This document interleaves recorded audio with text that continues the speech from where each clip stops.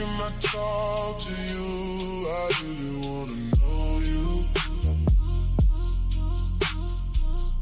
Come and talk to me. Come and talk to me. You ain't gotta hide from me. No.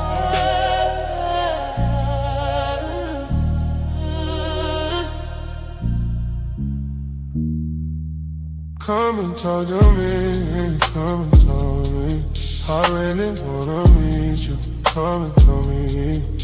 Tell me where your mind goes. Yeah. Can I talk to you? I really wanna know you. Come and talk to me. Come and talk to me. Anytime. I really wanna know you. I really wanna meet you. Can I talk to you? Anytime.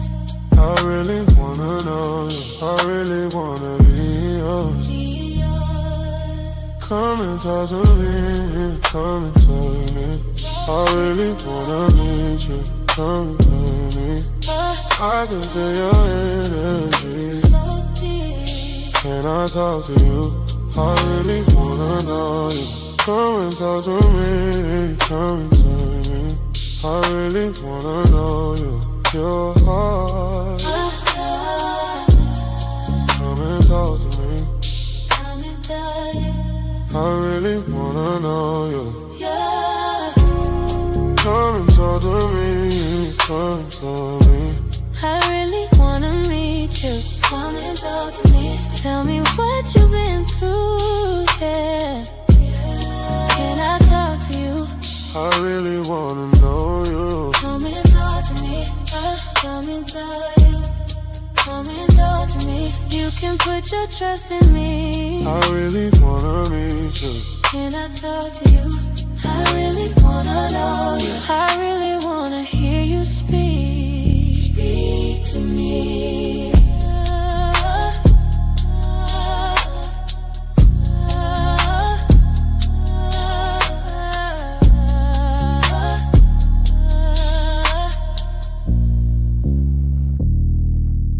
Come and talk to me. Come and talk to me. I really wanna meet you. Come and talk to me. I can feel your energy. So sweet. Can I talk to you? I really wanna know you. Come and talk to me. Come and talk to me. I really wanna know your heart. Your peace. Come and tell you. I really wanna be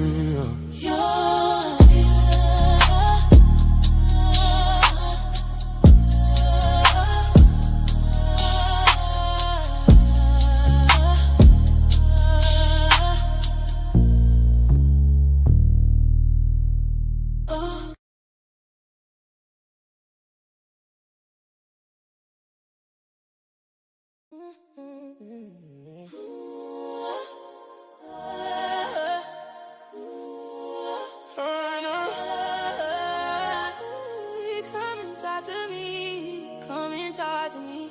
I really wanna meet you. Come and talk to me. Can I talk to you? I really wanna know you. Come and talk to me. Come and talk to me. I really wanna meet you. Can I talk to you? Come and talk to me. I really wanna know you. Come and talk to me. Come and talk to me. I really wanna meet you. Come and talk to me. Can I talk to you? I really wanna know you. Come and talk to me. Come and talk to me.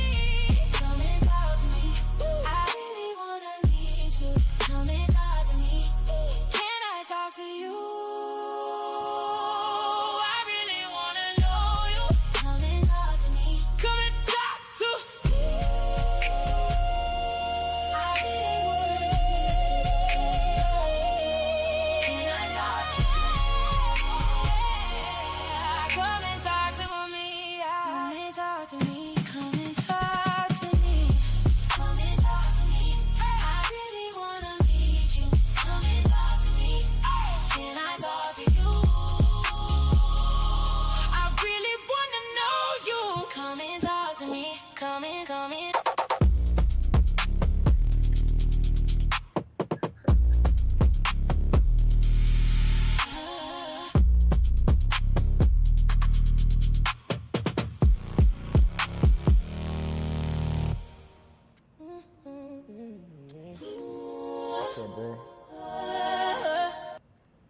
the deal? Cool. What's good with it, fam? Say, boy, I like that song, but that mother hard, bro. That You mother like that hard, joint? nigga. Nah, that joint hard, nigga. That's a whole vibe right there. We gotta get you one, man. Ah, man, I know how to do it. You know what I'm talking about? We need some more R&B from you, man. Nah, I got some. Bro, I got jam, bro. I got a lot of jams, bro. I just ain't put them on. I just ain't put them on the internet. Man, you gotta upload them. Yeah, I know. I need to go up the joints. But I dang my fucking headphones. I think I need. Hope I don't need a new pair of headphones. I can only hear one side of the joint, but it's probably something with the mic. But I seen this video from popped up on my feed from lead attorney. So I wanted to check that joint out, review it. He pretty much I was bet. saying 12 months ago. He pretty much was said, "Yo, this is a mistake what they did." So and check that out with everybody, you know. Mm. But when you go live, how long do you wait before you normally start getting into the videos and all that?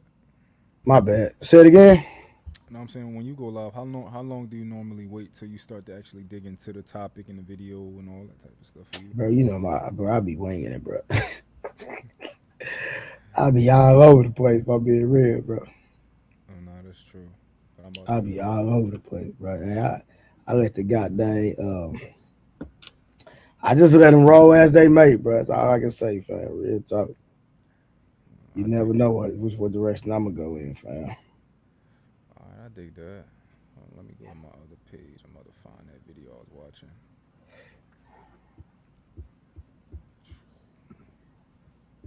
Your private activities, social be educated.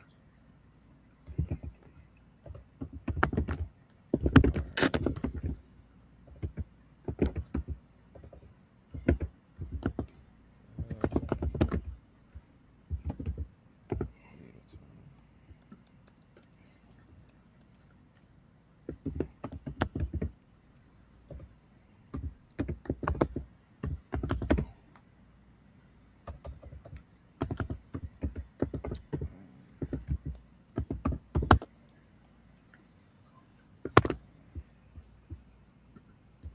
Found it. I'm gonna go live about 10.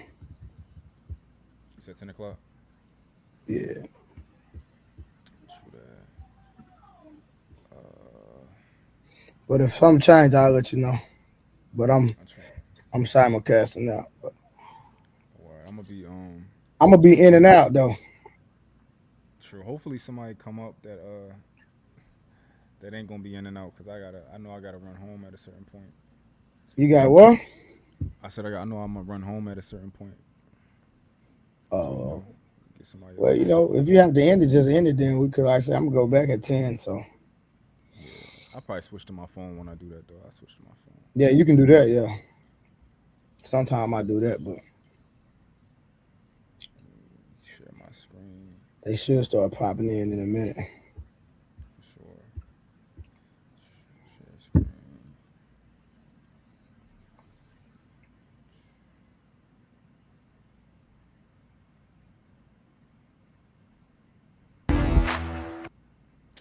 My YouTube Premium. When you're flying through the air, time stops. This next. Many of you were Okay.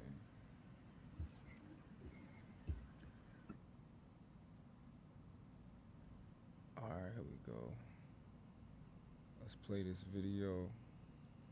surprised at a point that I made in my last video on how Karmelo Anthony's family has actually costed Karmelo extra years in prison. So many extra years. You wanted me to expound on that further because you had not heard anyone make that point. Well, that's why I'm here. I'm giving you the perspective not of a YouTuber reacting to news, but of an attorney who's practiced for more than 20 years. This is behind the scenes information info, so let's get to it. Now, let me explain on how Karmelo's mother basically sentenced her own son Karmelo to an extra 10 to 30 more years in prison and what she can do about it now to try to fix it.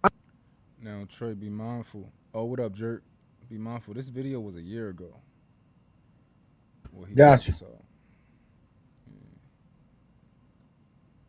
I explained in my last video that Karmelo's mother apparently hired a family spokesperson, one Dominique Alexander.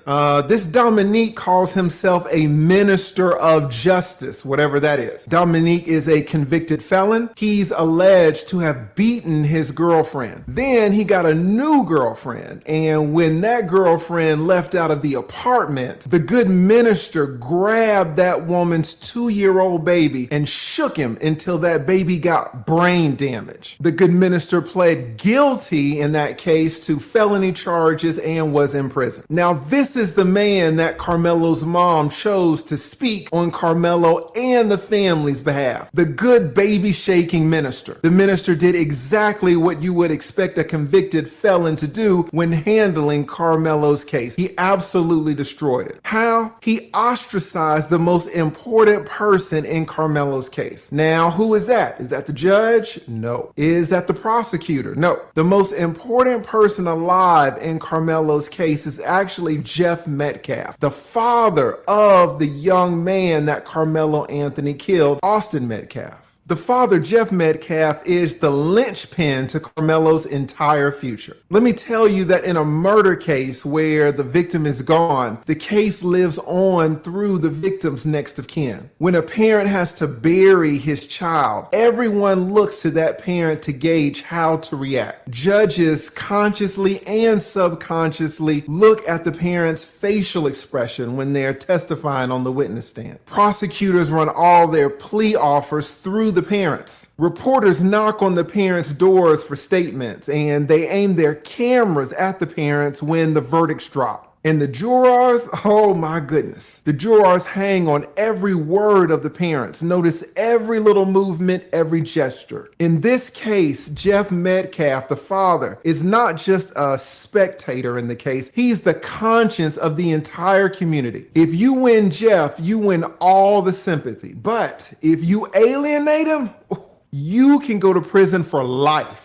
Now, months ago, Jeff Metcalf, the father, he did something unthinkable. Reporters, as they always do, shoved a microphone in this grieving father's face and asked him, "How do you feel about this Karmelo Anthony?" Do you know what he said? Jeff Metcalf said, and I quote, "You know what? I've already forgiven this person. Already." Now, that is amazing. It's amazing that Jeff would have the strength to do that, because I would be incapable of that. The maturity, the wisdom, the strength, I just would not have it. Now, that baby shaking minister is not going to know this, but when a father makes a statement like that, a statement of forgiveness, the entire Karmelo team has to drop everything. This is a once in a lifetime opportunity. Your entire legal strategy has to change. I can tell you as an attorney that you call an emergency meeting with all the lawyers, all the family, maybe PR consultants if the family has means for that. You bring everyone together to get them on the same page and let them know that this case will revolve around one person, Jeff Metcalf, the father. So when Karmelo's mother heard what Jeff said about her son, what do you think that this lady did? She handed the microphone at a press conference to the baby shaking minister of justice. And at that press conference where Jeff Metcalf showed up to pray with the family, the baby shaking minister called the police and had Jeff kicked out.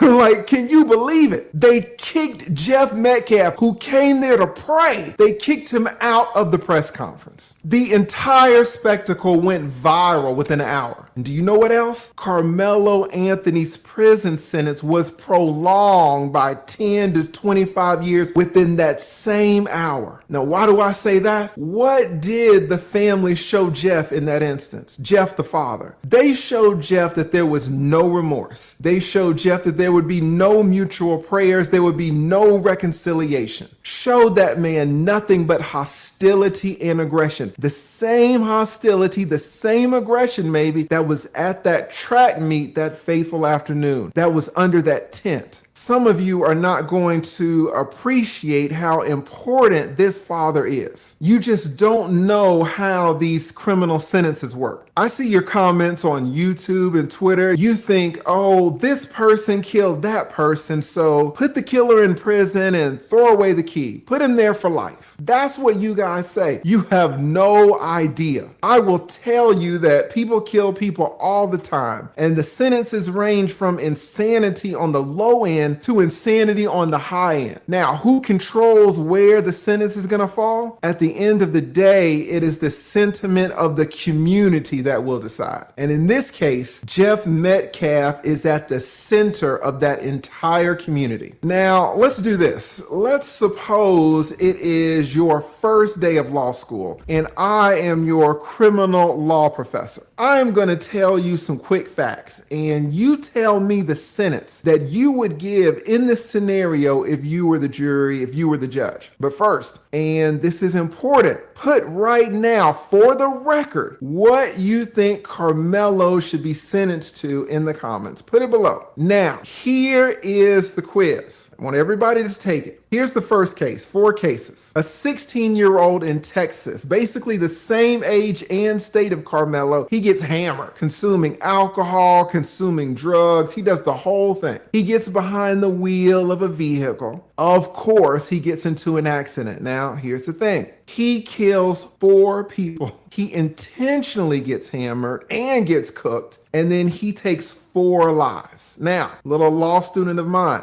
I'm going to give you 5 seconds to determine how many years in prison you would give him. Ready? Go. And while you are considering your sentence, just know that in this case, the affluenza case, if you're old enough to remember, this young man, he took 4 lives. But how many years did the judge give him? Well, the judge gave him 10 years for taking 4 lives. 10 years. But here's the kicker. It wasn't 10 years of prison. The judge gave him 10 years of straight probation. This man took 4 lives and got a straight probationary sentence. Not 1 day in prison. Did you guess it? Did you guess 0 years? Now, here is the second of 4 scenarios. A football player gets hammered just the same. He gets into his Bentley, he's an NFL player, and starts speeding. Of course, he runs over a guy, kills him dead. How many years in prison did this NFL player get for the killing? Now, the victim is gone forever. You got 5 seconds to guess. How many years? And while you are considering how many years, all you football fans know that Mike Vick, the quarterback of the great Atlanta Falcons, got 2 years in prison for dog fighting. That's 2 years in prison for dogs. How many years did this NFL player get for actually killing a man? That's right. Dante Stallworth gets hammered, gets in his car, and kills a man in the street. He gets 30 days in the county jail. No prison at all. Just 30 days in jail. Mike Vick gets 2 years in prison for dogs. Now, my little law student, you ask, well, how can that be? What happened in that case? Well, I'll tell you. Dante Stallworth showed extreme remorse. He apologized. And most importantly, he reached a financial settlement with the family. Dante went into his pocket and got the family on his side. Now, let me ask you, did Karmelo Anthony's family do that? Dante slid the victim's family some money. Karmelo Anthony's family got over $500,000. Did Carmelo's mom do any of that? Did the mom even offer to pay for the funeral? Guys, I'm going to tell you, you do not know there are so many levels to criminal law. Now, 2 more quizzes to go. You're my law student, and you are guessing these sentences, but This is all interesting to me. This is, I think that he's looking at this from a very interesting perspective that I didn't even think about. Yeah. I'm gonna keep playing this. Yeah, I didn't think about. Oh, I thought about the remorse part for sure. I thought I already knew that was like key to getting a favorable sentence. But he's even thinking about other angles of you could have offered them money, you could have offered to pay for the funeral, you could have offered to pay for, different things, out of the GoFundMe. So yeah, that's all interesting to me. There are a few of you that are listening, maybe 4 to 6, that are going to get an A in my class. You're going to be the A students. You're going to say, well, Professor Lead, I can distinguish those cases. In both of those cases, yes, the defendants did kill their victims, but it really wasn't intentional because they were under the influence and they were driving. The Karmelo Anthony case is different. It was not vehicular. It was with a knife. There was direct violence. Now, if you thought of that, then you would get an A in my class. That's a great point. So let me give you a case that is a little closer to home. Now, let's take a pause from this Karmelo Anthony insanity for a second to have a quick word from our sponsor, Chapter Medicare. If someone you love is on Medicare, this... Yo, how my mic sound?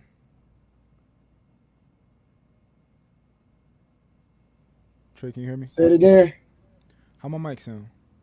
It's a go. Damn. Hold on, let me see what's going on with that. I just sent you the link so you can drop it for people.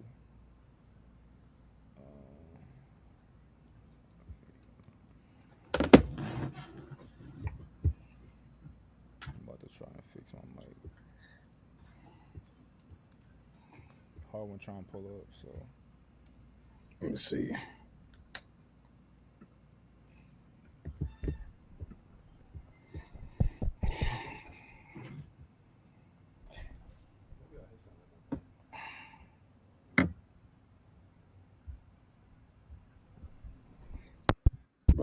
I just sent it to him. My bad. I'm tripping.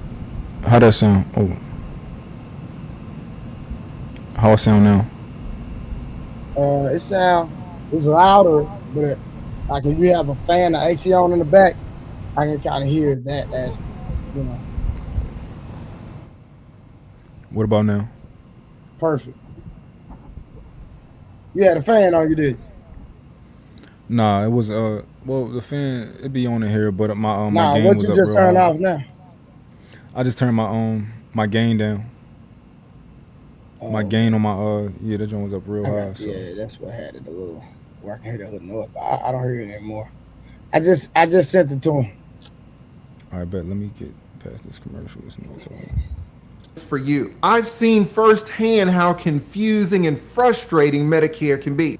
And today. Now, let's get back to this Karmelo Anthony dumpster fire. A guy gets mad at his wife, and rightly so, he thinks that she's cheating on him. He goes and loads up his shotgun. He goes outside where she's standing. Now, she's unarmed and she's recording him on her phone. He cocks the shotgun and points it directly at her teeth. He says, all right, goodbye. You are going to meet Jesus. And then he blows her away. She was unarmed and in Texas. Do you know who else was unarmed? Do you know who else was in Texas? That's right, Anthony Metcalf, Karmelo's victim.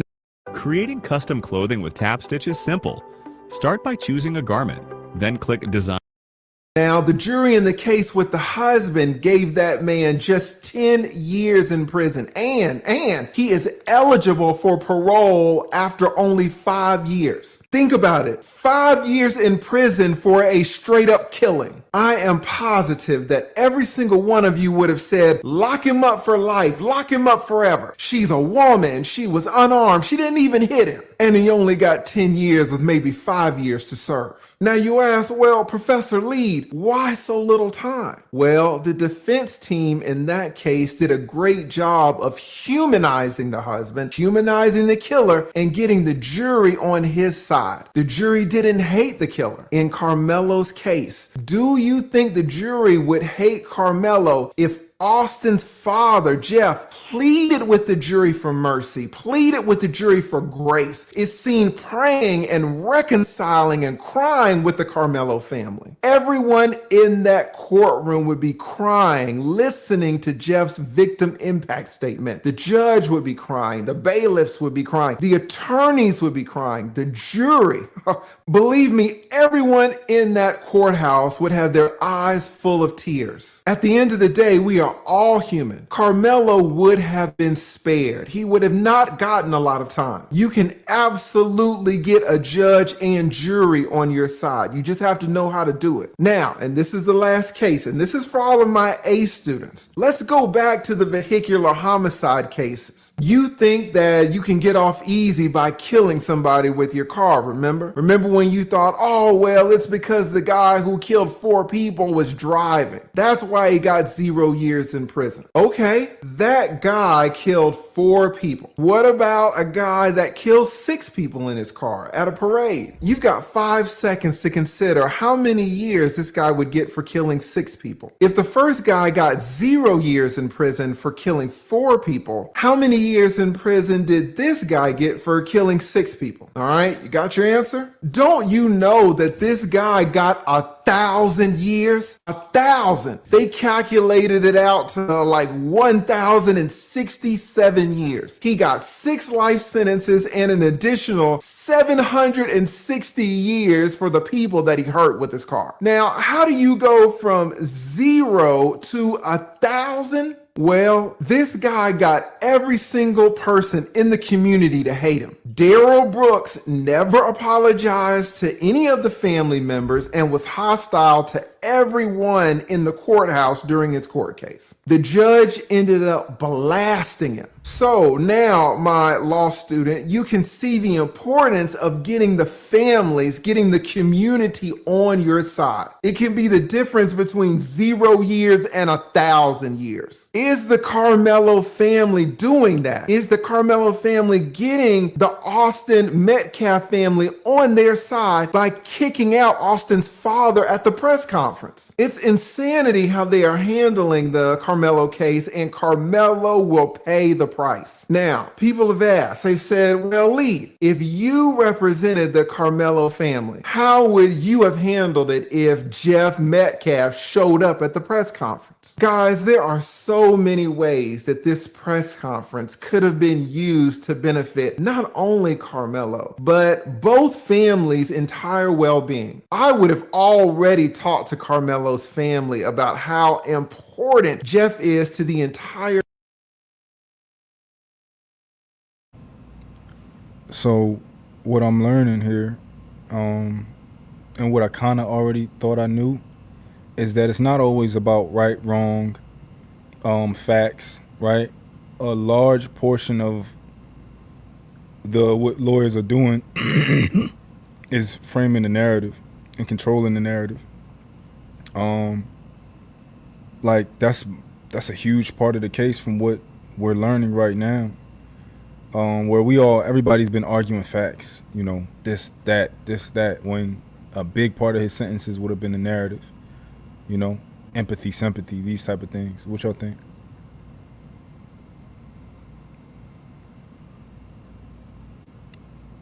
Harwin, you can hear me? Yeah, I hear you. Trey doing his homework, but what you think about that? I didn't catch the whole. Oh, my bad. Go ahead. Oh, you didn't catch go what he ahead. was doing? I'm gonna play some more for I you. caught some of it to understand enough what you're saying. I just didn't catch the beginning. Right. Yeah, so he's been framing and What I've he's seen- been. Oh, go ahead. Yeah, go ahead. No, he's been essentially going through like case law, past cases, and past verdicts, and looking at the time that people have been given, and he's trying to illustrate how the narrative that's created around the victim, around the person being accused, empathy and sympathy, how these things play a huge part in sentencing, versus what we tend to like try to like argue facts and what happened and, you know, and all that type of stuff and what transpired that day. Outside of that, Right. What he's saying is empathizing with the victim's family, and humanizing you to the jury. Stuff like that is one of the most pivotal parts in cases like this. And he's saying that a year ago they dropped the ball with it, and he identified it a year ago. Because this video that we're watching is from 12 months ago. Okay, I got you. He's correct, because the jurors are not just looking at the law; The jurors are giving their subjective opinions, and the lawyer's job is to convince the jurors that one side or the other, if you the defense or if you are the prosecutors, they try to convince the prosecutor trying to convince you that he's an elder, he's a monster. Then the defense is trying to humanize him. Whether this is before or after sentence, they're trying to humanize it so that it can sway their opinion when they're coming up with the decision whether he's guilty or not, and when they're coming up with how they're going to sentence him. So if you don't do that, you in a pickle, you in a bind, you setting yourself up for failure. And that goes on to outside of the case when the media is participating.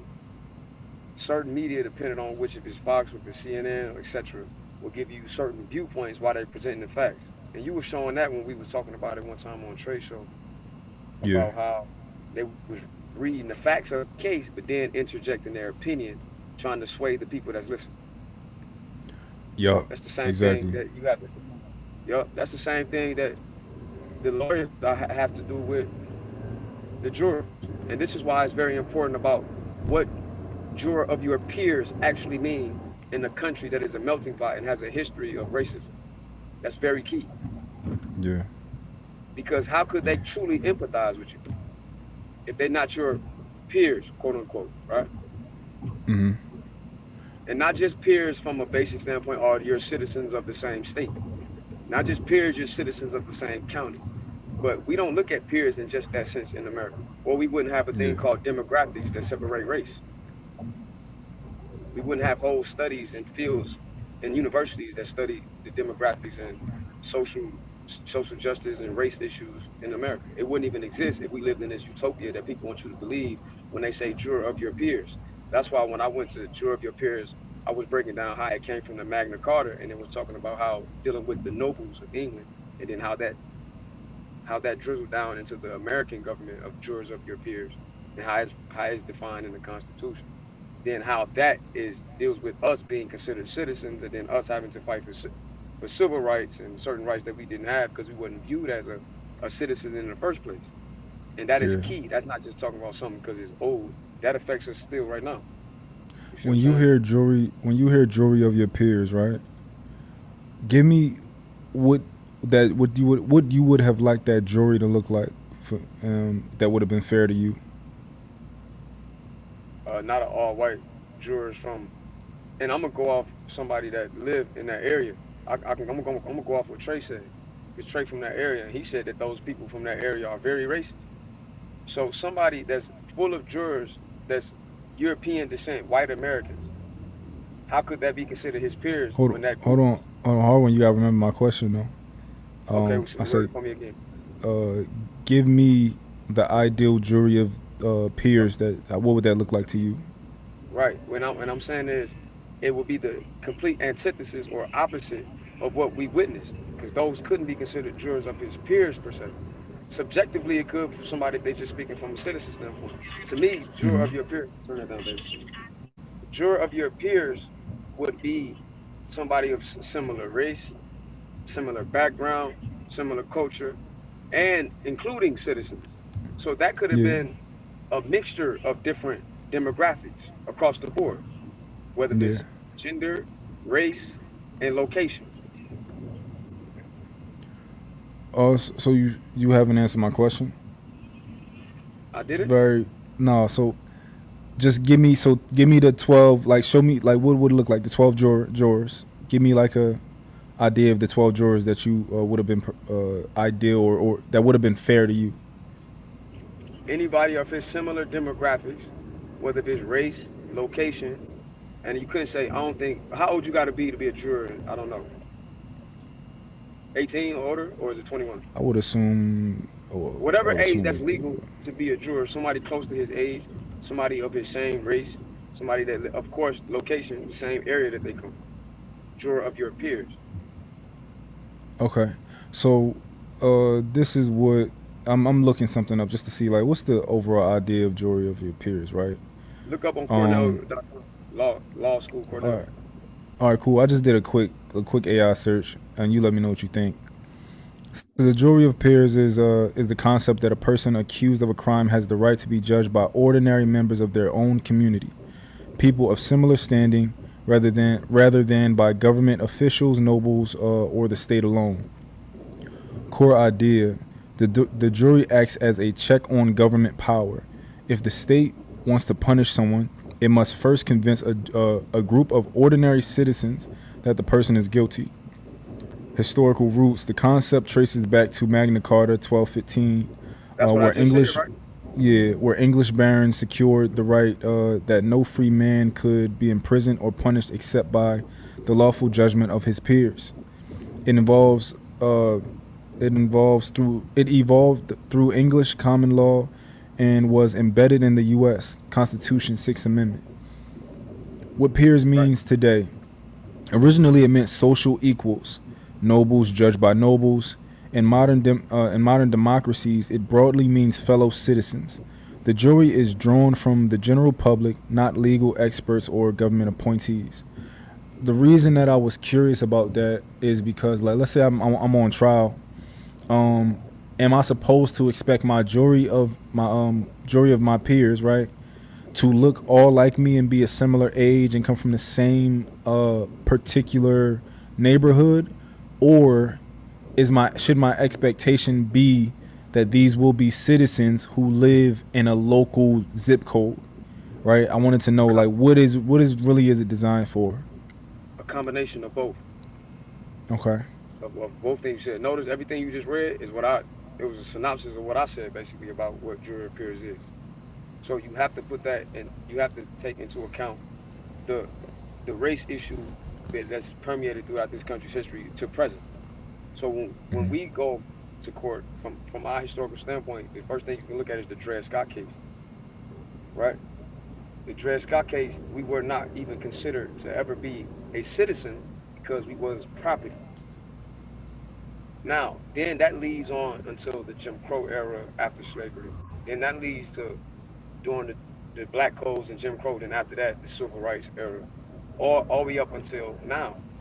Never could it be a jury of our peers because the environment that we live in, when it's just a jury full of white folks, that could never be a jury of our peers if you and I went to court. Now, could it be some white folks up there? Sure. But a panel full of 12 jurors, they all white, that couldn't be considered a jury of your peers. They're not from your same culture, background, and state, zip code area you come from. That's why I said it's both things that you said, not just one or the other. Yeah, I'm gonna look deeper into that. Women, men, similar race, similar culture and background. All these things that when you read was brought up. None of them people from his background. None of them people from his race. And I'm not sure about the age. I don't know their age demographic. Yeah, I'm gonna look deeper into that because I want to know if Dr. Candace Matthews, the lawyer, I sent something to Trey yesterday. Dr. Candace Matthews was going in about that. She's a lawyer. And she was talking about the same thing we talk about now, the jury. Those are not a jury of his peers. According to that lawyer. Now you can ask another lawyer that might have their own certain biases, and they might say something, yeah, it was a jury of his peers. Yeah. But then they would be omitting the history of the racial history and past, present, and but seemingly into the future until it change, how that impacts people's decision, how we interact socially in this country. It'll be a little delusional. I dig it. Okay, I guess next point that I wanted to make, I definitely think this is the problem that I have with a lot of the decisions that I see being made by a lot of our people is I think we tend to make a lot of short-sighted decisions. Like I think with this whole case, I don't think it was a lot of strategy involved because at least from my perspective, when he came to try to like pray with them, I know for me, I'd have been like, oh shit, like the person that my son just killed, dad, would like to pray with us. I know I would have took that opportunity to, try to, kind of bring it together. I don't know. What do you think, Harwin? Because it's a lot of black people who probably be like, nah, fuck that nigga because whatever reason. But I don't think that would have been a smart move. To say F that in context of praying with him? Yeah, I would have. I I would would have. understand anybody if they chose to not to, and I would understand if they chose to pray with him. I mean, his son lost his life, regardless if you like it or not. I mean, we got to be reasonable. You Yeah, got to no, look I'm. at. I'm Go saying ahead. that when he came, when the white man came to pray with the family of Carmelo, Carmelo's family chose not to. I think somebody removed him from from where they were, and they chose not to do that. Do you think that was a misstep? Did that happen in public? Yeah, it was. I think it was public. I can make an argument that if it could be a misstep if they didn't or did. It depends on how you view it, because like you was just talking about with the media, when you're trying to make your, in this case, their son, who was the defendant, trying to humanize him. When they look at people, they look at their background. They like, hey, look at their parents. Look how they act. Look, that's why that's why he should be going to prison. Look how he was raised. See, that would be a positive in that sense. Somebody else could argue that nah, that don't look good for another reason, from the opposite, from the other perspective. So that's a good question. A touchy question is a good question. I Yeah, don't have the right answer for that. I don't think there's no right answer. yeah. I know. For me, I'd have took every opportunity to apologize to But I'm going on mute. the My family daughter, man. for sure. Trey, how about you? I know I would have took every opportunity to. You on the phone? All right. I took every opportunity to apologize to the family, to the man, because at the end of the day, no matter what happened, he lost his son, and my son was responsible for it. So I really wouldn't be, caring too much about the details outside of, once, because nothing. It'd be different if it was a little bit more clear cut that he was protecting his life. I mean, that he was like that Austin was trying to kill him or something like that. Then it would have been different. I can understand the beef, but that wasn't the case. So I'm gonna play a little bit more. Case. Hopefully, the Karmelo family would have already communicated with Jeff numerous times, expressing remorse, expressing sorrow, offering apologies for the incident. And if Jeff shows up at that press conference, guess what? We are not having a Karmelo press conference anymore. We are having a joint press conference. And guess what else? Jeff Metcalf gets the microphone first. He gets the spotlight. We stand behind him while he talks. He gets the first words and he can talk for as long as he wants. Now, a few of you might say, well, what happens if he goes off the rails? What happens if he starts saying bad things about Karmelo? Well, good.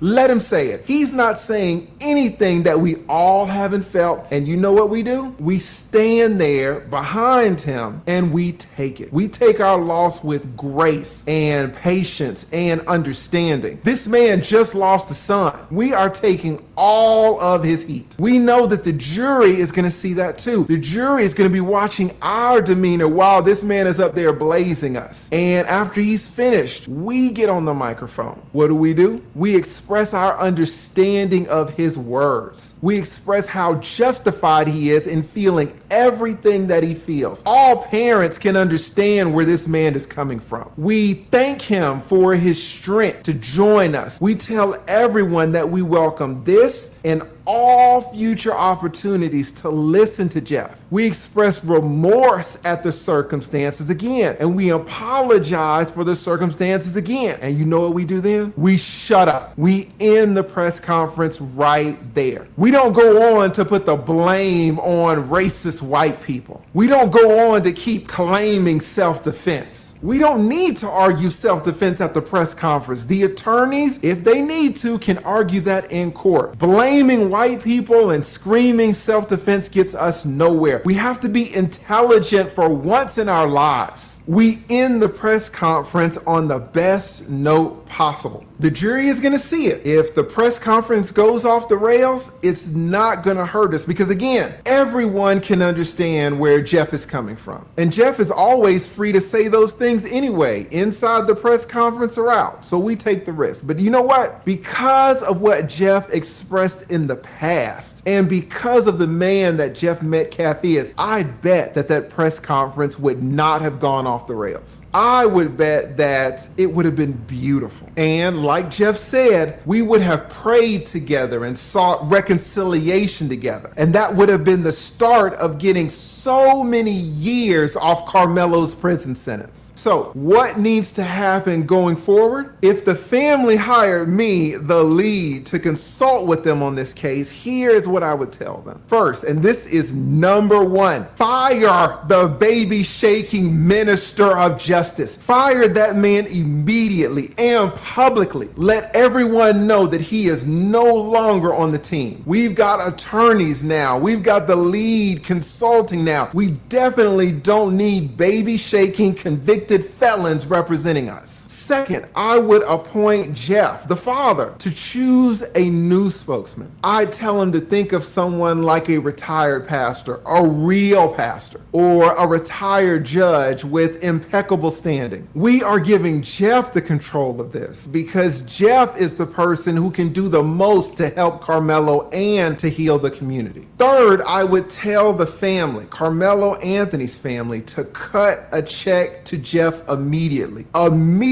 for restitution of the funeral. Then give him some more money for counseling, maybe some more money for a memorial. I'm thinking at least $50,000. And here's the thing, we do it quietly. We don't tell a soul. It'll show Jeff our commitment, and maybe Jeff will mention it to the community later on. But even if he doesn't, fine. We still give him the money privately, and we give it to him right now, 24 hours. Then I would also set up a new GoFundMe, and I would add Jeff as a co-trustee to that. The new GoFundMe would be for a scholarship fund in Austin's name. And we, the Karmelo family, make the first contribution. I'm thinking maybe another $50,000. Now, the Karmelo family has already collected $500,000, and some of that's going to be used on the lawyers, even though apparently Karmelo applied for a free lawyer, but we'll talk about that in another video. So the family can afford to give $100,000 to the man who can help their son the most. It's an investment in Karmelo and towards communal reconciliation. Guys, as you can see, there is so much that goes into a criminal case, and Karmelo's mother is... Venus, what you think? Yo, somebody in the comments, Inuit is in the comments, and Inuit, so when I read what you're saying, it almost sounds like you're stupid, right? But I don't think that's fair, and I think you deserve an opportunity to speak your point of view before I just judge what it looks like on the outside. And I would love for you to come and click the link and speak your piece. But looking at what you're saying, I could almost never trust you to give any type of sound advice for a lot of things. Venus, what you think? Hey y'all. I was just thinking, I feel this is unfortunate for everybody, first of all. Even the McCaff father, like everybody. But Carmelo's parents seem to like never had a fair chance from the beginning, now that I think about it. Because nobody's anticipating their child doing something like this. So I understand they probably just sought counsel from who and where they thought, you know? But I like from the people they affiliated with in the beginning down to the attorney, just seems like all wrong decisions. But again, like who can be prepared for something like this? But I just think like that's what is the most unfortunate thing that affected his sentence the worst. Like the lawyer and these like community activists or whatever these people were that they decided to get with. It just sucks. Trey, post the link on your joint. And I like the advice that the lead attorney, and this is what I mean though, like this is somebody who knows what he's doing.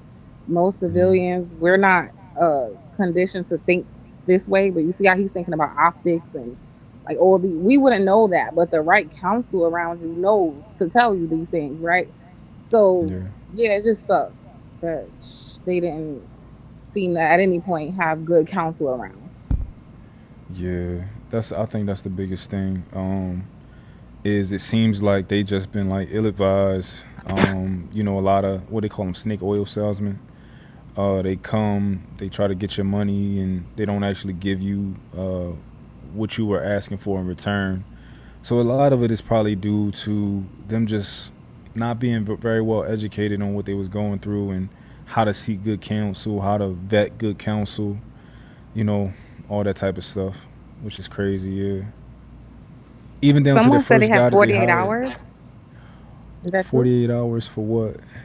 To hire an attorney? I heard that somewhere. I don't know if that's true. Nah, that's not true. Oh, okay. Nah, that sound crazy. But yeah, I think shit, I lost my point. But yeah, I'm gonna finish the rest of this out. Yeah, I'll have one back too. So And Trey, drop the link, Trey. ignorant in hiring a baby shaking minister of justice than hiring someone with true knowledge and experience and wisdom. Do you think that it's possible for Karmelo's mom to turn this around and get Jeff on her side, on Karmelo's side? Or do you think that it's just too late? Let me know in the comments below. You don't have to answer that question. I'll answer the question. That's interesting how he said, do we think it's possible for his mom to turn it around? Wonder why no mention of the dad. I wonder what he know about they situation that I don't know. Well, yeah. Why is he only focused on her? Because weren't they always together at the public appearances? Yeah, that's what I thought. Maybe his mom the only one that speak. Maybe his dad never talked or something. I don't know. I want to say this too. If the person that my child deleted father showed up, is it normal to kind of be on guard and like scared because you don't know what kind of energy they're coming with? So maybe you're just like want to keep your distance because you just don't know. So that's such an unexpected thing, you know. That's fair for sure. But I think they had a representative communicate to him, and if he came to pray, I'm pretty sure he would have let them know, maybe, that I came to pray with y'all or something like that. I don't know, but that's the stories that he came to pray with them, and also I think he publicly forgave Karmelo Anthony early on. Is that story a fact? Like we seen that? That's on video. I mean, I don't. So I think it is, but I'm gonna tell you what I do. I trust the lead attorney, and I don't think that he would say that as a lawyer if it wasn't true. Now I could be wrong, but I'm going to trust his word. And I also heard it before, but he said it in a video that pretty matter of factly that it happened. Oh, it happened. I heard about it when it happened. I remember it. I'm just wondering, like, if somebody was really out for revenge, they said anything to get next to you. That's how my mind would just be kind of paranoid. Like, this man might want to hurt me. I don't know. By his kid. Yeah. Rightfully so, right? So. Yeah. I just in retrospect, it just all seems like bad decision after bad decision. At least for me, I understand that, but I don't wanted to meet the dad. I don't wanted to meet the mom. I don't wanted to apologize, because at the end of the day, like, we all just parents, right? Let's say his kid was a bully, like, and let's say they tried to stop him from being a bully. It's like at the end of the day, it's like we can only do but so much. And my son, let's say he wasn't a bully and my son killed him, and he was overzealous and killed him. It's like I'm at work right now and my son just killed somebody. So I think grace on both sides of, like, we just all trying to figure it out, and we can only do but so much as far as like being controlling our kids' actions to that degree. So I would have wanted to meet his dad, and I would have wanted to apologize and just kind of give him my condolences and just try to be there for them, You know what I'm thinking? What's that? Like him showing up there, right, to pray. All right, so clearly him and the mom, the twins, the Metcalf mom, they're not together, right? You never seen them together this whole I time. never seen her. Yeah. So I don't think they have a good relationship. Okay. So I think in that moment he really was trying to find like some comfort somewhere and he can't find it with the mom. So I think he came there looking for like some comfort and it's probably like 10 times worse now that I think about it, like getting rejected by those people in that Yeah. moment made things like a million times worse. Yeah. Yeah. Absolutely. Let me Like see if I I can could see post how this he link. went from forgiving to like I hate them, you know, like just that quick. Yeah. I'm trying to see if I can how I can oh, I can pin it. All right, I just pinned the link to the bottom, so hopefully people can see it. Um, Anyway, I pinned the link. I don't know if you can see it. I don't know who page you on. You might be on Trey page, but I pinned it on my side. Everybody hates mine. Um, but yeah, man. And the crazy thing is like, cause I think it's it's some people out there who wouldn't want to talk to you at all, right? Who might almost put a fucking what is it called, a restraining order against you. You can't communicate to them during this case. So like even them having access, I think was just a great opportunity. Because some people be like, "Yo, you killed my son. Fuck you all the way to hell. Don't talk to me. I'm not willing to listen to your perspective." Um. So yeah, man. But how do you? And it's like the Nah, other you things know like a some people double are S. professional fakes. You know some You people said do that just to make you look good. you said some people do what? You know some people are professional liars, professional actors. They do that in front of the media just to make it look good, Well, so they like can like trying to so go they can and get everybody. pray with the family. Yeah, Yeah, it's for kind of sure. But in the interest of like, let's say controlling the narrative, right? I understand how people may feel like it's powerful for me to be like, fuck you, you can't come inside of here. You trying to you trying to look a certain way in front of the media, right? But it's like, right. why you not playing that game too? Exactly.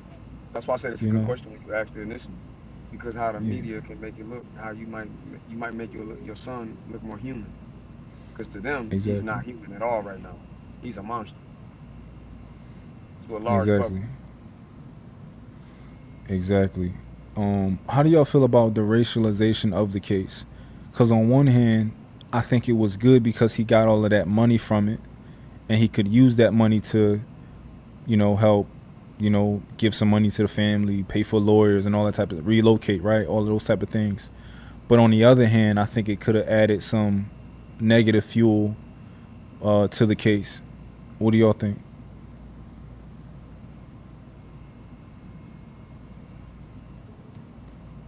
Uh, I do still think there is a racial element, even though I understand people are never going to admit that, but it is there. Hmm. But in hindsight, yeah, I think it was a bad decision, especially because of what the lead attorney said, like following the father's lead. And so I heard him say in his rant the other day that he then said, "This is not racial. Don't racialize it." So if that's what he was saying in the beginning, then they should have just kind of followed suit. Because if he wasn't, he's the victim, right? The victim's dad, and he wasn't even making it racial, then it wasn't wise for black people to do that because uh so the black kid is the one who did delete somebody. Hmm. So don't why are we pulling a race card in this? I don't know. Kind of confusing. Like I do understand because it's a thing, but like I could see the other side looking at you like the audacity. You're not even a victim right now, but you're making it like you're some racial victim. Yeah. What you think, Harlan? I don't think we have to make it anything. That's just the climate of this country. But the narrative that someone is making it a racial thing is that same argument of reverse racism. Like we didn't create the environment of the race relations in this country, and it would be delusional in one aspect, but it'd be very strategic in another to say, hey, this is not race, let's not make it about that. Even though the lawyer may say that out loud, but he might know opposite in the public. Again, it's just good marketing in the media to try to make the the, the prosecutor's family, who are the victims in this situation, look more human and get more empathy. Back to your main point when you were talking about empathy and sympathy from the swaying the jurors and swaying the public Yeah. in the entire situation. So it's not anyone making it about race. It just is what it is. I I think this case immediately from the beginning it went into a almost like a racial aspect that I think before we even had the evidence, even though obviously one boy is white, one boy is black, I think we went down that route. I know, me personally, I like what lead attorney was talking about, but also I think we gotta be mindful that when it comes to strategy, it's way more white people in this country than it is black people. And probably even in that community, there's probably way more white people than black people, right? So if you're going to go black versus white, right, and at the end of the day, you want a favorable outcome, I think if you can avoid black versus white, it just makes sense. So, for example, I would have liked to, if we had a strong self-defense angle, I would have went with the strong self-defense angle because I know that like the self-defense community, the Second Amendment community, I know how hard they go to bat for certain things, and I don't know if that was an option. Like I would have talked to a counsel, see like, yo, how do you think about this, right? Because then instead of having a bunch of white people against you, maybe you would have had a bunch of white people on your side for the self-defense aspect. Even though I think what the lead attorney was talking about was the best option, but it's just another angle. What's up, Jerk? What's good, man? How's everybody doing? Good. Man, I thought you just called him Jerk until I read his name. I'm like, You ever thought about background music? Like some in your StreamYard? Oh yeah, you want me to play some background music? It just sounds better, like real low, like volume. Yeah, let me play some real low.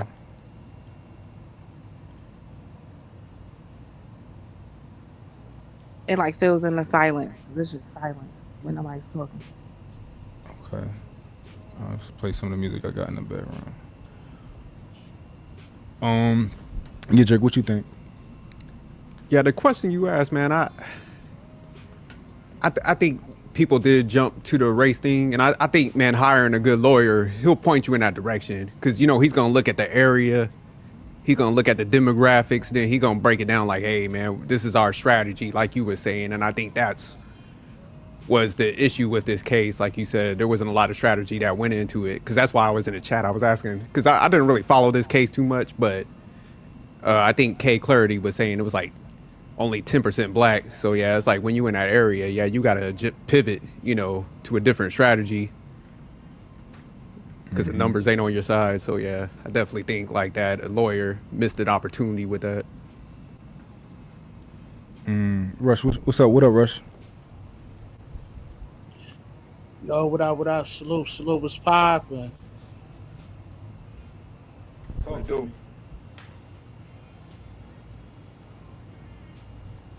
What you think, Rush?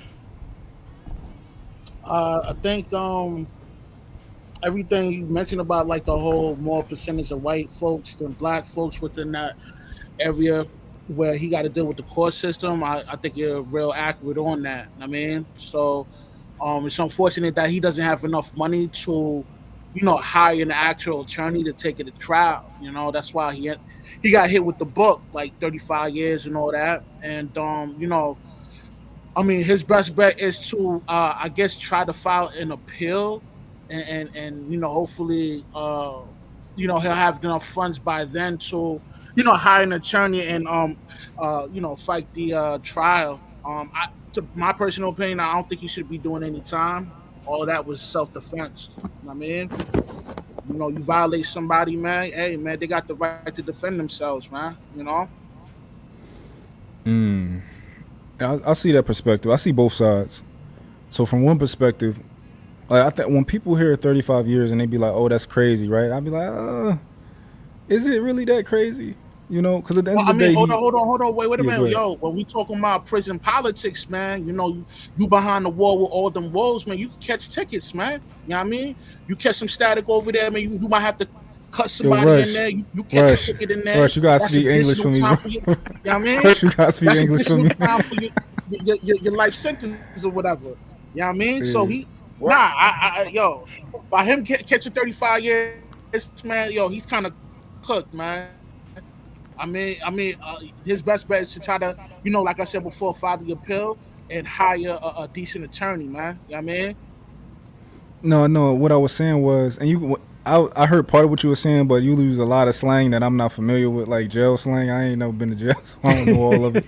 So we can get back to that. But what I was saying was, I think he did kill somebody, right? And the idea that it was clear cut self defense, I think that's exaggerated. That's like very like y'all tripping with that it was like clear cut self defense. I think it can be argued self defense, but the idea that it was just so clear that he was defending himself, I think that's a little overboard. I don't know what y'all think. I'm gonna give you some pushback. Nah, I don't think so, man. He's a little dude. He weighs about 130 pounds. Two of them, the white boys, you know what I mean? They got some size on them, you know what I mean?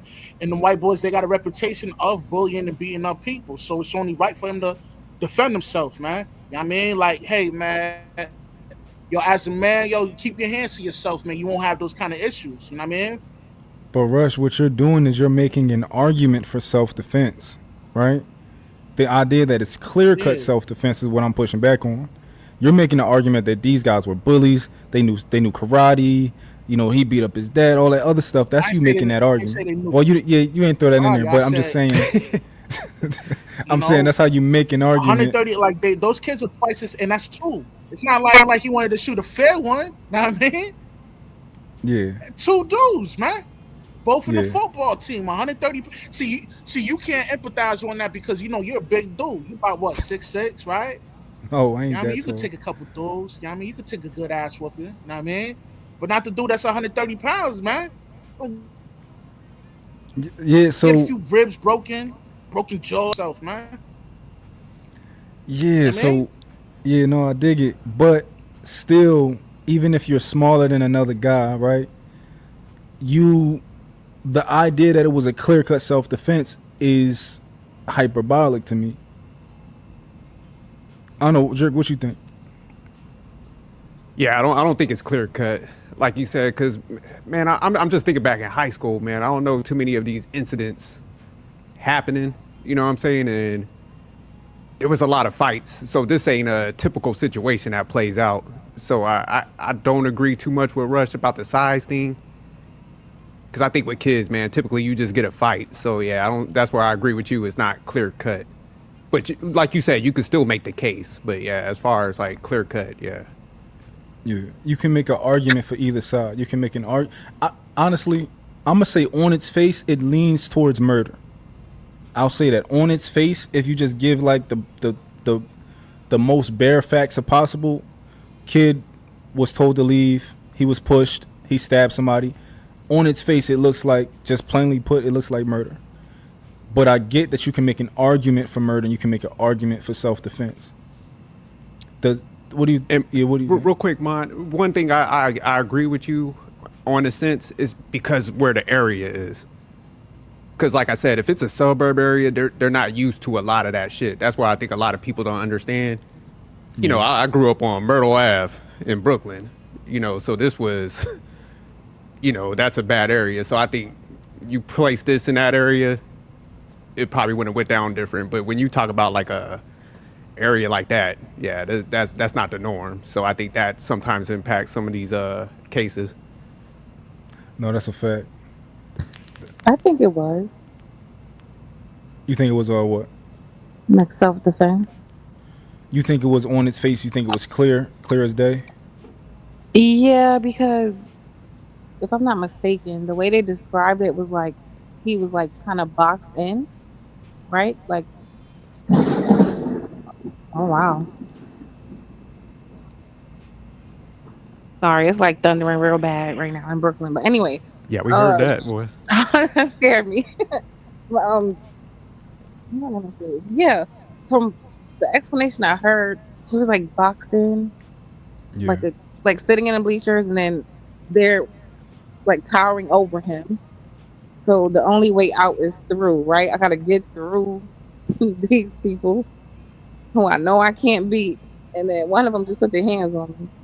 And so I'm thinking in his mind, he's trying to not just get torn to shreds. So he does something drastic to like get them off, like like Mm. even the playing field, I guess. But just hit the right spot. That's crazy. Yeah. I mean, so I think that's going back into making the argument for self defense, but I don't think that's like clear cut self defense. So clear cut self defense is somebody tried to rob me, I shot them, right? Like from the just you don't have to go much into detail. You like, oh, you was defending yourself. Somebody tried to rob you, right? When in this case, when I first heard it, I heard that there was an incident where a man, a boy pushed another boy and then he stabbed him, and so that's like we got to dig into that to really decipher what's actually going on. Yo, let me interject real quick. If somebody Mm. were to rob Didn't he somebody get right in the jumped? state of New Jersey, Well, you said did he get jumped? Sorry, I don't know. I didn't keep up with all the details, but they said there was some mysterious video that they didn't show, but like supposedly he got jumped. I don't know. Is that true? I don't think that's true. um I don't think that's true, but we can look more into that too. What was you saying, Rush? yeah, I was saying in like every state is different. Like for example, in the state of New Jersey, somebody break into your crib and they trying to rob you. You have your firearm on you, and you were to off the person. Like that won't hold up in court. Like you will do some time behind that. You know what I'm saying? So that example is not really like kind of like a perfect example to use that as an actual analogy for the kid stepping to him and getting stabbed. It's pretty much the same thing. Nah, that's a Yeah. little different because somebody robbing you in your house, that presents a If if different if level of if threat. But you're when in you're the talking state of about like New a pushing if match, you're in the Rush, state of New Jersey and somebody break into your crib and you shoot him and you off him, you're getting locked up for that. Oh, You know what no, I'm I agree saying? with you, but I'm saying like if you argue like, hey, I was defending myself, nobody gonna be against you. The state I don't might, agree but with everybody's Rush. gonna understand. You know what I'm saying? Nah, Rush, you tripping. I'm telling you the laws of New Jersey. You know what I'm saying? No, New no. York and New Jersey pretty strict. So Yeah, he's right. but You know what I'm he's saying? talking So about he's talking about inside of your home, right? Where you can have a weapon, you can have a license. You have the right to have something in your home. You might have to get a license in Jersey to do that, but um, once you have that and you call whatever happens, you call the police and you make your argument. If that person had a weapon, of course, right, or something like that, then yeah, you can make that argument. I don't find it to be. I'm gonna look into the case law though. Yeah, that sounds crazy to me. Yeah, I'm gonna have to look that up. yeah, go ahead and look it up now. It'll let you know. You know what I mean? It says What up? in New Jersey, you cannot legally shoot someone for trespassing unless there is an immediate threat to your life or serious bodily harm. But that's trespassing though, because you can trespassing is you just coming on my property. Technically, that's trespassing. We can be outside, and of course, I can't shoot you for trespassing. But if you're, you would have to claim something else that. Yeah, I mean, there's ways to get around that, but I'm not going to disclose that information online. You know what I mean? Hey, The nigga I came ain't in gonna my lie, crib, Mutt. nigga. Ha! I ain't gonna lie, Mutt. It's the same. Chill out. It's the same thing in Tennessee. When we went to go get our gun license, they told us they was like, if somebody break into your house, you got to give them your whole house. Or they were like, if it like they break into your house and you go down, like let's say you upstairs and they downstairs, you go downstairs and confront them and you end up killing them, you more liable to go to jail for that. They was like, because they're gonna go to court and ask you on the way downstairs, did you pass a window? Was there any type of way you could have got out of that situation before ending up in that confrontation? So Mhm. when he said what he said with New Jersey, I can't believe they said it. And the dude in the gun law, not the gun law, the dude that were doing the gun class, he was like, the gun laws is really put in protection to protect the criminals. He was like, you'd be surprised. A lot of the laws that's out here right now protects criminals. And he was You- saying like it's gonna be impossible for you to prove that if you passed a back door, an attic, or anything. He was like, the best thing you could do is just give the person your house and barricade yourself in one room with your whole family. If that person come into that room, you got every right to kill them. Okay, so I mean, if I'm hearing you correctly, they're saying that if somebody breaks into your house and you go down and you go with the thought of killing that person, and you go hunt them down to kill them, then you're gonna have to be you're gonna be fighting a case. Nigga, As they said opposed if you to go down there, period. Like if he was saying like if you hear a bump in the noise, et cetera, and then you realize, oh, somebody broke into my house. You tell your wife, hey, stay here, and you go downstairs and see what's going on. Let's say you're not going down there with the intent to kill them at all, but it just so happens you end up killing them. You can still be held liable for that. because they I guess they view that as you seeking out Yeah, danger. yeah. Interesting. I'm gonna look more into that because I find that I find that I look into things. I'm When other people misread words and they go over certain things, I catch those details. So I like to look at stuff for myself, just in case you missing a detail that I need to understand. Yeah, for sure, for Yeah. sure. I'm just saying what they was telling us in the gun law, in the gun class. Like he showed us a video where he got put on trial because some people tried to rob him by Walgreens, and he ended up killing the boys or whatever. And he told us about it, showed us everything, et cetera. And how he got off was because the Walgreens video was actually working on the side, and it showed where the boys that robbed him was actually the aggressor in the situation. They pulled guns out on him trying to rob him, and and you heard the video where he warned them, "Can y'all leave? Y'all can take the car. Y'all ain't gotta touch me, man." They tried to get to him, put the gun. He end up, drawing up on them or whatever. So it's different nuances to that, but I will say different states got different type of laws, and I think people are conflating they laws that they have in their state with Texas state laws, and Texas laws is way totally different. Yeah. I think that in that situation, you probably got to tell them I was already downstairs when they broke in. You know, Yeah. they broke in. I was right there. You know, I told him to leave. He pulled a gun, shot him. Right. So maybe it's just all about knowing the game. Because once somebody dead, it's only one side to the story, right? So That's why you they just also that's why they also say, man, in Tennessee, bro, if you happen to kill somebody, don't flee the scene. Stay until the police come, because it's your word versus theirs, and a dead man can't talk. But if you say you innocent, what you run for? Why you dish the weapon? Why you leave the premises? That's how a lot of people. That's how a lot of people beat murder charges here. you Like, know that's interesting because one time I I was somebody had pulled a gun on me on when I was picking my daughter up, right? But like when I was outside, I guess he probably thought I was he thought I was I could have been somebody else or whatever. So we kind of got into a little back and forth. He like, yo, what you doing here? I'm like, what you mean what I'm doing here, nigga? Like, mind your business. I was just put double parked, like waiting for my daughter, and he pretty much was like, what? Who you talking to? And I'm like, I'm talking to you. So he pretty much flashed his gun at me or whatever.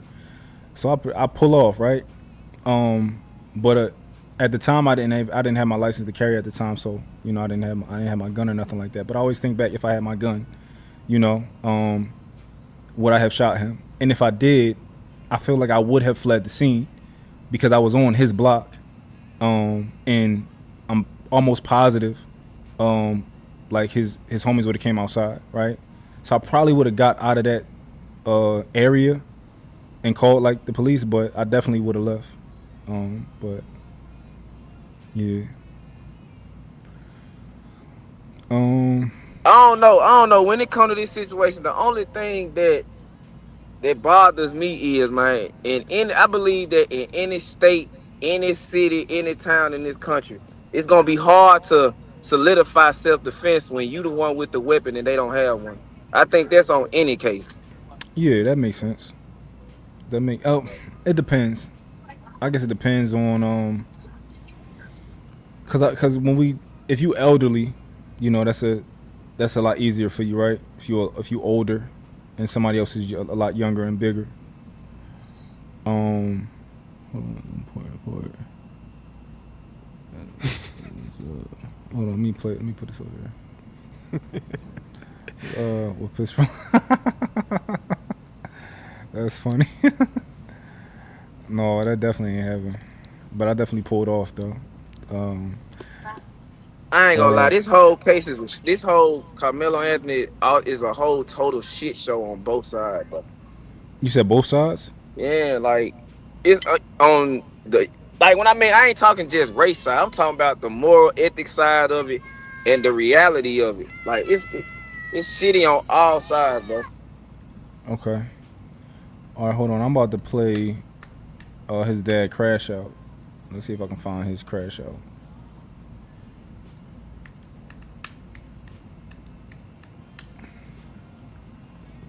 Let's see. I'm trying to find it raw. Pause. I'm just trying to find like the raw full Austin Metcalf dad gets hit during response. Man, you not from New York, man. Stop saying pause.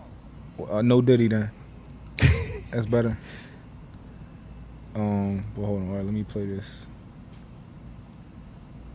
Play his crash out. So, Mont, real quick, you think the 35 years is too long? I don't know as much about the case as other people. I'm one of those people that like I take everything with a grain of salt that I hear, and I know I haven't looked into the transcripts and the witness testimonies and all that type of stuff. But based off of the grasp that I think I have, I don't think 35 years is crazy, and if he only got 4 years, I wouldn't find that to be crazy either because of both of the angles. I can see quite obviously how it could be murder, and I can see how it could have been some form of self-defense and considered a manslaughter. What I wanted less time for him, even though I didn't have it. You know what? The difficult part is I didn't get a chance to look at him. I didn't get a chance to see him or nothing like that. So I don't know how remorseful he was to kind of judge his intentions, right? Okay. So it's difficult for me to say that, and I think that it's probably difficult for a lot of other people to say it, even though they've been saying it this whole time. But I haven't really. Have y'all seen like how he's been handling this and stuff like that? Who, Melo? Yeah. He ain't really been talking. It's like I wouldn't say he handled it like a G, but in the court you can see that he's remorseful about it. So I think he's handling it like I believe he's handling it like a person should handle it. Like I'm gonna hold myself accountable for it. 35 years is too doggone much for that. But at the end of the day, he know he's gonna have to do some time for killing somebody anyway. I gotta. When y'all say that, I gotta push back on that idea, bro. Like the idea that 35 years was too much. I gotta push back on that idea that 35 years is like some crazy outcome. I don't think that's a crazy outcome. Cause I'm looking from the standpoint they kids. When this situation happened, bro, people are speaking on this expecting 17-year-old kids to have foresight and hindsight. When we already know we got grown adults that don't know how to control their goddamn emotions. So you expecting kids to have foresight and hindsight on a situation where your pride, when kids have pride, whether it look like it's confrontation, because this is just a confrontation. It's not hindsight, just foresight. You get what I'm saying? I just say, yeah. But you know what I'm saying. Like I use both terms because people like to use both terms. You expecting Carmelo. I'm gonna give you an example. It's three people. It's the people. It's 4 different parties. The people that was under the tent can be held responsible because y'all let that escalate to get to that point. Austin can be held accountable because why are you acting like that anyway? Austin's twin can be held accountable because you allowed your twin brother to react the way they react instead of chilling him out. And then Karmelo Anthony, Carmelo can be held accountable because you should have just walked away when they told you to walk away instead of saying y'all ain't gonna put y'all hands on me. Mm-hmm. But kids don't think like that. Kids don't think. Kids don't think like that, so that's why I'm saying like he's a kid, bro. You expecting a kid to do adult things, bro? No. So most kids don't stab other kids when they are pushed by the other kid. That's true. Yeah, I think that's what I want to say exaggeration. I think most kids know right from wrong. There, let somebody whoop your ass. You supposed I to don't know. stand there So and let somebody whoop your ass? so Two I dudes, gotta man. no Rush. I got a lot of questions for you real quick. And you let me know. But just answer the questions, and I'm gonna ask you another one right after you answer. So, were you ever jumped in yet before? Of course, man. What was your response? Yeah, I mean, I handled the situation with my goonies. I mean, I don't know. I'm assuming your hands. I'm you assuming know, like you man. said. Man, use your content clues, man. I mean, All right, you I'm gave him the assuming your beats, hands. man. I mean, gave him the Yeah. beats, man. Okay. So I think that's the response from most kids. Will be the way that you responded Yeah, to but getting he jumped this not morning. he not raising some shit like that, man. He's raising a good community, man. You know what I'm saying? By those bullies stepping to him, man. That was probably his first real altercation. You know what I mean? And that young man does not have a reputation of being a bully. Matter of fact, he's a straight A student. He's responsible. He works a job. You know what I mean? By those two tyrants stepping to that young man, threatening him because he had a biddy with him, is not just, man. He had the right to defend himself, man. But see, that's the thing, man. People like a lot of people get that stand your ground stuff confused with self defense.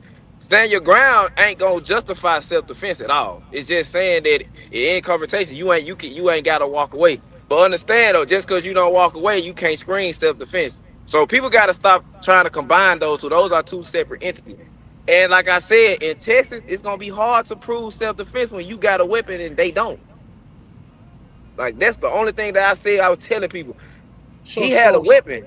so They didn't. okay. So we should start raising children to be scared. Man, you breaking up, Rush. If you asked a good question, I couldn't hear you. Can Man, y'all he hear me going. now? Yeah, yeah, Yeah, yeah. you You back good now? now. You back. Okay, my bad, y'all. Now I was saying, like, are we now supposed to raise kids to be timid and scared and avoid situations? Like, shouldn't he No, have the right to be at that tent? Shouldn't he have man. the right to give some pushback? Not just, I you know mean, what I mean? Like that but that's what y'all telling them. You know what I mean? That's no, that's the no, no, message no, no, no, no, no, no. that's the message I'm y'all telling. putting out right now. No, no, no, no, no, no. That's what people are interpreting. My wife, I used to get on her about how she handled the boys. Like I used to feel like she Hold on, coddles them. hold on, But after real hold quick, on, hold on, guys. let me say this I, right quick. I'll go ahead. After looking at this case and talking to her, we need to teach our boys, especially the boys, conflict resolution. That you ain't always got when you met with confrontation, you ain't got to pump your chest out and actually stay. Nah, the way they Sometimes came walk at him away. wasn't. Listen, Sometimes man, walk away man, yo, and get man, out the situation. Is the best thing going. the way they came at him, there was no. You can't just.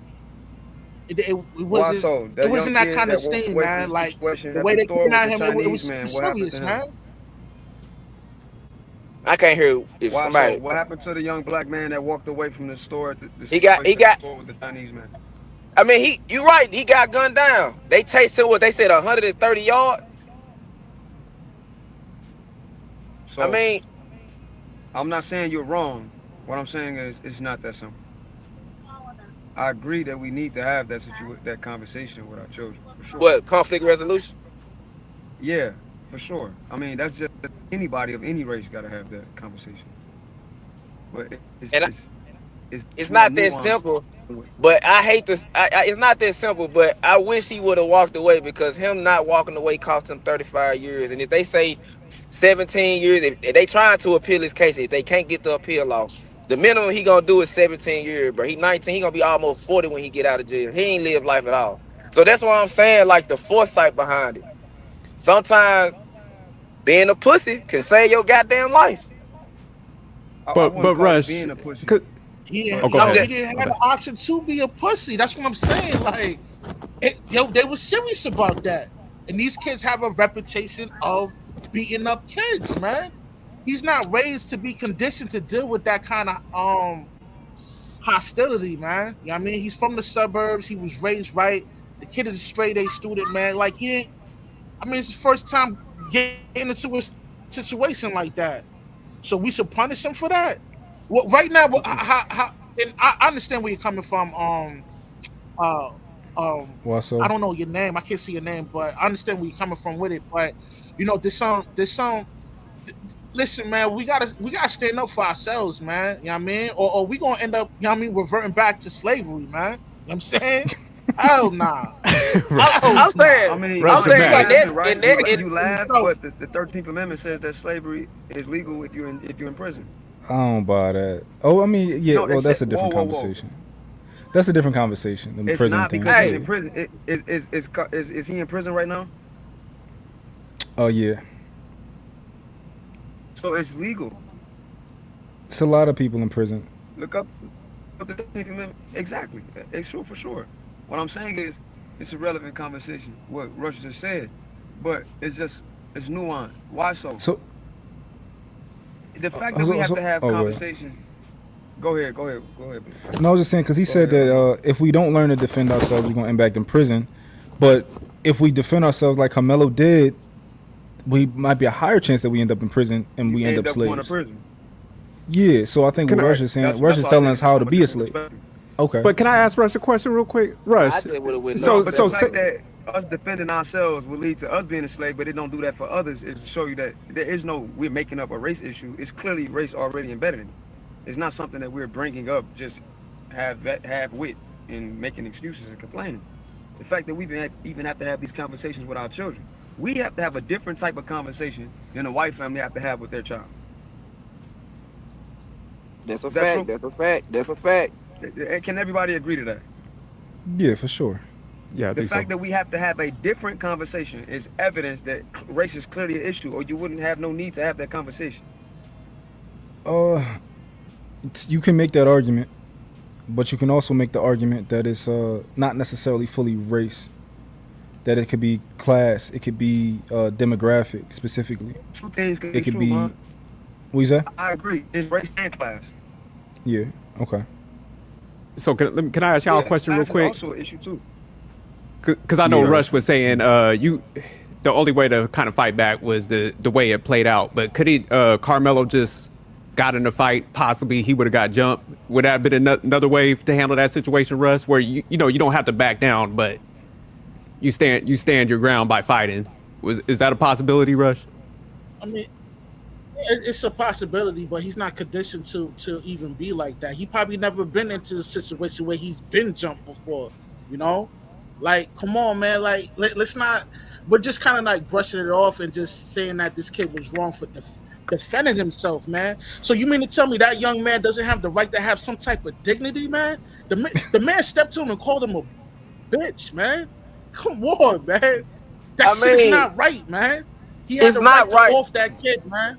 He had the right to off him, man. You know what I mean? And see, and that's what I'm saying, Russ. That's why I'm saying we having two different conversations. People are talking about the moral ethics standpoint behind it. You can talk about that, but you also got to talk about the reality. Man, you got the morals and ethics, but you got violate me, man. But you also got to speak on what violate me, man. He done, nigga. You got three niggas with you coming up and step to me, nigga. You're fucking done, nigga. In the situation, if that fuck morals by now, nigga, you fucking nigga. Yeah, but the thing is though, like Munt said earlier, if you take that stance to where you know what, you step into my safe space, I'm finna handle it. You got to be able to accept the consequences that come behind it. And part of the consequences is the penal system is trash to us. So if you're willing to put yourself in harm's way of the penal system, you got to be able to accept what come with it. Yeah, you want to. You're saying that. Hey, Mark, you read the right? I have the right to have no, I ain't seen nothing. Dignity and rights, man. Oh, my bad. That's what you're saying. Rush, you got a hell of a delay, bro. All right, I see the super chat. All right, Mama 867 with the $5. A couple men got locked up for defending their homes during burglary. He is not lying. The laws are to protect criminals. It's sad. I pay for 2 lawyers. Okay. No, I think there's some middle ground what Russ is saying. Because I don't believe in being no punk. But like, say I would have been in that situation, I would have threw some hands. I probably would have got jumped, but I would have lived to fight another day. So that's how I would have handled it. So I do think there's a middle ground where you ain't got to be no like punk, tuck your tail and run. It's just like, because you know this is how we handled it back in our day. We would just take that ass whooping. You had to knuckle up. I think I'll be honest with you guys. First of all, what's up, panel? What's up, Black Nigga? I think that the honesty is, or should I say honesty, I think the issue is that what black people have always been saying. Stand your ground is not a black law. You know, it is truly a white law. I could tell you about a situation where a group of people approached a household, tried to start a fight. A guy comes out, pulls a gun, and he, deletes somebody, right? That sounds like a clear case of castle law, right? But if you say this is black people fighting, then of course the system doesn't look at it like that. Then you go to jail, then you have to fight the case. And we all know that if this was, hey, a black family rolled up to a white family house and did the same thing, the white family wouldn't even get arrested. So I think a lot of us, the undercurrent of the outrage is just truly that we understand that the law is not truly for us. The castle law, the stand your ground law, is not really a law for black people. It is for white defending themselves and their property. But when it's applied to us, we gotta go through all hell to get this to go through. Because in my opinion, and I don't want to be like, I've been staying away from this conversation because I understand YouTube and I understand cats want to rage bait. I'm not gonna get rage bait based on my belief in my people, what I believe in my rights as a human being. I'm not gonna get rage baited. But I think what's going on is essentially, in my opinion, a lot of people are saying, hey, why is it that this guy's getting 35 years for what is clear self-defense? Whether it's excessive or not, it's clear self-defense. And why are we seeing? All right, so like that? Real quick, hey, Mon, did you see the video when the lawyer actually went through the Texas Penal Code and actually went through every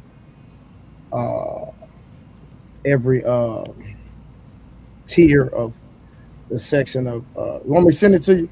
Yeah, send it to me.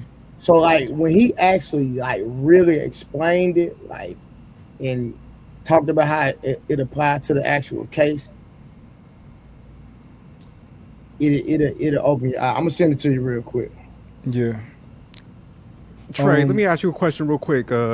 What up? Is self-defense, it's kind of subjective, isn't it? There's a lot of gray area with them laws. I know you about to 100%.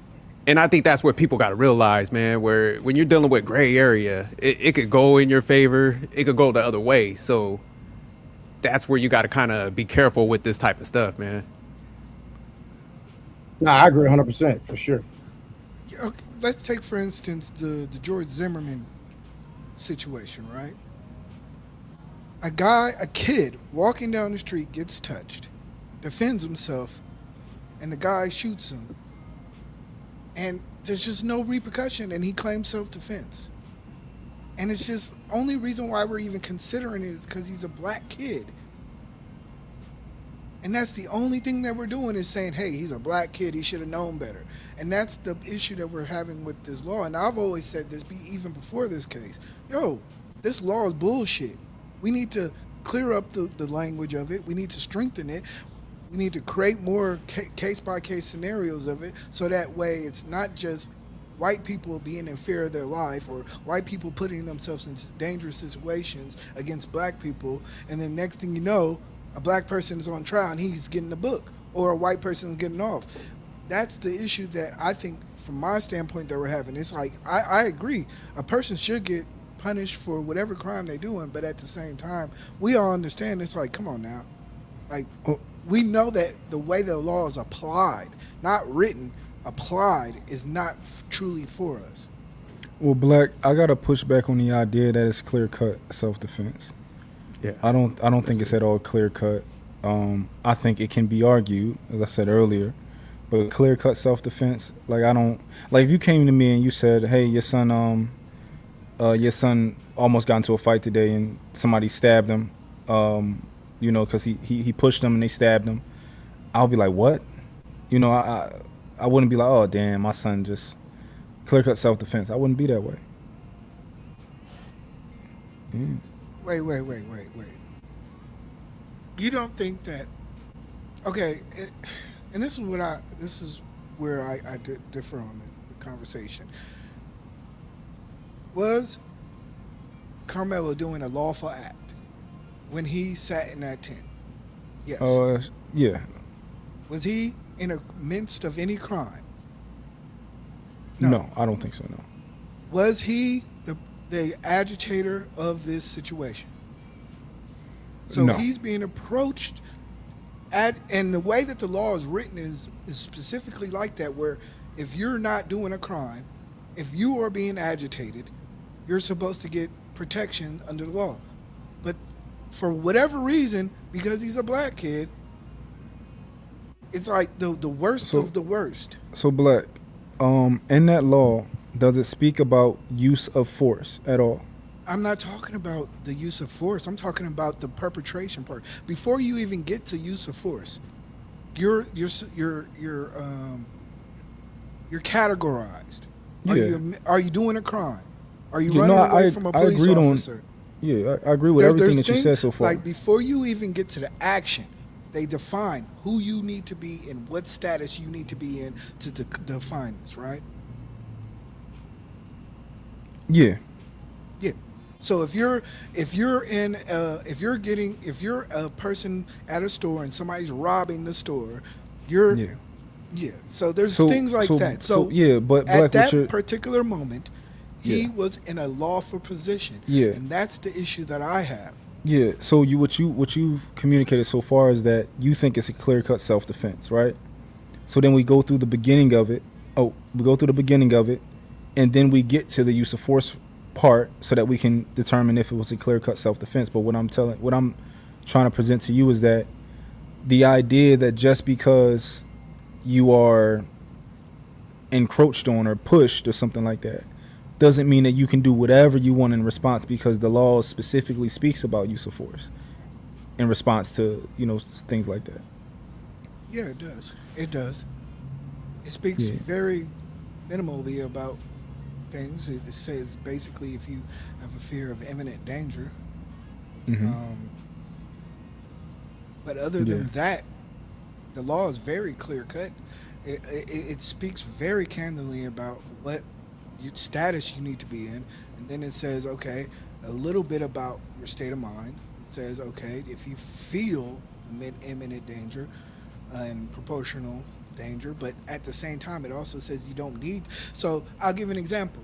The stand your ground law says if somebody walks into a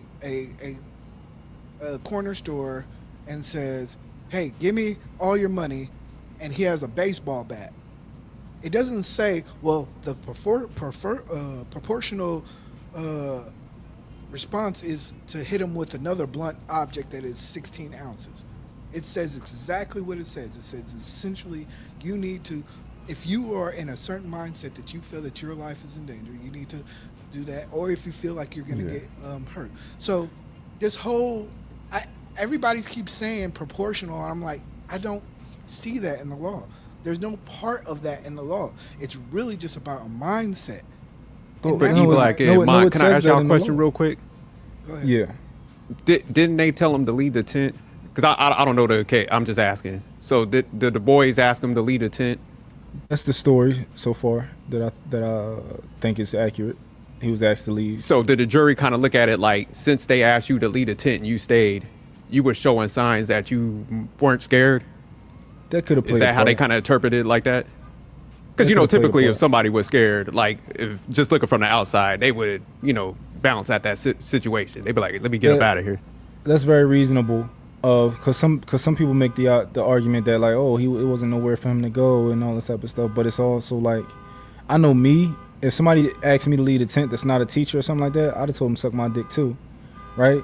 But also at the same time, I'm not scared of you niggas because I'm telling y'all to suck my dick. I'm not going nowhere. So I do think that makes sense, that perspective. Okay. But Black, I think the law specifically talks about proportionality. Like when we looked up the penal code, and it you know that's what it was telling us is like the use of force has to be reasonable for the action. When you bring up the bat conversation, of course, like a bat is, Okay. you know, that's the lethal So force. the law says it has to be proportional. Think about what you're just saying. If I walk up to you with my fist, I have to proportionally hit stand my ground with my fist. Does the law really say that? No. Okay. Does the law say if I walk up to you with a 2-ounce stick, like a stick that you'd get off the tree branch, does it say you have to equally proportionally hit back with a 2-ounce stick? No. Okay. So, once again, I would love for to see the proportionality portion of this because I'm Yeah. kind of confused on Yeah. where proportionality comes from. I think the reasonability aspect is what we're talking about, where hey, you're kind of like having a dust up, and then next thing you know, you're shooting a guy. That's different versus in terms of mentality. But when we're talking about like So yeah. proportionality, because I can't see proportionality being written into the law based on our conversation.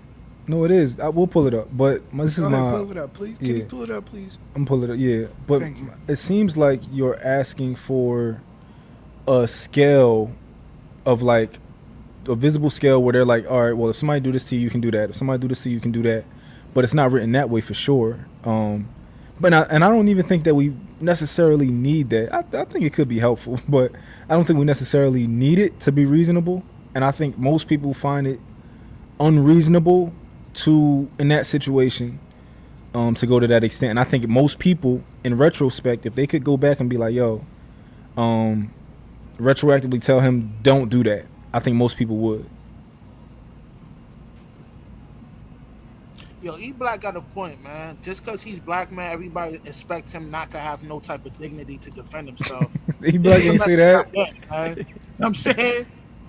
E Black ain't say that. Oh, man, Okay, it's let's crazy, talk about man. the George. Let's talk about the George Zimmerman situation. It's He was unfair, getting though, his man. That's butt the kicked. attitude, He bro. was getting his butt kicked. Was that proportional to what his self-defense? Was that proportional to what was going on? Was he did the kid pull out a knife? Did he pull out a bat? Did he do anything? Was he choking him out? What was he doing that was proportional to getting shot down?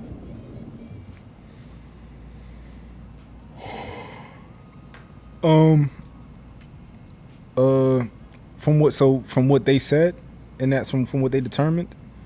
I guess they determined if you on the ground getting your face beat in, then you can, and you feel like you're about to lose your life or something like that, then you can pull out your weapon. So mentality, not proportion. So no, no. So I think it's deeper than just like. So I think proportion makes sense, right? But if So you, wait, are we Yeah. saying that if he get into a fight, he can fear for his life? yeah, depends. Yeah, depends though. But that's what happened. George Zimmerman was getting punched on in his face. But Mhm. we're asking the young boy, Karmelo, to fight. Well, Yeah. George Zimmerman, I think he was saying like contradiction? what's his name was like pounding his head in the concrete. That was his case. His so But it was that- like these things excessive happen in at a that fight, point. though. What's your name? Sophisticated jerk. These things happen in fights. Yeah, but it's Yeah, but it different got when to you- kind of get to that level. That's Yeah. the thing. A push ain't gonna So at what point seem at what excessive to point- anybody. Okay, so at what point do we determine when a fight is self-defense? Who's defending themselves? Was it the young boy that was being followed by a stranger, or is it the dude that's getting beat up on because he was approaching a young boy? I think that the young boy being followed by a stranger, I think you can make that argument that if he would have, eventually shot that man, I think you can make an argument for that. But then they would have said that, but I can't though, because he got away with shooting the young boy. He was following him. I don't know what arguments was made, and I don't know how good his counsel was. Yeah, the George Zimmerman case was weird. I didn't think it It's should not about happen like how that. good the case was. What we're arguing is clearly this is a difference when you're black and when you're not. There's a difference in interpretation of the law, because when is it self-defense? Because even I agree with you, man, that Karmelo probably should have tried to fight the kid instead of pulling out the knife right away. You know what I mean? Yeah. But at that point, more ambiguity creeps in. Yeah, So now, for sure. who's being the aggressor now? Would he been justified to punch him in the face for him pushing him? Then they would Yeah. have said, but wait a minute, he only pushed you. No, I Wait a don't minute, know. you didn't Well, have to. I know it's easy to say that. I know it's easy to say that. But Emmett Till got killed for allegedly whistling at somebody.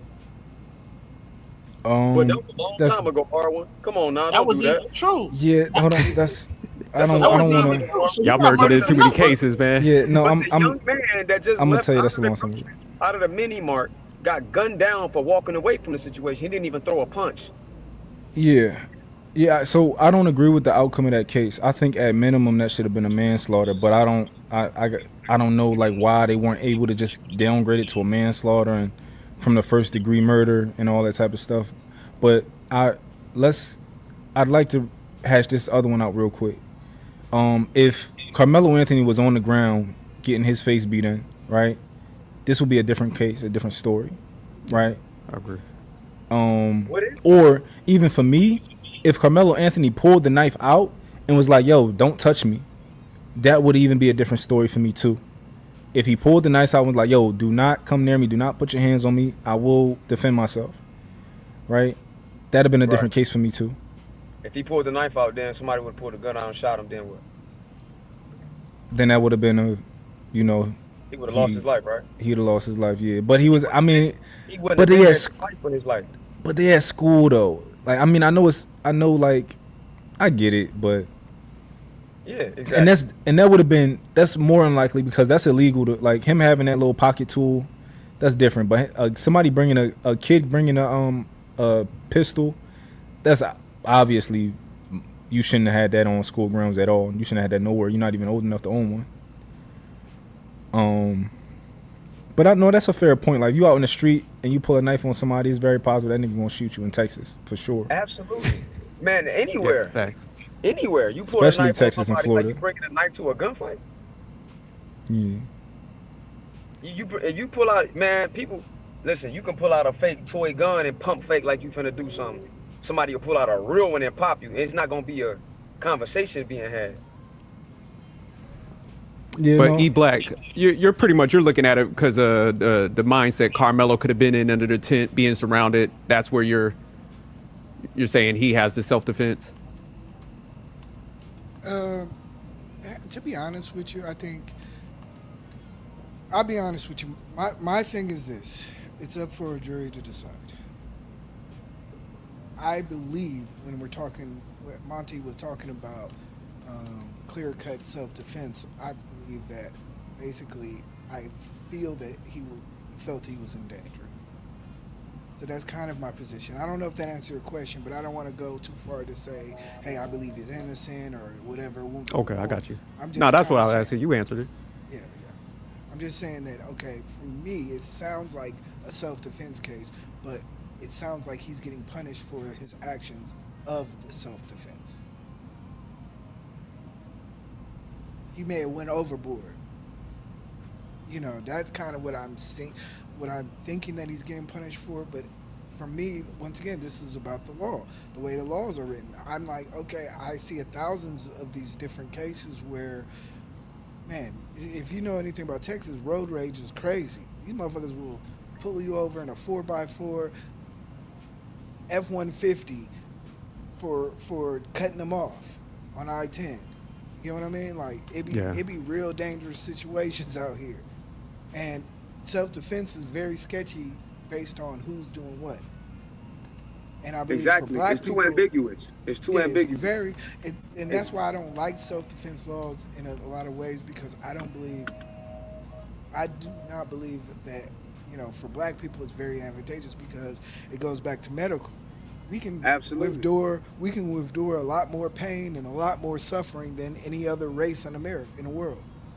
We're supposed to be most docile and most intimidating at the same time, but then at the same time take as much punishment. So where does self-defense really reflect in, like, for us? How does it get implemented and applied for us? And that's where I have an issue with it, but like that's beyond this case. So is this like a more of a down south thing? Because I think up north, man, you know, you get into some trouble, you just got in your mind, you going to jail. You know, so it sounds like. In the West Coast, it's kind of like that too. Oh, I okay. think in the West Coast, I think the idea is that hey, whatever you do, you're gonna have to fight the case. I think what has entered into it is these castle laws and these self-defense laws is the racial component to it. Is the fact that okay, I can literally hunt down a white kid right now, say hey, where you going? He can fight me. I can say I'm fearing my life, and technically that's self-defense. And we all know that's not really the way that the law is intended. You know what I mean? Even the way I said that sound crazy, right? Yeah. Like think about it. You see me as a dark skinned man talking to some white kids, and these white kids is bad as fuck too. And they might do some weird ass stuff, and next thing you know, I gotta fight a case. Versus somebody else who may not have to fight the case.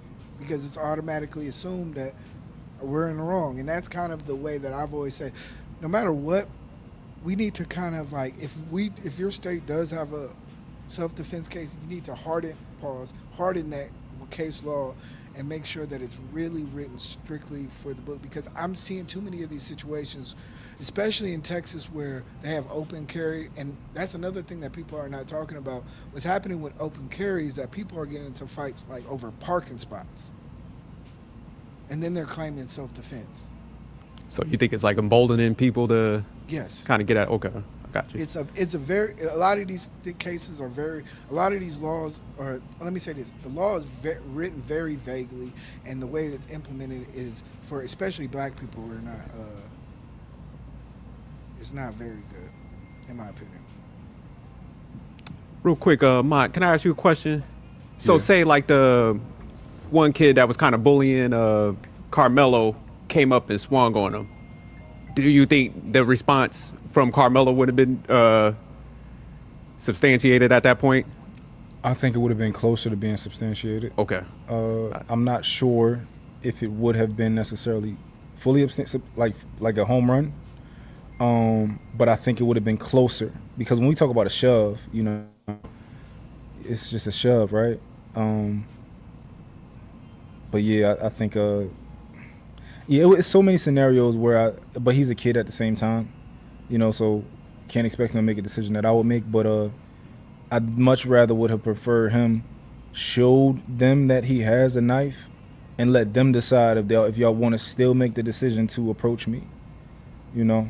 Like when you I'm pretty sure like when we hear about the kid pushing him and then he just pulls something out his pocket and stab him, it's almost like a surprise, almost like a sneak attack, you know. So I think that goes into like how they weigh it, how the jury saw it. Okay. Uda, is that how you pronounce it? Uda? Yeah, bro. What's up, Mark? The panel, everybody. Yeah, but yeah, just from what I've been, because during the trial, I was talking to people that was at the court the whole time. A lot of my people that I know was at the trial. You know what I mean? So it wasn't just like a touch. It seemed like Austin like went to grab him. You know what I mean? This is what they're saying. It seemed like Austin went to grab him. You know what I'm saying? They saying it's like a football move, like a press extension type of vibe. And Carmelo was sitting low. He did tell him that he had something. I don't know if he said he had a knife.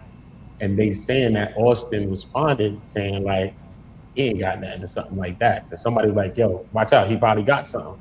And Austin was like, he don't got nothing. And he kind of moved forward towards Carmelo, like to grab him. And remember, he's sitting down lower, so he had to move forward as well. But at that same time, you know what I mean, Carmelo's pulling out the blade, you know what I mean? And it all happened really fast, you know what I mean? So it wasn't just like he just put his hand on his shoulder and kind of touched him. He kind of went towards Carmelo and kind of, that's what they said they saw from the footage. So I'm working on getting the footage, and, you know what I mean, if you're from Texas, you can get the footage by contacting the courts down there. You might have to do some paperwork, but you can obtain the same footage that was seen in the court. You know what I mean, I'm waiting on the transcripts as well. So I think when I get the transcripts, it'll probably bring more clarity to some of this, because we just listening to what the news reports really said, and the things that we see online is from court reporters, people that was reporting in the news, but it wasn't the actual transcripts and stuff like that. So, you know what I mean? He did stab him though, he did. But I think that also Austin's moving forward and his movement towards him is also what probably hit him a little bit deeper with the weapon as well. You know what I mean? Because he was probably denying that he probably had something really in his bag at the time. So they said he kind of moved Eddie out the way. They say in the footage you could see him move Eddie out the way and kind of move towards Karmelo to grab him. You know what I'm saying? That's what they say in the footage. So from a couple of sources that was in it that seen the actual video, you know what I'm saying? That's what they're saying to me. So until we actually get the footage for ourselves, then we'll be able to actually determine what we feel about the footage. And then when we get the transcripts for real, then we can actually see what the witnesses are saying, compare it to what statements were said before, and then really make our own comparison to what we want to say. You know what I'm saying? So yeah, it's one of those things. Okay, I'm about to pull up a video real quick for us to check out. It's YouTube.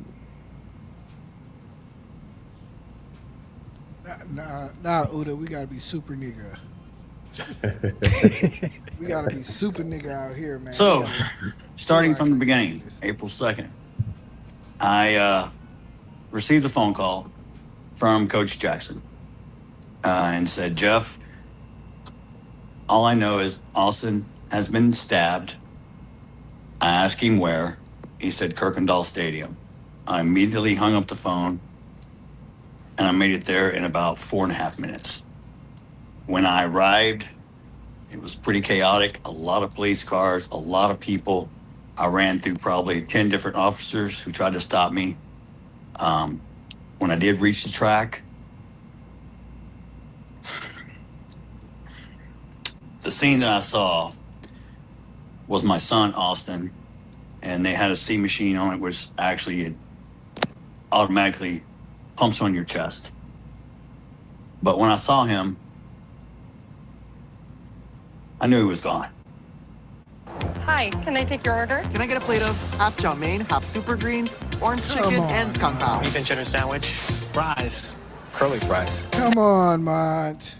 Yeah, let me switch to my other account. Hold on. Yeah, man. You're a professional now. We supposed to have premium, man. All right, there we go.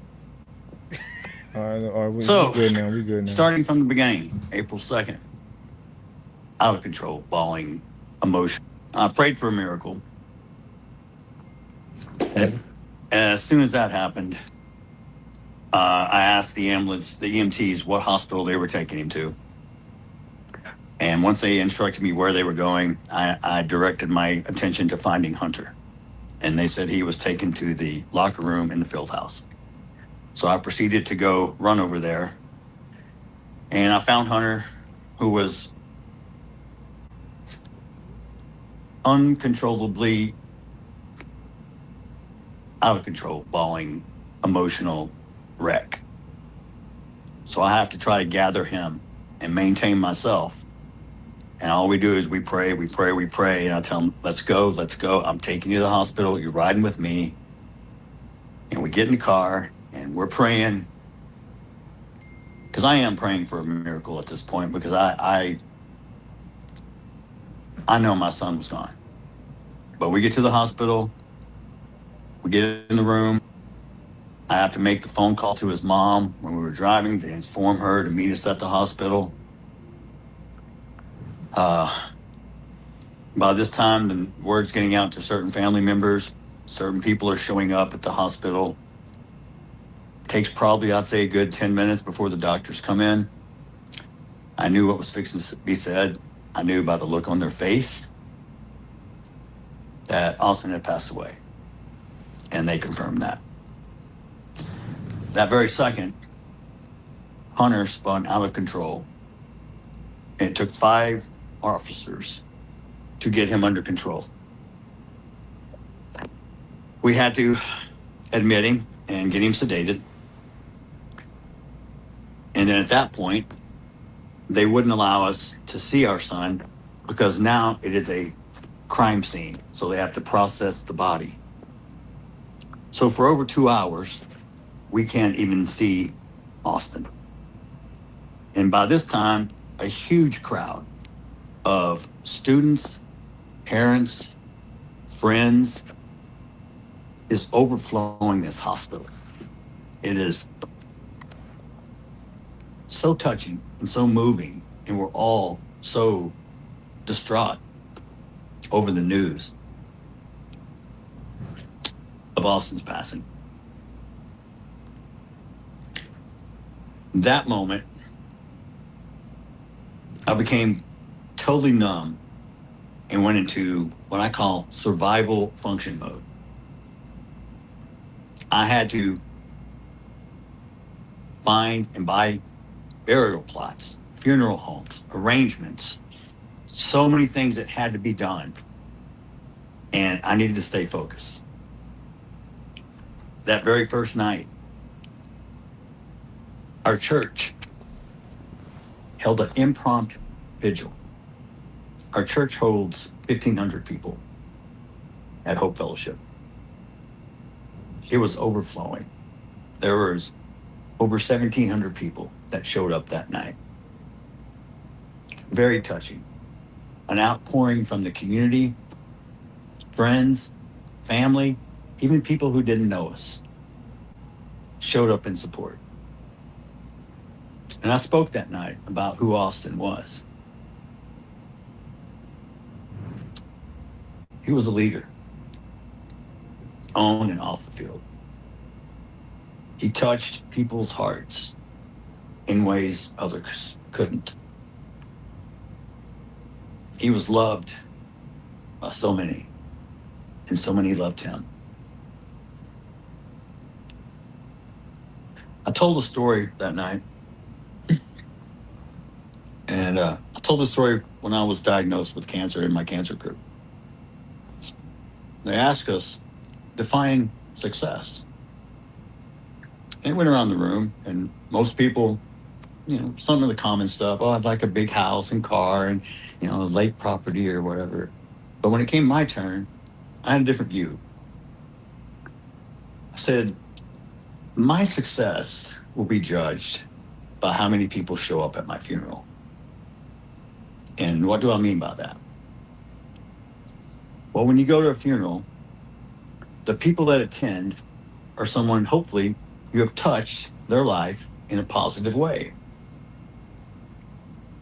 Because one thing about people, they don't remember how big your house was, what kind of car you drove, how big your bank account was, where you got your nails done. None of that matters. What matters is people always remember how you make them feel. They'll never forget how you make them feel. Because there's no U-Haul behind a Hershey. You ain't taking nothing with you. You come in with nothing, you go out with nothing. Except for what you leave behind. And what you leave behind is your legacy. Austin's legacy will live forever. I, myself, will make sure of it. Not only myself, but many others. His mother, his brother, family members, communities. We've set up a scholarship in his name at Memorial High School. For every year, there's going to be the Austin Metcalf Scholarship. We want to give back. We want to help people. That's who Austin was. Austin helped people up. He inspired. He promoted. He encouraged younger classmen, his teammates. He was always there, always believing in them. There were so many kids who came up and spoke that night about how Austin touched people's hearts. And that's what you leave, is your legacy, your footprints on hearts. That's how people will be remembered. And for anyone who knew Austin, who loved Austin, that memory will be carried on in their hearts forever. I know I'll say his name from the highest mountaintops till the day I die. And it was probably the very worst day of my life. When I was diagnosed with stage 4 cancer 10, 11 years ago, I thought I was going to die. They told me I had a 50-50 chance. I told God I can't die because I have 2 boys that need their father. I would go through cancer 1,000,000 times again if I could spend 5 minutes with Austin.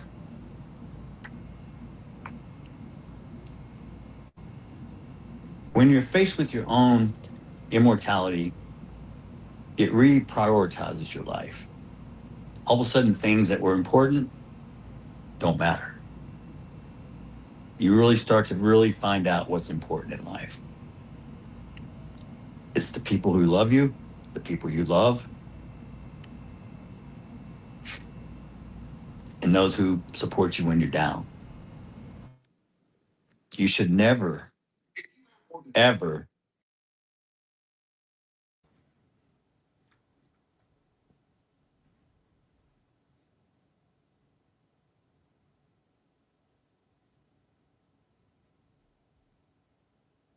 What y'all think so far? Any thoughts?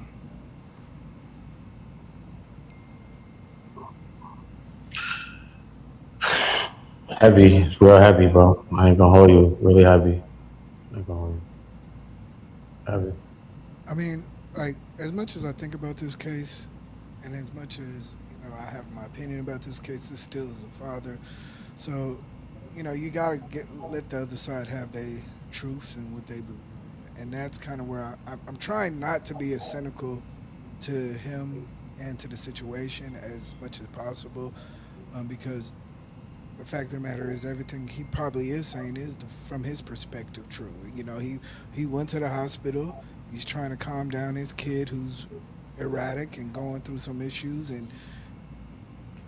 it's a tough situation that he's in, and probably he's not probably lying in saying that he probably would go through cancer again just to get 5 minutes with his son. So, as of right now, I'm just kind of, I empathize. That's the best word I can say is I empathize. No matter what I feel about it, it's like I do empathize. Yeah, I think this is a dad's nightmare from both sides because you got two parents, one that lost one to the system jail. Then you got him who lost his child. So everybody kind of hit on, this is a tough situation. So that's why I tried not to cover this either like E Black. And shout out to Uda for getting the facts and stuff and, looking at this from the actual facts instead of making judgment on that. So shout out to everybody that's been taking that delicate approach because, this is a overall messed up situation. Agreed, bro. I think there's a loss on both sides. I think there's no winners in this situation. Both families took a loss. They lost their son, and the Anthony family lost their son to the system. And when you get up in those crepes, in those type of places, man, one thing is easy to get in there. The hardest thing to do is to get out. Even if you had a short bid, some people I know went there with short time and end up spending 25 and spending life there.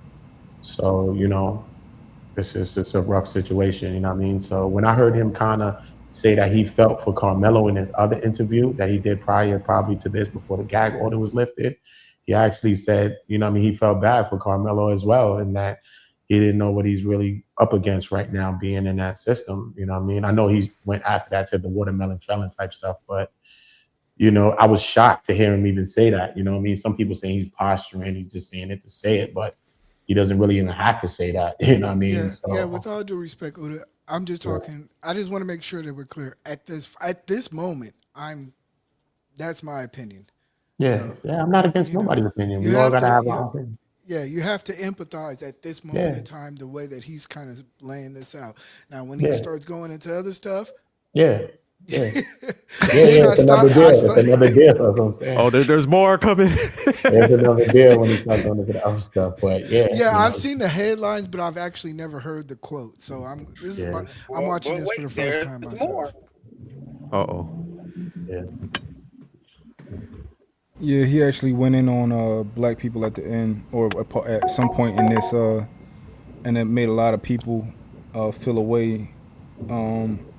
And I actually have a unique perspective on it. I have a different perspective. I think that him saying all that stuff is in response to the type of things that the way he's been getting attacked. Listen, we know our people. Yeah, we know our people. We know the type of shit they saying to him right now. I know my people. I know his people too. That's true too. That's true too. However, we've at least on the outside we've seen the way that he's been. What is it called? Comporting yourself to us.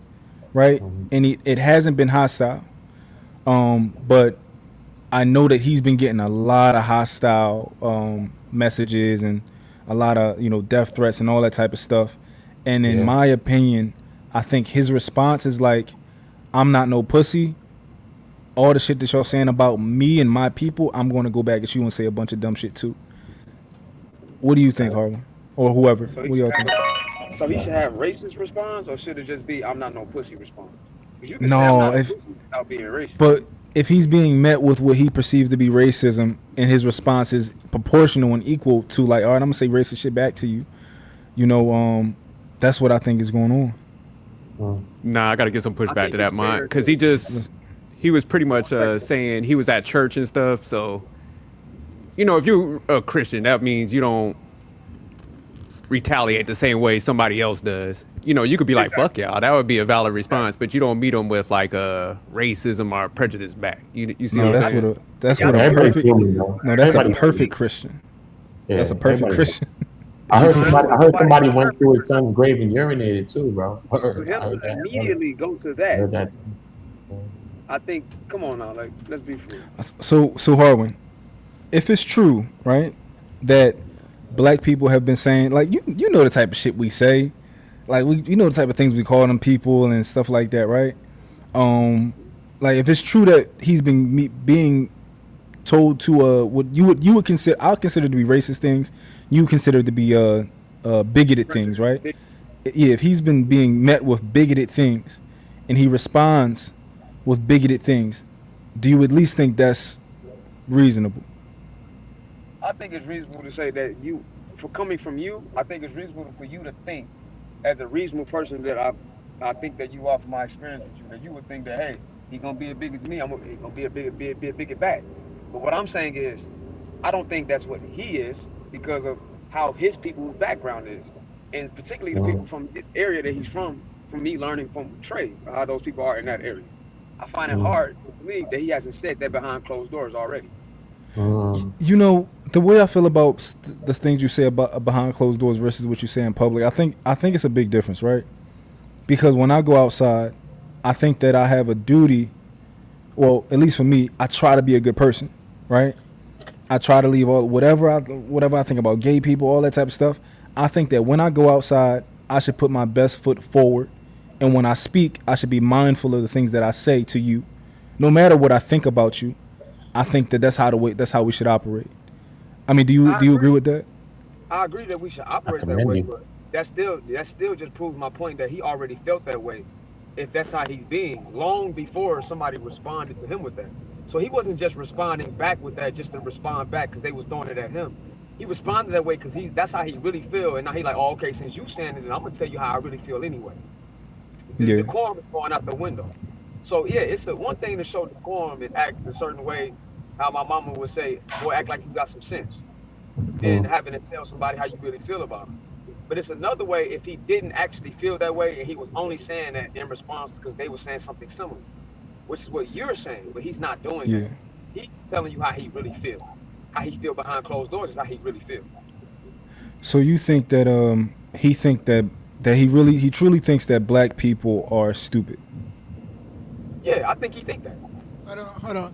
Can we get that quote in context? Because like I said, I haven't seen the full. I heard something earlier. I don't want. I heard something earlier today though when he went off on a woman and he went crazy on her. She said something. She said, "I think you're a racist" or whatever. And then he went up, but I don't know, you N words, and he started saying some crazy stuff. So I heard that. I really want to see this in context before. It says the rant starts at 144. So let's get to it. That's kind of crazy. Gave me the opportunity to experience something. Unless you're a parent, you don't get it. I understood my parents way better when I became a father. My mother is 79 years old, who just retired last year and got married. Wow. My mom, she's my rock. Oh shit! Did I do something? 79 is crazy. Like he look old. He's 79. Oh, his Said mom's 79. his mom is 79. My grandmother's is in $8 and all types of I've stuff. ever met. First, I will say this: Mike Waltrip, the superintendent who has recently resigned and retired, is the most spineless, coward piece of shit I've ever met in my entire life. This is the same individual who got pressured from Dominique, irrelevant minister, whatever, Alexander, and the Freeman Group, saying that we're going to riot if you don't let him graduate. They folded like a cheap tent to the pressure. It went against, I even had a meeting with them, and all he could say was, I followed the law, I followed the law, I followed the law, like a little parrot. No, following the law and doing the right thing is not always the same thing. You hid behind the law because you're too coward. You can't be a man to stand up and do the right thing. I showed you in your handbook, mandatory expulsion, murder, mandatory attendance policy. He didn't go back to school after April 2nd. I don't give a shit if he had the credits. Didn't make the attendance. Shouldn't have been able to graduate. Ah, damn it. All right. I showed you in your handbook, mandatory expulsion, murder, mandatory attendance policy. He didn't go back to school after April 2nd. I don't give a shit if he had the credits. Didn't make the attendance. Shouldn't have been able to graduate. You still gave a murderer a diploma. But yet you didn't respond to my ex-wife's email till after the elections. You waited over 30 days to respond with a callous, incompassionate response that just showed how shallow you were. And then when I got to meet you face to face, you little bald-headed piece of shit, you sat there and looked me in the eye and said, I didn't fold. Well, who did? The buck stops with you. You're the superintendent. Yo, if it's possible, can somebody drop the link for me? For whatever reason, when I drop it, like nobody can see it. I seen it drop. Yeah, if y'all can copy it and paste it. Yeah, I just went to people your saying they channel. can't see it. Can I say something real quick in reference to that? You know, and Yeah, you know, it I'm doesn't gonna drop say in Trey's chat. It doesn't. I'm gonna drop say in it out Trey's of love, but you know, I don't give a damn about how y'all feel. The world don't care about how you feel. It's about truth and logic, right? If y'all got kids that go to school, elementary school, middle school, high school, take y'all slow asses and go read the student code handbook and go to the section when it talks about weapons. From the parking, well, actually, if your kid walked to school, I think it's a 2-3 block radius, they're going to have a sign up, just like if you got caught selling drugs, no weapons. From that line all the way to the back line or whatever line is school property. It's school property. So those laws apply anywhere within that vicinity, inside the school, outside the school. And it says specific rules as it pertains to weapons of any type on school grounds. Yes, you can carry a weapon around. Now, me, again, I believe his father, whoever gave him the knife, failed him, because you know you're not supposed to have a weapon on school grounds. You know that. So don't give him a weapon and then not explain to him the consequences of what could happen. We do that shit all the time. You have to sit down and say, son, since you can't read on grade level, you read that shit. And we can break it down together. That's what we don't do. So the people that gave him the gun failed him. And yes, he's a football player. I don't know if any of y'all play football. You going up against 6'8" linemen, 7-foot linemen, however tall that lineman is, that come around pulling around that end, and you're a defensive back, you either take them on or get out the way. Now, me, a good scenario could have been for Karmelo. You bow down. First of all, you go to a tent. It's not yours. I don't know if any of y'all ever coached when you play football. Again, we have specific spaces for our team to gather. That space is our sacred space. Now, the coaches failed the team because if it's raining, where are the coaches at? Why are we not sitting under that tent with our team? So we're going to designate the captains, whoever it could be. It could be any player, the quietest player on the team, the person that ain't. Ferg, You're, if I believe you're an athlete, right? You've done some athletic stuff, right? I've coached. I've coached for the last 35 years since I stopped playing. Yeah. Okay, He ain't no so you, athlete. Shit, I'll run y'all so niggas you over. understand you know what track meets are, right? I know what track meets are. My son ran track. I ran track. Okay, and okay, so that you definitely understand this scenario that's going on. Let's not be obtuse about what's really going on. This is a track meet. The 100 people are hanging with the 100. I did high jump. The high jump people, we all kicked it. Like But again, that's not the beat. I but understand again, what you're you would- saying. I- I no, understand what you're you all saying. because No, you no, all no, was no. all Listen, black. Ferg. Come on, man. Hold on, Can real I at quick. least complete my statement? I just want to complete the statement. Hold on, real quick. Before we continue, guys, I just want to let y'all know that I do utilize the mute button, and I think that it's best when I do utilize the mute button for the audience. If people start talking over each other, what I'm going to do is I'm going to try to mute the person who interjected and let the other person continue to talk. So I just want to let y'all know beforehand that I will be doing that. Ferg, are you done stating your point? Are you ready for E Black to I just wanted get to in break there? this one last thing down, right? As a coach, right? It was very important for me to that when we went to any visiting school or any site, even at home, right? We had specific spaces for our team's bags. That space is like our godsend space. And any one of my team members were allowed to say, hey, get out of our space. Now, what they could not do, I used to say, don't try to solve the problem yourself. Once you identify it, notify me. I'm close by. Or if I see it myself, hey, little snotty nose kid, get away from them. Because I don't know what a kid's intentions are. You could be cool with one, but you might be ready to steal everybody else's stuff. So the coaches were at fault because they were not in the vicinity. Now, if they had to go put their hands on him, they were violating his personal space. Because again, and this is what y'all got to understand with schools. They're not going to pressure kids like they would do y'all slow asses in the courtroom. They're thinking about their social emotional well-being, because what they did on Monday at that school, y'all know what they did? They had a visual for anybody that was socially emotional struck by this incident. They was in there crying to teachers and counselors. They sent people over there to even kids who wasn't even at the school but may have knew them. They were in those spaces crying to these people. So with that, they're going to think about their social emotional well-being, how ugly it may seem on the outside first, and then they'll deal with the law. In schools, it goes inside out. You get into a fight, I suspend you, you go home, come back in 3 days. You set the school on fire, whatever, you may get expelled, right? You deal with it. But then when you start dealing with things that deal with like bodily harm and things like that, the school is going to take initial reaction, but then they're going to allow the laws to do what they do.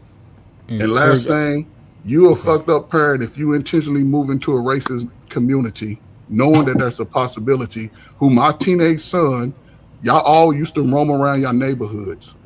I'm not going to put my children in a situation where they're going to have to defend themselves against racist people. Pause. Okay. Now E Black, I'm gonna give you the opportunity if you wanted this rebuttal. I was going to Okay.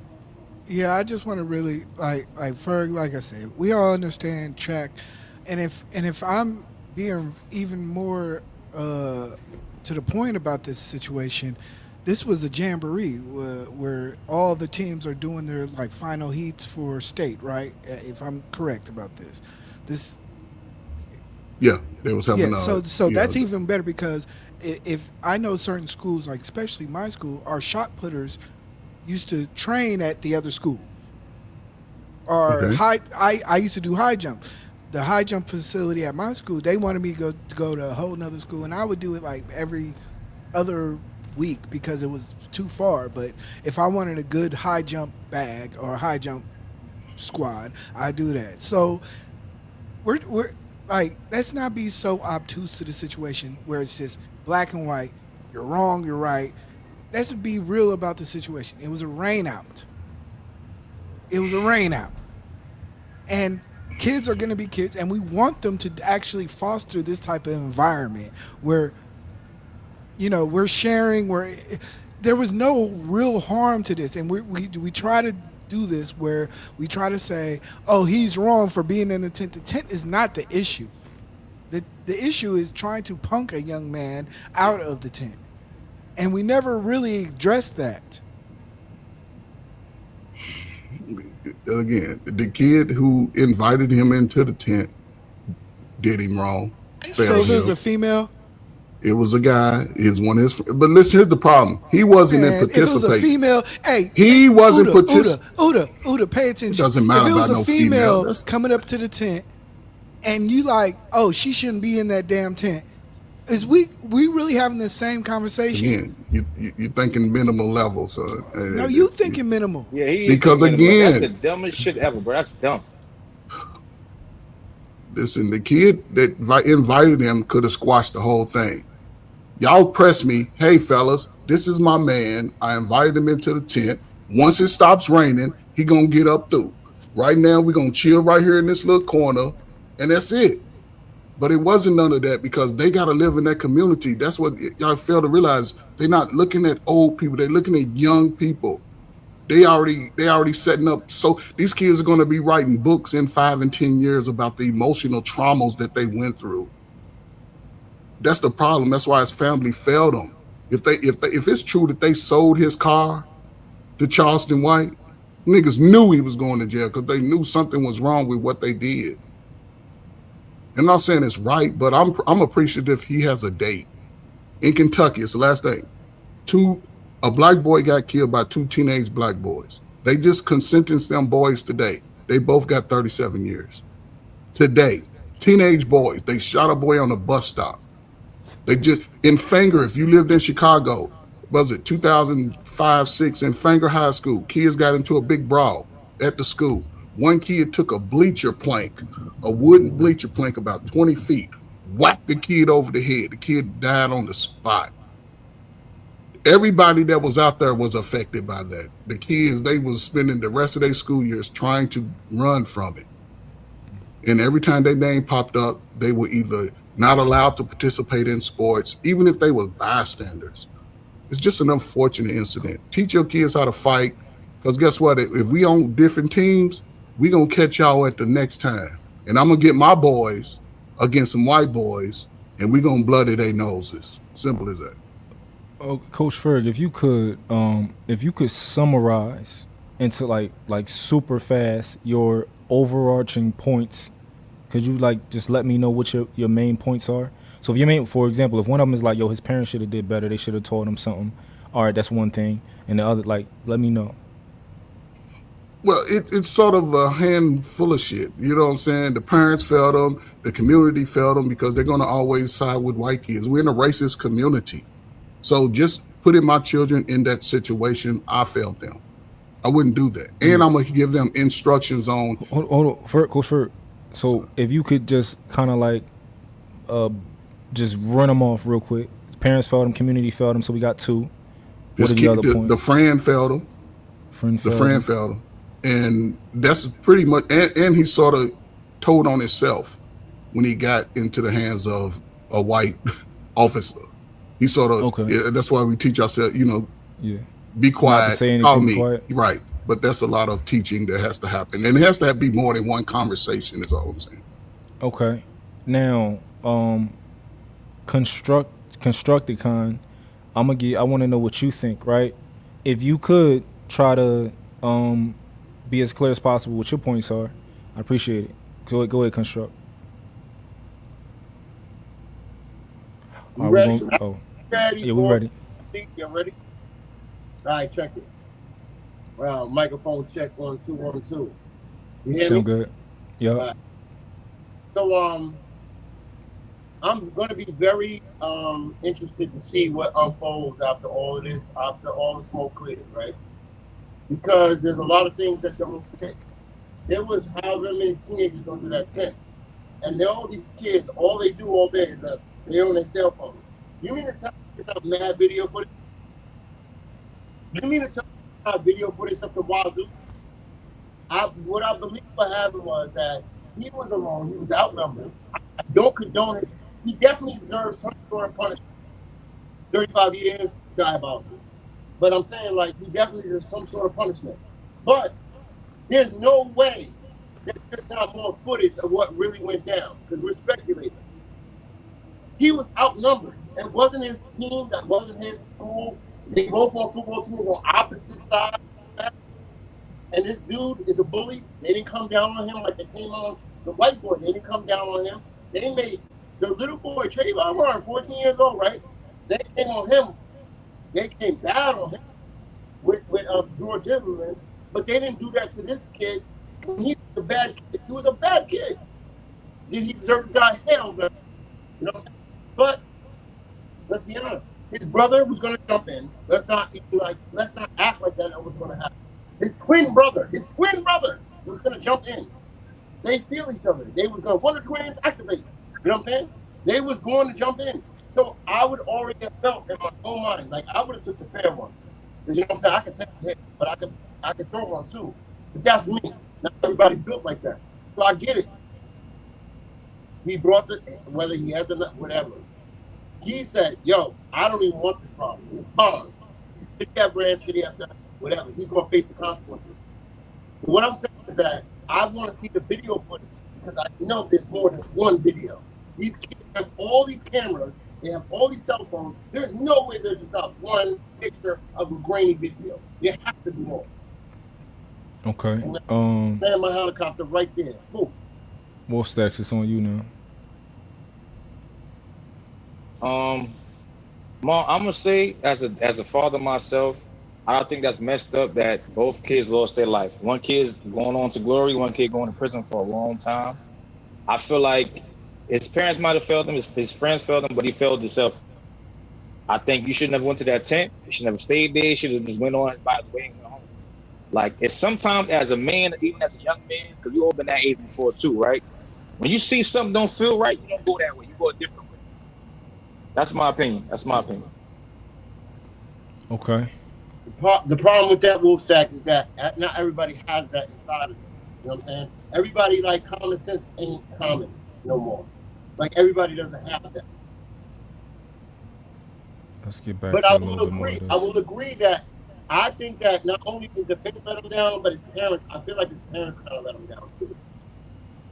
But I digress. God, you're no longer here. Everyone thinks you did such great things for Frisco. Really? Then why do we have declining enrollment? Why are we losing funding because of populations and growth displacement? Why are we having people homeschool their kids more? I can tell you, because Frisco ISD is no longer what it used to be. Just like this town is no longer than what it used to be. Now, I'm not here to talk about H-1 visa fraud or different ethnic groups who have decided to invade Frisco. Everyone can live where you want to live. But this complexity of this city has changed dramatically. And I'm not saying it's for the better. But Frisco ISD, with the video, when they fumbled that whole ordeal, oh, we're not going to let the police have it. We're going to hold on to it because Frisco ISD owns it. But we're going to open it up to let people come in and view it. But you have to sign in. But you can't tape it. And then you screw it up and you let a child pedophile, convicted pedophile, view the video of kids. You let an activist who is blatantly lying and spreading false information about me, my son, and everybody else, you let them look.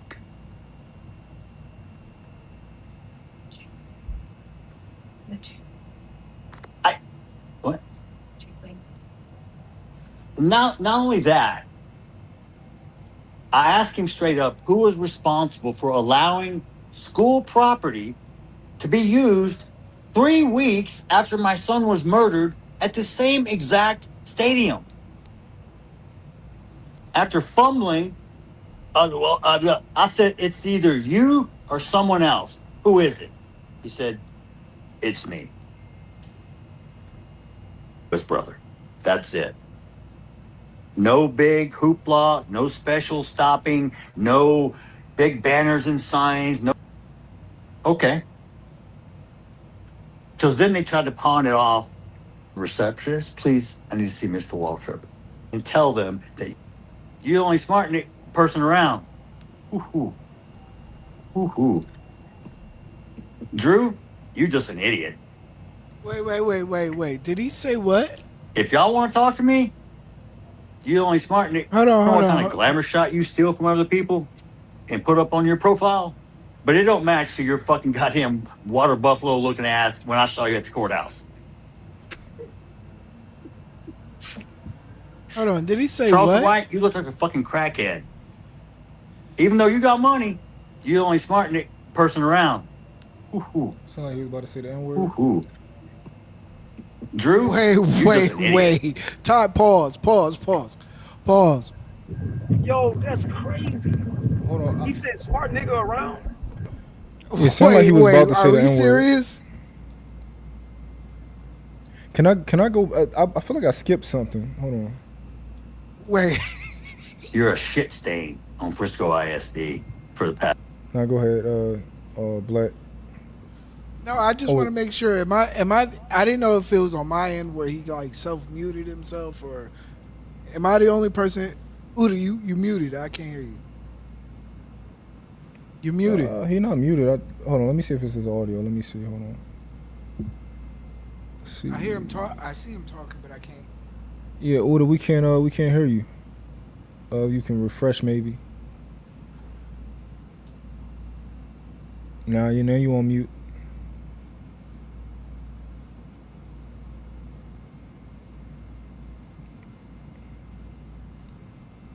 Yeah, hear me? Yeah, we can hear you now. All right, cool. Let me see if I go back to my mic if y'all can hear me. It seemed like he caught himself, right, in emotion. He caught himself while he was speaking. That's what it seemed like.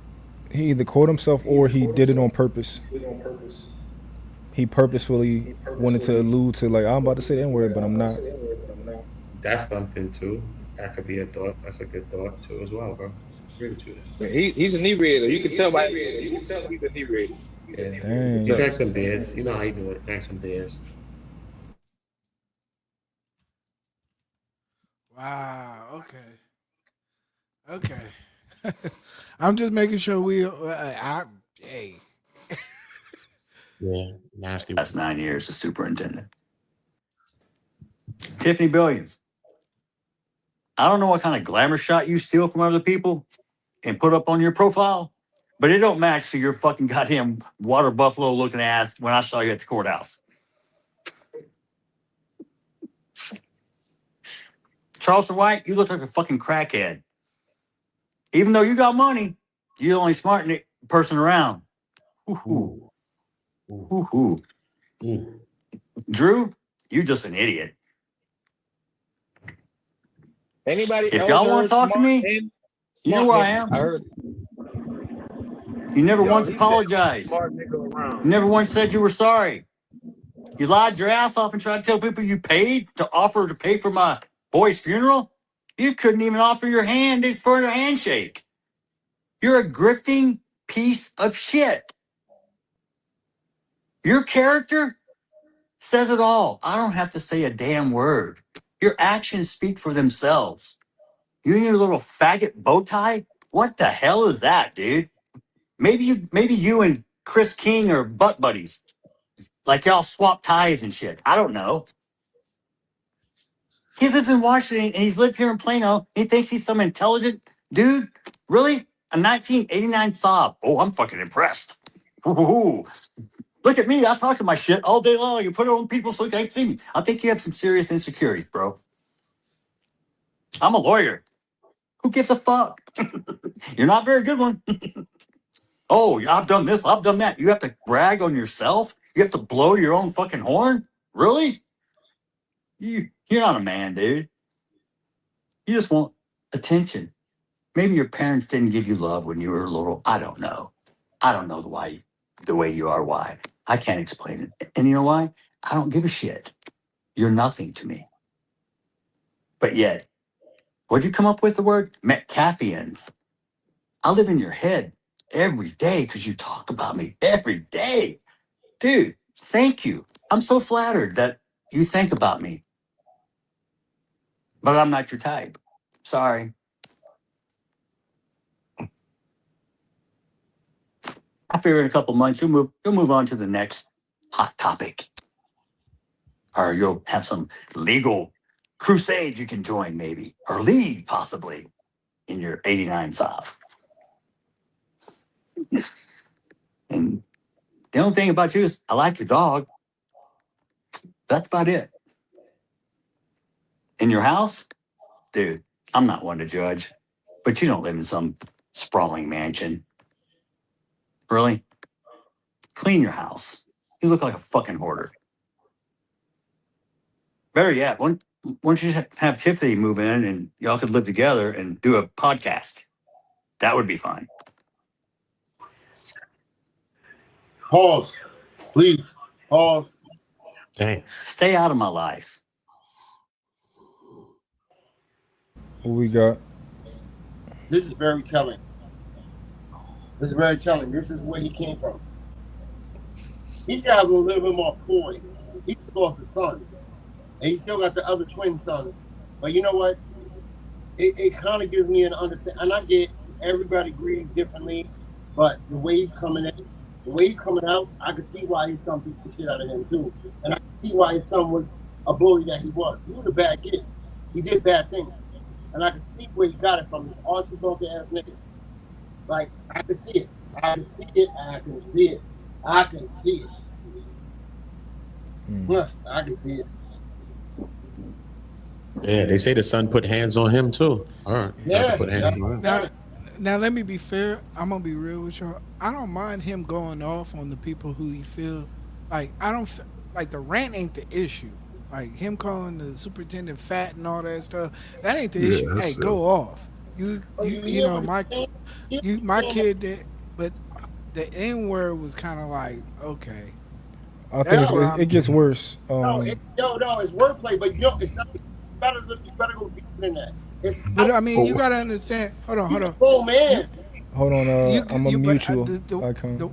The one thing I just want to say is that you gotta understand. Every person is allowed to have their own personhood. So he's explaining his personhood. Now, I understand the whole thing of being like, oh, I'm waiting for the racist stuff. The N-word was the only thing that I was saying, but everything else just sounds like, oh, you just going off. And I'm going to give him that.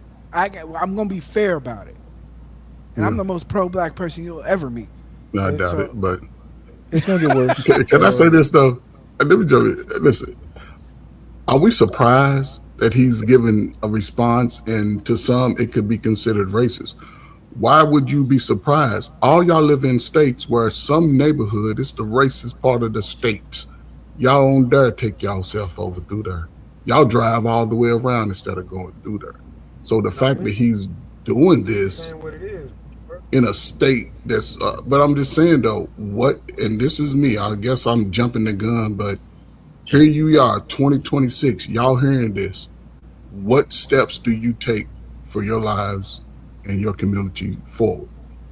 Are you talking about like in regards to potentially moving out of that place and stuff like that? No, not moving out, just understanding the laws, understanding the nuances of how people are going to be viewed, how people are being viewed, how people are denied, how people are, going to be, it's like, what do you do at this point? Y'all at an age where y'all still fighting for a place in America. And you see, I like this because communities that are of this nature of this man, y'all can identify them easier now. Yeah. Well, Ferg, I think Brooklyn, so we see them very clear. You know what I'm saying? And we was going through the neighborhoods, but yeah, we know the neighborhoods where they are. I'm from Brooklyn. Yeah. So we know. I live in New York too, bro. It's nice out here. Now, don't say it's not places that people are a little weird and shit, but most of the time you walk past like the small hat areas. I'm from Brooklyn. You know what I'm saying? I'm from Brooklyn too. Let me so Ferg, I think to answer your question, honestly, believe it or not, a lot of people don't do much with information because a lot of people aren't natural born problem solvers. And it just is what it is. Like, people don't analyze the things that they go through in their life and then be like, all right, I'm gonna move better this time. It's just, I find it to not be as natural and common sense as you would think it is. Common sense ain't common. I want to answer Ferg though. He asked a good question. And by the way, you sound like Exhibit, Ferg. Coach Ferg, you sound like Exhibit. I mean, I sound like who I am. You sound like a dude underwater, but go ahead. I'm Aquaman, then fuck it, nigga, or whatever. It's all good. But no. How do we handle like living in these neighborhoods and these situations? It's not to run away. We have to stand. We have to stand for something so we don't fall for nothing. And I'll be honest with you, I live upstate New York now. I'm from the Bronx, but I live upstate New York now. And I'm telling you right now, when I lived in the Bronx, I didn't see racism at all. I really didn't. When I moved upstate, oh my God, I was like, this is what this looks like. This is what this is. People don't know that.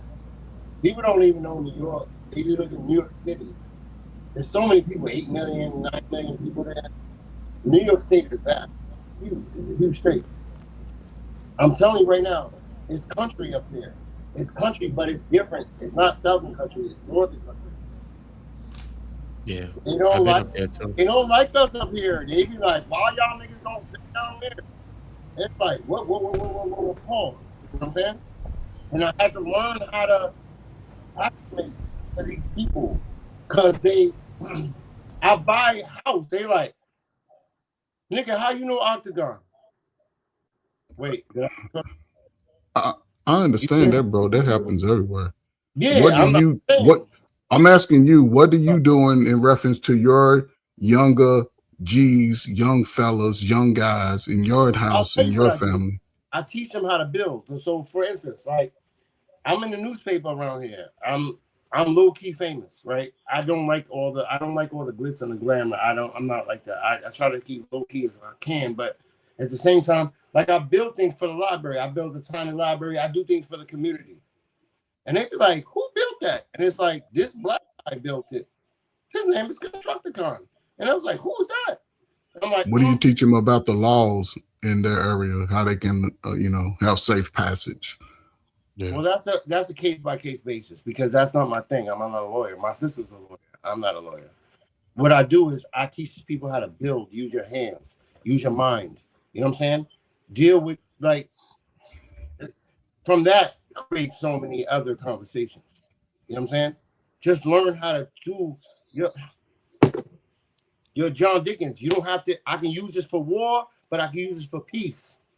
You know what I'm saying? Yeah, but we got to know law though, you know what I'm saying? So like being in Brooklyn, growing up in Brooklyn, you know what I'm saying? Like police used to come and harass us, stop and frisk and all of those different things. And those are the kind of things that was happening that made me start to go, you know what I mean? Let me start looking in the codes and start figuring out what's going on. They just locking us up, talking about we loitering and all type of stuff, just running out. And when you begin to start knowing some law a little bit, because the people that's policing us don't really know law. That's the craziest thing. When you start to know some things, it's so crazy how they just back up off you and they run down and lock my man up, but they'll leave me alone and stuff like that. Like, it's crazy. So we need to be knowing laws, you know what I'm saying? So it's not about being a lawyer. My sister's a lawyer too, but just being in my neighborhood, police just running down on us all the time, whether we's doing wrong or the right thing, you know what I'm saying? And it make you want to start learning more about law, you know what I'm saying? Hold on, y'all. I'm about to go back a little bit in this video real quick. Yeah, find what you find, man. Do your thing. I'm not inviting you in. Go find somebody, go kick rocks in somebody else's backyard. But I'm still standing. I'm gonna go away. Because guess what? Guess what? You can't make no more money. He's guilty. No more TikToks and debating. Oh my God, Mr. Metcalf is this. He did this. Oh my God, look, Carmelo's a little baby. He's innocent. No, he's fucking guilty. He's going to prison. Yay! Am I supposed to be excited? Guess what? I'm not. Because I don't promote and I don't accept. I feel sorry for that young man. He's fixing to live a living hell. Not that he doesn't deserve it. Yes, he does. But I'm human. And I'm sorry. I don't wish harm or ill will on anyone. It's It's not the Christian thing to do, man. It's not the way I was raised. It's not what I was taught. I don't know if it's right or wrong. I just know it is what it is. You be you, I'll be me. You stay in your lane, I stay in mine. I respect you, you respect me. We get along. We don't fight. We don't stab each other in the heart. If we have a disagreement, you know what? We can use words. And also, we can agree to disagree, and that's okay. But what's not okay is when you lose control He's not mentioning that his and son you do put his something that you can't take back. And now you're responsible.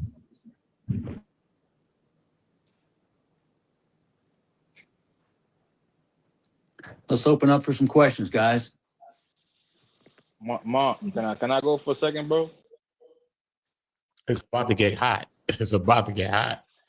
It's great. As a father, I don't.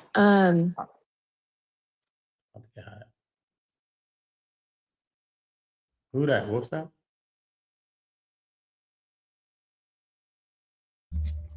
Yeah, bro. Sound like a No, female. I was saying as a father, it's got to be tough to experience the death of one of your children and still try to be Christian and be holy about it. Now, like I said earlier, they both lost a life. His family and their family lost a life too. So it's like, what can you do? Like, I think he was definitely failed by his family most of all. And I don't know where he got that knife from, because you can't buy a knife in certain states unless you over 21. So it just messed up, bro. I don't think it was. From what I've heard, it's been a like a tool knife, like a multi-tool with different, you know, It things was a and stuff multi-tool. like that. But it had it was like a fishing knife. It's one of those little fishing knives that has a fish line cutter at the hook, little hook, covered hook. I have one similar to it, but the blade was maybe about 3 inches. It even had I think the problem with the blade was it had those little saw ridges on the bottom of it. Yeah, that's and when that'll cut bone, that'll slice, and I think that gave it enough room to puncture the heart, because it's only like he had to put that blade in deep enough to where his fist was on his chest. It went deep. They said that Austin was that from the people I've spoken to that actually seen the video. They said he was making a motion. Maybe that could have, been part of the reason. But we understand He bled that out. the chest cavity from the chest, outer chest to your heart is only but 2 to 4 inches, which is 5 to 10 centimeters. Yeah. And that blade is 3.5 inches. So you know what I mean? It ain't really gonna take much to just hit the heart. Though. You know what I'm saying? And at that age, you don't got. Can I ask you something? And peace to the panel too, man. Can I ask you something, Uda? What's up, bro? Hey man, peace, man. I hate that y'all made me type this doggone long. Type this long link. I hate that y'all made me type this. Hey, Yeah. Man, 50 I give you cent. $2 and a pack of. I give you $2 and a pack of hot fries. This nigga said hot fries. What up, bro? You should say that. Look. You see E-Black in prison mode already. He trying to negotiate for a pack of noodles. Yo, real quick, if y'all not hold on real quick, if y'all not like, I know y'all a little older, but if y'all just screenshot what's on the screen, you can just copy and paste it out of the screenshot. If you got an iPhone, y'all might. I don't know. Android should do it too, though. Into the Google. Just type it into your Google. Nah, we need your channel. I need Trey to put your channel into the what's name so we can follow you over there. Yeah, so we need subs over there. We need subs. I sub to your channel, fam. If you're admin over at Trey's channel, if you're admin and then drop it in the Right. Trey's channel. Yeah, That's if all. you're admin over at Trey's channel, channel, please drop copy the link. Yeah, man. Go Drop it in Trey's your channel in Trey's and let them go to you. Hey, yo, Mark, I got something to say to you. With your young ass and don't know how to do it, but okay. Yo, Mark, I got something to say. Yeah, I know. No, Mark know everything. Yo, Mark, I got something to say to you, Mark. What's up? Udo, I'm not gonna forget my question. Whoever that is, I'm gonna let them go. All right, brother. What's up, Icon? You an old ass young nigga. Why you say that? I don't know. Oh, that's a Constructicon? No, it's like a Rubik's Yeah. Cube. This Figure nigga it just out. be talking. Look, He I'm that saying- side Nigga car. ain't Just no- be saying shit just to be Yo, saying. Nigga y'all no keep Rubik's calling him Cube. a Constructicon. I don't know. Y'all keep calling him that. Wait, hold on. Go ahead, Constructicon. Man, y'all getting distracted quick, man. Hold Just on. pay This attention. Constructicon, I can hold on. I can do it all. Hold on. Young OG. Some of you niggas- Yo, I put my From channel up here, Construction and I for put a it in better the life in the to function. comments. Yeah. I kind of about to mute you. Are we about to get back to really had a question for Uda? Yeah, just for Uda real quick, because I know he's really in these courtrooms and he's around all this legal. And you know, we sideline reports, man. We like Harvey Levin out here. We disseminating the things that we think we know and the transcripts that we think we see and so on and so forth. My question is, because I keep hearing stuff around what the young blood should have did. Do you think it was the intention, based on what you know, what you read, what you've seen, what you've heard? Do you think it was the intention of the young blood to send that Metcalf kid to the upper room? Now, really, my really, nigga, why really? you want to go back 30 steps? I'm gonna answer it quick. I'm gonna answer that quick though. I just don't asked think Uda that the was question. his That's intention. all. I don't think that was his intention. You know what I mean? I don't think that he really was the aggressor. Austin wasn't even the person that originally initiated everything. It was really Hunter. And then, but when it comes to the twins, Austin was born 4 minutes before him, and in his life, Austin is the protector of Hunter. You know what I mean? Like whether Hunter does right or wrong, Austin is the one that comes to defend him, comes to his aid. So, you know, I think a lot of the weight is on Hunter, because Hunter was the first person that really initiated the contact with the verbal contact, not a physical contact with Karmelo. You know what I'm saying? And then from there, Austin got into it. They started calling each other B's and P's, and then move me then B. I'm a B, then move me then B, and they started getting into some of that. And then they say, so I'm trying to obtain the video ourselves so we can see it. You know, they say that Austin moved towards Karmelo really fast, actually moved Eddie out the way. His boy Eddie moved Eddie out the way and went to grab Karmelo. You know what I mean? But Austin also said, like, he ain't gotten it. And I heard somebody said, because Karmelo was like talking about something that he had in his bag. I don't know if he said a knife. I don't think he said that first day. But somebody be like, yo, watch out, he got something.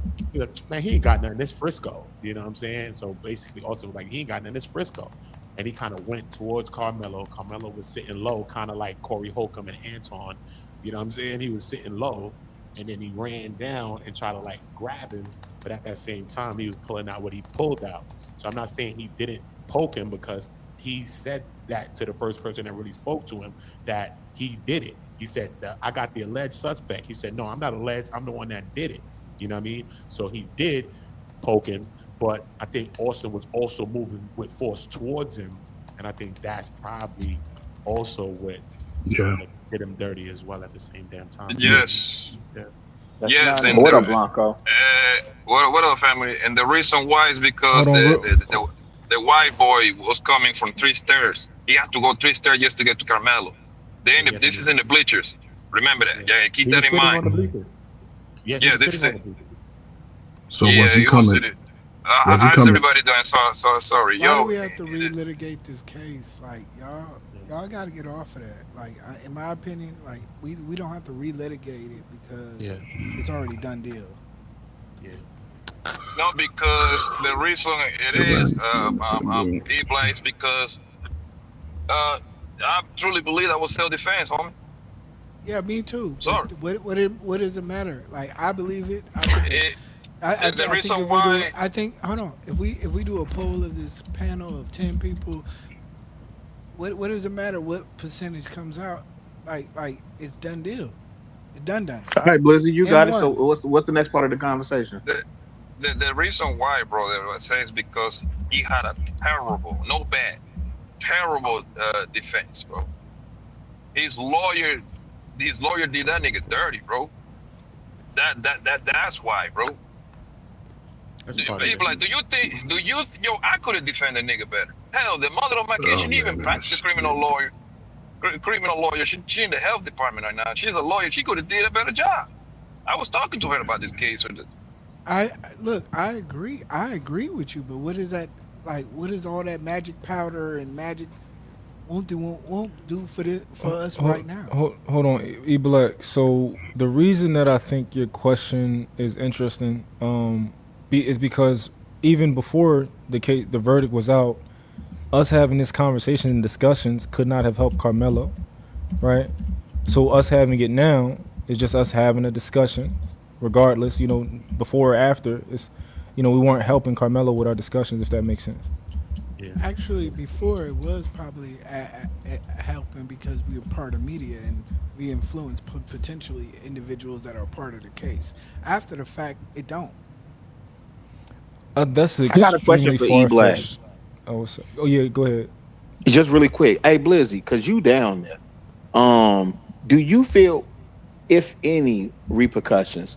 Does this case impact like stand your ground or self-defense or castle doctrine in the state of Texas, in your opinion? Do you foresee any ramifications from this case?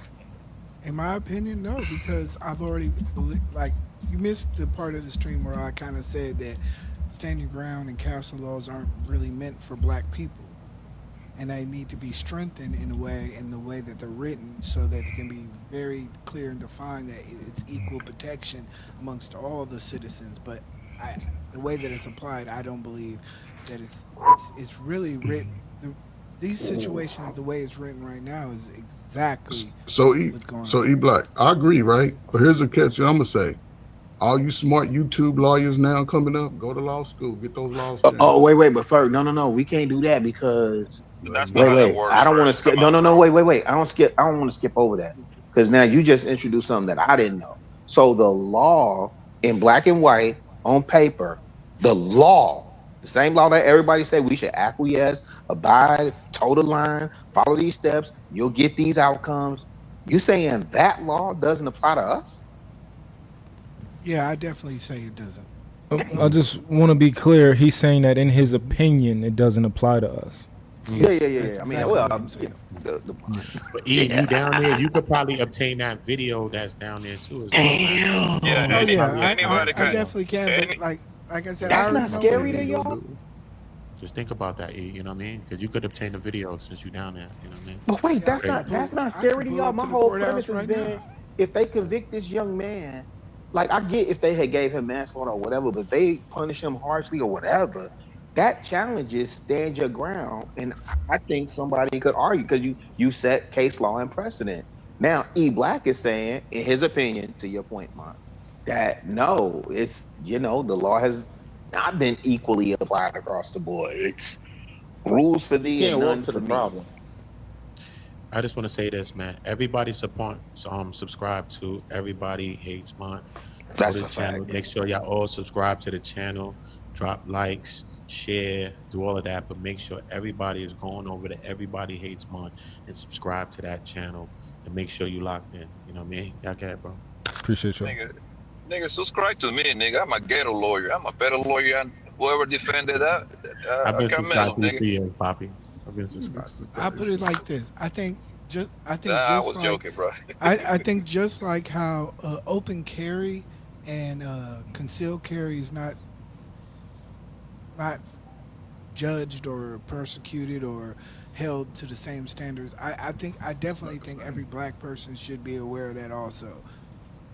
But it's we have a right to have our straps, and the way that they doing us in the Texas system is not fair, and it's not right, and we know that. But it's just like the stand the ground law. We know that. We know what it is. I don't necessarily agree. And that's because, different people see things a different way. I'm not even gonna say where I come from.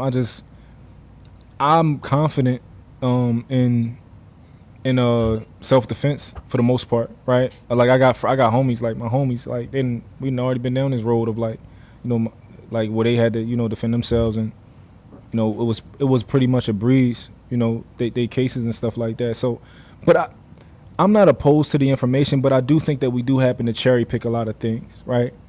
I'd love to look at a 1,000 of these cases, right? But a lot of people just show me 6. and they say, look at these 6 that we cherry picked, and look at these outcomes, and this is what you're looking at, right? And I don't necessarily I like to do a little bit more research than that. That's all I'm saying. Yo, but Mark, there's a can I case go- right now. can I Let me go, just tell Mark? Mark this one thing. Let me just tell Mark Mark, this one thing. I'm gonna be quiet, but look.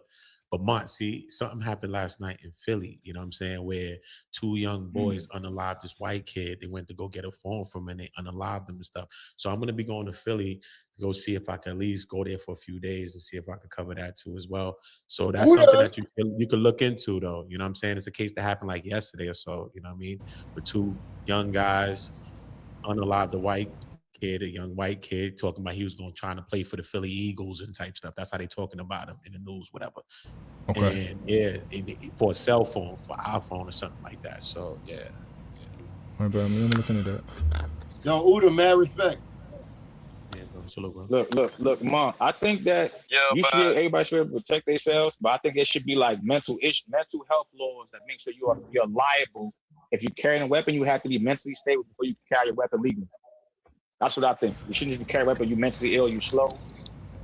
That's what I think. I got another question for E Black on top of that. Yeah, I don't think that our Constitution works that way. I don't know, but I know that the right to bear arms, like people go hard for that. So like a mental So you health have to be check and all. mentally competent to bear arms. They do. You know. I never. That's a state. There's a due diligence. You should be. It all depends. It all depends where you at, bro. No, I'm saying It all legally. depends. I'm saying legally, Blanco. Yeah, well, the niggas in the street, niggas, we don't care. Hold on, guys. Give Blanco the hey. floor real quick. We're gonna give Blanco the floor Go real ahead, quick. Yeah, like illegally, obviously, you don't care about what's going on. We're just gonna go grab the strap, buy the strap, and come and get whatever comes behind it, right? But legally in the East Coast, it's near impossible. If you like in New York, Jersey, Pennsylvania, Boston, the complete East Coast, the average citizen, it's very hard for them to own a firearm. You can have one at home, or you want to, but it becomes very tricky to when if you take that out of your house. You know what I mean? Yeah. So hold on real quick, bro. So I'm licensed. I'm licensed to carry, right?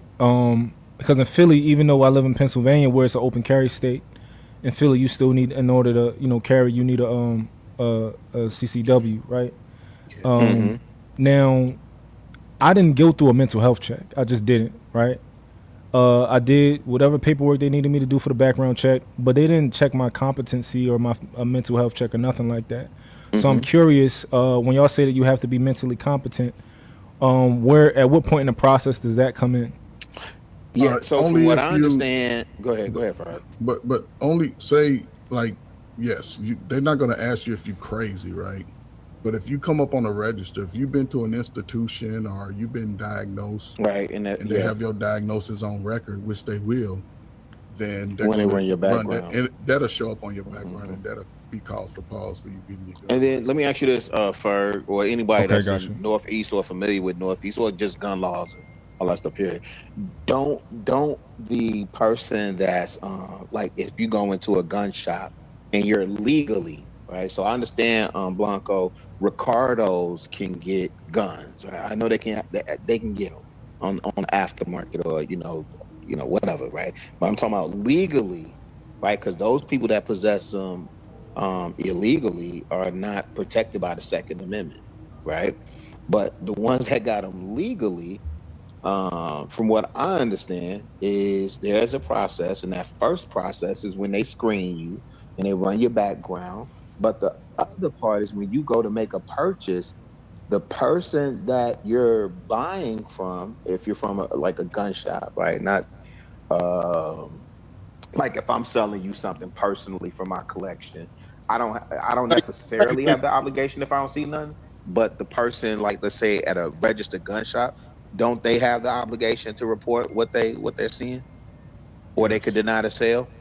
Yes. Nope. They have. They don't. They don't have to report it. I'm gonna tell you how easy.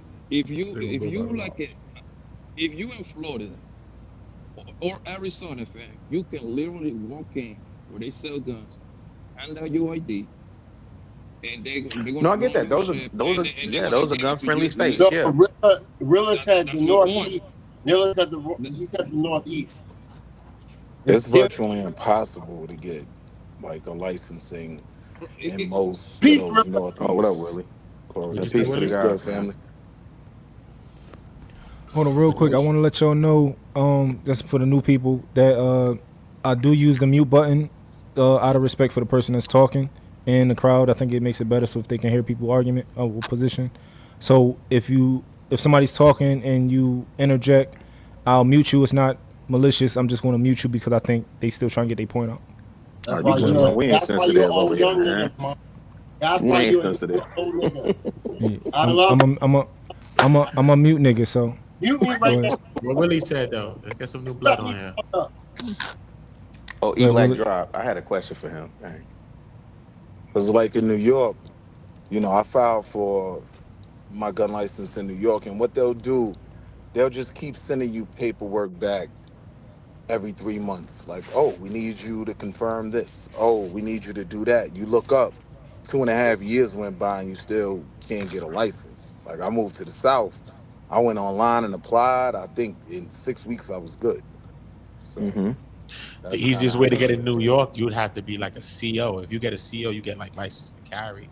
And my friends that the COs loophole. on Rikers Island, they all carry. You know what I Yeah, mean? Jersey and New York Right. crazy. So You basically, know what's armed crazy? forces, COs, and cops, you get your shit free and clear. Facts. My, Anything in the armed forces in New York, you straight. I got New you, York City. Ferg. Hold on, Ferg. Go ahead. no, I got you. Go ahead. No, I go ahead, Ferg. I muted everybody. My wife, when she goes gets a gun, she don't have to wait. She walks out that day. Me, I got 72 hours.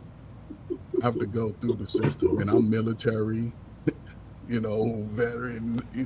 I ain't really broke the law at all. Chicago, Why is that, Ferg? Indiana, Why is that?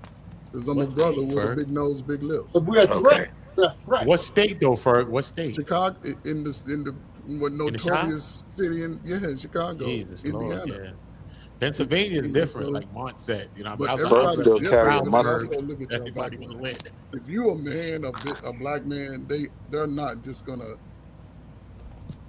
just say, okay, sign these papers and you can walk. They go always double check who we are. It's just part of the system that we under.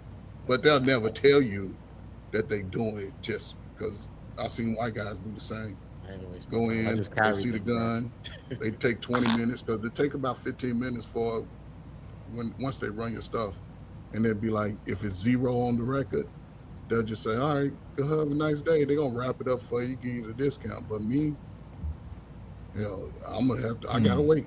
They'll tell me come back. To your question though, Rilla, the only real obligation that those gun shops have is to have you fill out the paperwork. That's it. As long as you fill out the appropriate paperwork, they're kind of in the clear. So they don't really have that obligation to say, So "Oh, he you looks a mean little crazy." there's no repercussion when, let's say, somebody does something nefarious, it doesn't trace back to that gun shop? They don't get Nah, if investigated? you They got that paperwork. sold They the gun don't. under the right paperwork and had them fill out, everything accurately, then the gun shop Oh, my is bad. kind of in the clear. No, I'm tweaking because I'm thinking now. I'm He thinking have to Midwest be because really. He Don't get have to I be. said Northeast, but you're right. don't get Midwest your is a little piece. bit different. I know All of right, go cases ahead. where they've been traced back to like Indiana, and even now here that they've relaxed a little bit because we have to have a FOID card. Ferg's Yeah, still full here. part. Yeah, you got it's I got my son layers. one at 13, man. At Yeah, 13, I went and yeah, let him do the whole thing. So yeah. if But fair you enough. gonna Fair enough. It's usually only traced back though from lack of proper paperwork. Like that's where they tie the gun shop up. You kind of Got you. sold it under Yeah. the table. You know The what I mean? the only time that the gun should barely get in trouble because it was the only time they get in trouble is because it was this big case out of New Jersey for the Bloods, right? this nigga got It's a orange. a It's red? orange, right? Fair. It's orange, right? So what they were doing was it was like a gun shop out of somewhere in Ohio. I forgot what city in Ohio. So the people, so the niggas from Jersey, they used to go to Ohio, and pay the students that go to that particular college. They used to pay them money to go fill out the application, and they used to walk out of there with guns. They bought over 100 something guns from that store. Pipeline. Yeah, that was the big Well, case. I that's remember similar that. to what happens between. The double Yeah, yeah. line. Well, it's the same. It's something similar to what happens in Chicago, right? Most of what comes here is either people robbing the freight trains, which they can't even really do that no more. But it's mainly from Indiana. And Indiana. by the way, that's a ferret. That's a ferret Constructicon. Yeah, that's a ferret. Off mute now. Mont, don't mute me. Yes. It's related to the Wolverine and the Badger. It's related to you. It's a mini Wolverine. Damn. Like, it's crazy. But I got it because I live upstate New York now, and we have a problem with mice, steel mice and shit. So I got a cat, but the cat has too much work. It's too much work for the cat. So I'm like, this is his friend now. They play together, and they friends, and they gonna come like they gonna double time these rodents. Even though he looked like a rodent, he can get on the spot, but the cat can't get it. I didn't know Ferris was as hard body as they was until I did some research. No, they really Ferris is like that. Yeah, they like that. I ain't know that. Hard body. Mont, I got a question for you. That's diabolical, Mont. I love that. Yeah, I think don't back down. yeah. They don't back down. You know, it's crazy how mom, even more than you, icon is crazy. I got stuff crazy all the time. That's crazy, mom. That's wild. What happened? Really, you said you had a question? Yeah, I had a question for you. So, what do you make of? I'm seeing all the conversation around this case. Cool, fair enough. But I'm also seeing conversation around the father going on his Metcalf, Jeff Metcalf. And so I saw the title, and I'm just kind of curious. Well, at least I saw the thumbnail. I'm just kind of curious. What were your thoughts? Because I missed that. Yeah, what were your thoughts on his dialogue, his diatribe? I want to get more into his rant, right? I want to kind of get the whole entire context of it. But it's 2 hours, so it's real difficult. Unless I'm gonna take that time later to really watch the whole thing. But originally, right? I consider myself to be extremely objective, like to a fault, right? So that when my perspective before he even said it was that us as not gonna say as a community, but at least online, we have a lot of vitriol towards white people in general. And I see a lot of white people who feel like they just like, yo, I'm just living like I ain't do nothing. And there's a lot of vitriol coming towards me. And those individuals, my position was, yo, y'all gonna push these people to the limit, and that shit they gonna start talking how we talk, right? So when I saw the way that people were responding to the father after his son, passed, and then I see his response of, you know what, I'm gonna go nuclear, I'm gonna get racist on him. At first I was kind of like, it makes sense, like I dig it, I understand why he would do that, but I at this point I do want to watch more of the video to get more context, into who he is, and is this just like I'm mad so I'm gonna say this because I want to get back at you, or is this actually who he is as a person? I look a little bit deeper. What's the difference? So if I say this just because I want to get back at you, right? Versus, I don't know what I could say that will make you discover who I am as a person. Isn't that part of who I am? The fact that I would go to this length to get back at you, isn't that part of my character and who I am? Yeah, so I think that all of us have the propensity to say things that we think will get a rise out of the other person. And I think that it's fair to at least go to the extent that you went to when it comes to responding to people. So for example, I don't have no problem with gay people. I don't have no problem with trans people. But if a trans person thought they was about to drag me on the internet, I heard you talk about this earlier. I might have to, say if I got a gay friend or something like that, I might have to say, yo, close your ears real quick because I'm about to say some crazy shit about gay people, and maybe somebody could argue, oh, he really feel that way. Correct. But that's kind of what came out earlier, though, Mont. I can't remember if you conceded to that point right? Because that kind of came out earlier. Like, would that not be part of your makeup in terms of how you feel towards that community the whole time? Now, because the thing that you were saying was, listen, I go above and beyond. I go out of my way to make sure I'm cordial, I'm kind to this specific group of people. I know it came out that way on the show. I didn't take it that way. I think you were saying that like you were highlighting that, but I think you would be that way towards any group of people, right? I'm making sure I'm cordial, I'm courteous, I'm kind, so on and so forth. However, if these things happen, this is how I would respond. Yeah. So the reason that I disagree with you, right, is Mm-hmm. because I. So if you ask me right now, when you say, "Yo, in your heart of hearts, I want to ask you some questions about how you feel about gay people and how you actually feel about this question," right? And you say, "Yo, how you really feel about gay people?" I'm like, I don't care. Like, I think, what they do is they business. Do I think would I be gay? No. Do I think it's like probably disgusting? Yeah. But I don't care what them people do. Like, that's their business. Do I think they have? If you ask me, like, yo, you think they got a right to be here? I And say, we yeah. offended by that, though, Bond. Do you?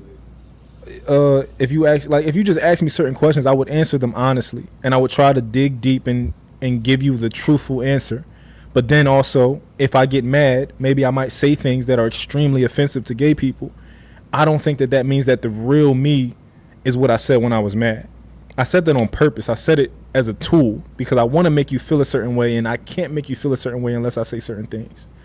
Yeah, well, yeah. I here's just the thing, though, let me say this, and I'll go on mute. Right. So I don't participate in these diaspora wars. Right. One of my best friends is Nigerian American. He was born here, but his peoples is from Nigeria. A couple of people I grew up with, their peoples are Jamaican. Now we did the African booty scratching jokes. That's a fact. That happened when we was younger. When we was younger. Okay. But to this day, like I say this about Blanco all the time. You can't get me to, engage with Blanco on that level in these diaspora wars. Why? Because I don't separate myself from the people. So there's really nothing that could be said, in my opinion, for me. I'm saying this is my mind, how I've made it up in my years of living. There's nothing that can be said that would make me go to that level with them, right? However, if I did, one would reasonably conclude like, oh, that was in you the whole time. Nah, Now listen. This is what it actually is, right? Wait a We all minute, as no, human because I heard beings. Ferg come in on that. That's crazy. Go ahead, Ferg. Give you a pushback. Because I've had people specifically that, and I'm just using my own life that I will go off on if they get to a level of disrespect with me, and I may include, make it seem. The one thing that I can see within his rant, he identified specific people, and those people that he identified, niggas been talking about them for 3 years, how they clowns and how they do stuff just out of whatever. He identified those people, right? So again, I don't know if any of y'all have lost a loved one, especially y'all slow kids that y'all love so much, to violence. The mother today was even speaking that I was so glad that they was going to jail. She looked like she was probably 35, 40 years old, and she lost her son to 2 black boys. So I think when people are emotionally, I don't know how it really specifically affects people emotionally, but if they in that headspace, just like Mon said, if somebody pissed him off to a certain level, when you retaliate, Mon is going to talk about, the LGBTQ, whatever they want to be identified as a specific. He was, in a general statement, but he was specific on the people who had identified who are clowns. So listen, he didn't say all niggas, you know what I'm saying? White people, they be like, all you niggas. It's crazy. All you niggas is da-da-da. But he called out specific people. Oh, he called them out by name? But wait, no, he didn't. And when This uses is the part that I'm saying with Ferg. What I'm saying is very specific. No, my bad, Willie, because I cut you off a lot of times too. My bad. All the time, but you my big bro. So. No, not all the time. But I will go on mute after this because I'm really trying to. Because I'm really trying to get like Ferg. Are you serious? Like, so it's not reasonable. So wait. Somebody does something for to you or says something. And that you go from responding in a measured, stoic tone to taking it to hell.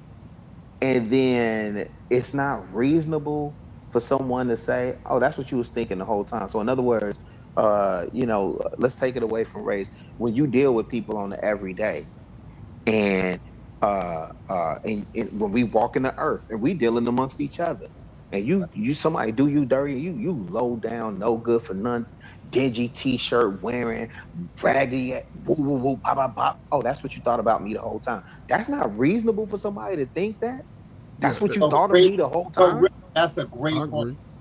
That's a I great. agree. No, You know, it's when something people are So called what's moving free the difference feelings, speech. here with Jeff but Metcalf? I'm That's what I saying don't when understand. people What's the move in difference? So now feelings, we say his greed is the Hold on, conduit. hold on, real. I'm gonna mute you so that he can respond because he heard your question. I think it was pretty clear. So go ahead, Fred. Respond to his no, it's question. reasonable for somebody to believe that, right? I'm not disagreeing. However, right, when you're in that state of, it's almost like a state of shock. It's almost like a state of shock, and sometimes you can be the coolest person ever, but then some of y'all closest friends did something egregious to y'all, and you just went off on them and cussed them out, and sometimes the victim is gonna play victim. The person that started it will hide their hand and play victim and be like, "Man, that's how you been thinking the whole time." No, I'm just responding to you doing something So so this case egregious. dragged on for a year. He So got hold the on, Rilla. conviction, and now all of a sudden, this is how you. Now they lift the gag order, and now this is how you respond. So that's not reasonable for me to think this is how you felt the whole time. So I think it's reasonable for you to say that. That doesn't make it true, but it being reasonable, absolutely. Yes, Well, that's reason. Monk, can you tell me how that wouldn't be true, given the time So lapse that I just defined? yeah, so because like let's say that he reached his boiling point, right? Where he's like, "Yo, I'm going to try to be this type of person. This is who I want to be. This is who I want to how I want to show up in society. You know, I have faith in society. I have faith in, that all of us people can live together in harmony, blah blah blah, all this other type of stuff." And then he gets met with so much vitriol over a long period of time. It's possible that person can be like, "All right, fuck it. I'm gonna be who you want me to be. This who you think I am. Let me act like Reassessing a you know lot that to song. me. I should have. Yes, it's. I'm just giving you a. I'm giving you why what you said is reasonable, but it doesn't have to be true because there are other potential things that could be I'm at play. I'm That's all I'm only But it saying. using becomes Jeff. true I'm only though. using Jeff It Metcalf, but I'm gonna becomes let true. Willie cook. It becomes true when you make certain statements, right? And my only issue with you is you are like amicable to a fault, but I can respect that, right? Like you carry yourself a certain way, so I definitely respect your premise. But a lot of times I'm saying you give a bit too much room to certain things that should just be called out. But to the conversation we're having now, yes, you do, like, context is king. So when you talk about watermelon felons and whatnot, right? Like you're speaking to a large demographic, right? Now, because I've had moments where I've crashed out on Africans, right? And bush meat this, bush meat that. As a man, I'm going to say I stand on that to the people that it applies to. But I'll also stress the context of it. Like this don't apply to everybody. Like those people are typically the people that come to America and Western countries, and they're the sellouts in their country, right? A coon's a coon's a coon. So I'll try to put it in context in order to not offend certain people I wasn't shooting at. But when you do broad terms, like when I listen to Metcalf's father's speech, like the reality is, he honestly opened up a nasty can of worms. Like he was very broad, very general in his statements. And yeah, the argument can be made that you're a racist. So we're not surprised that, what came the fruits of your home were racist too. Right? Wall Street. Quick question. Yes, sir. If he were to clarify, right? If somebody asked him, "Is that how you feel about all black people?" and he said, "No, I only feel about this about a certain portion of black people who do certain things and blah blah blah," would you accept that? Of like, oh, he's talking about a niche group of black people, like when you talk about the Bush people or whatever we said? So I'd say I wouldn't accept it. And the reason I wouldn't accept it is because I don't respect when you're challenged on something and fall back, right? If you create the context in your original conversation to say, no, I'm not talking about everyone, but there are certain people and yada yada. If you create the context in the original conversation, then there's no need for anyone to ask you to clarify, right? But because I listen to Papa Metcalf's whole diatribe, right? And I can respect the argument of him being upset and frustrated with a lot of things that was said about his gone son and his family, right? But yeah, I mean, I have to take you at your word. And when you speak very general in terms of being accusatory, disrespectful of groups, I'm gonna take you at your word. Like you can't come back from that with me. So no, if somebody asked him to clarify later, I wouldn't respect that. Like if it meant anything to you and you cared about offending someone, you would have made sure, right, that there was a certain context in your original conversation. Um, I hear you. I don't. The reason I don't fully agree is because I spend my time a lot hearing what people say and helping other people understand what they actually mean, and then helping them communicate what they actually mean, right?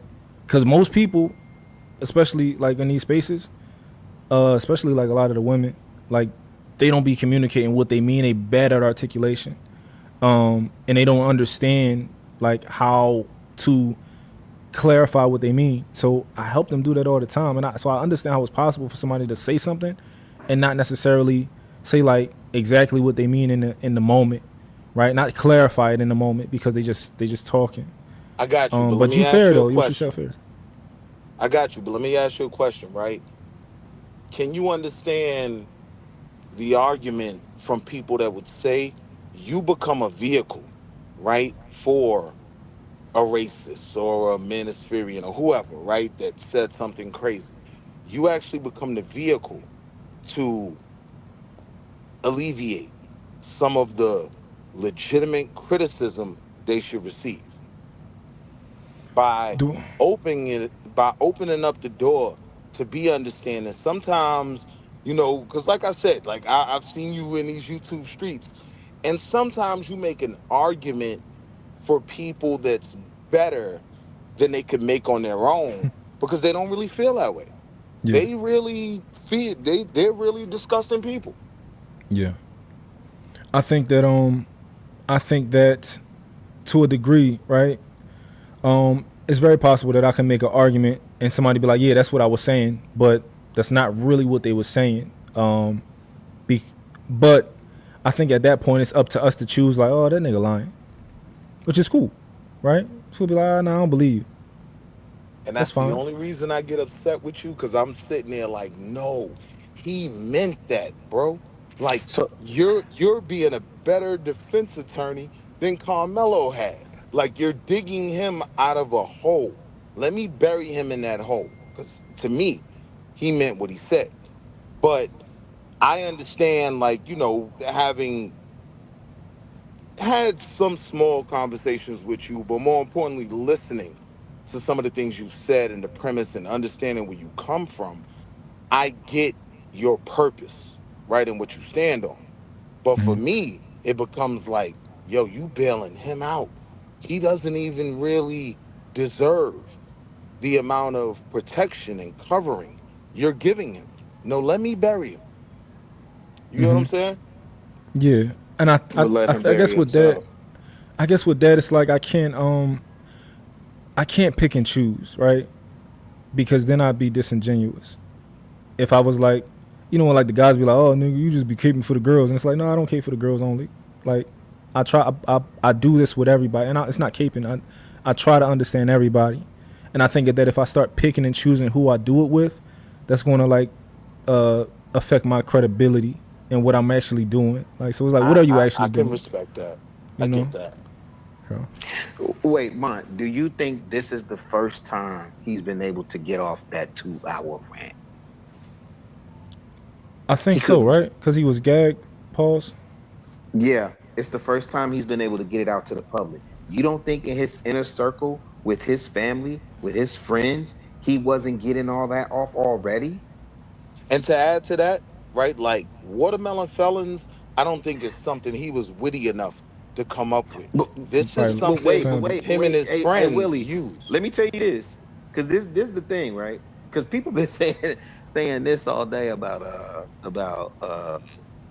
old boy.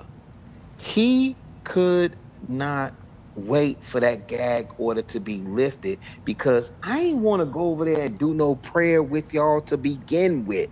I was advised for the optics, and y'all reject. How dare y'all reject me? And see, Right? Rilla, this is my thing, right? Even with the amount of responsibility they're willing to put on a You missed that part, 17-year-old Willie. child, right? He has a certain responsibility. Whatever you've heard, right? Represent yourself the right way. So I'm gonna accept the way you No, decided to represent yourself the first opportunity you got. no, but Willie, hear what I'm saying. Jeff Metcalf, we keep making it seem like he went over to that family to be benevolent and gracious and all of the things, right? And Right. we see time and time again, there's puppeteers behind that. For those of you who are where Blanco at? Blanco, no, the attorneys and the publicists, and more times than not, are orchestrating that. It'll go in your Right. favor if you do this, which is really the title for your show, Monk, right? The I'm with bad you, Rilla. decisions First that chance you the got. Anthony family made, Yeah. that cost them, right? What is lead attorney saying? Had they done this, had they been cordial with the father, right? So now we're making it seem like he's being benevolent when really you dirty, low down. We see how you feel Yeah. about them folks. So if I'm hearing you correctly, you're saying that he has been playing the game from the beginning, and they just weren't playing the game back. They didn't play the game right No, back. not necessarily. It wasn't that he even wanted to play the game, right? Because for all intents and purposes, for the people that keep score, essentially he has the conviction. The young blood has gone away, and the sanctity of their community, for the most part, and whoever's in Dallas or in that area familiar with it can confirm like that community is intact because everybody stood on business. But From wait, the Rilla. attorney, from the defense attorney to the prosecution to the judge to the jurors, everybody stood on business. And so now, let's say when this dies down, everything goes back to business as usual. But I think what I heard from him was more ego than anything, because if your Christian if your Christian values inform your response, why do we see when it comes to us and we proclaim ourselves as Christian, right? We see the people embracing Amber Guyton, right? We see like, okay, you murdered my people or whatever, but can I give you a hug? Can I please give her a hug, right? You hear people saying, "Oh, I forgive this person for doing the Dylan Roof. I forgive him for doing this, that, and the third." Go ahead, Ferg, because I Rilla, see the that only you're problem Hold on, real quick, guys. Who have I muted anybody tonight? Who has been muted by me? You muted me, but I understood. I It ain't no deserved big it. deal. I I see deserved the super chat. Shout out to Wolf. Okay, so Wolf, I know you think you special, right? You think you special. I've been mute. Everybody done got muted at least once tonight. All right. I deserved mine. I ain't mad at Yeah, that's why I said it ain't no big deal. I understood it.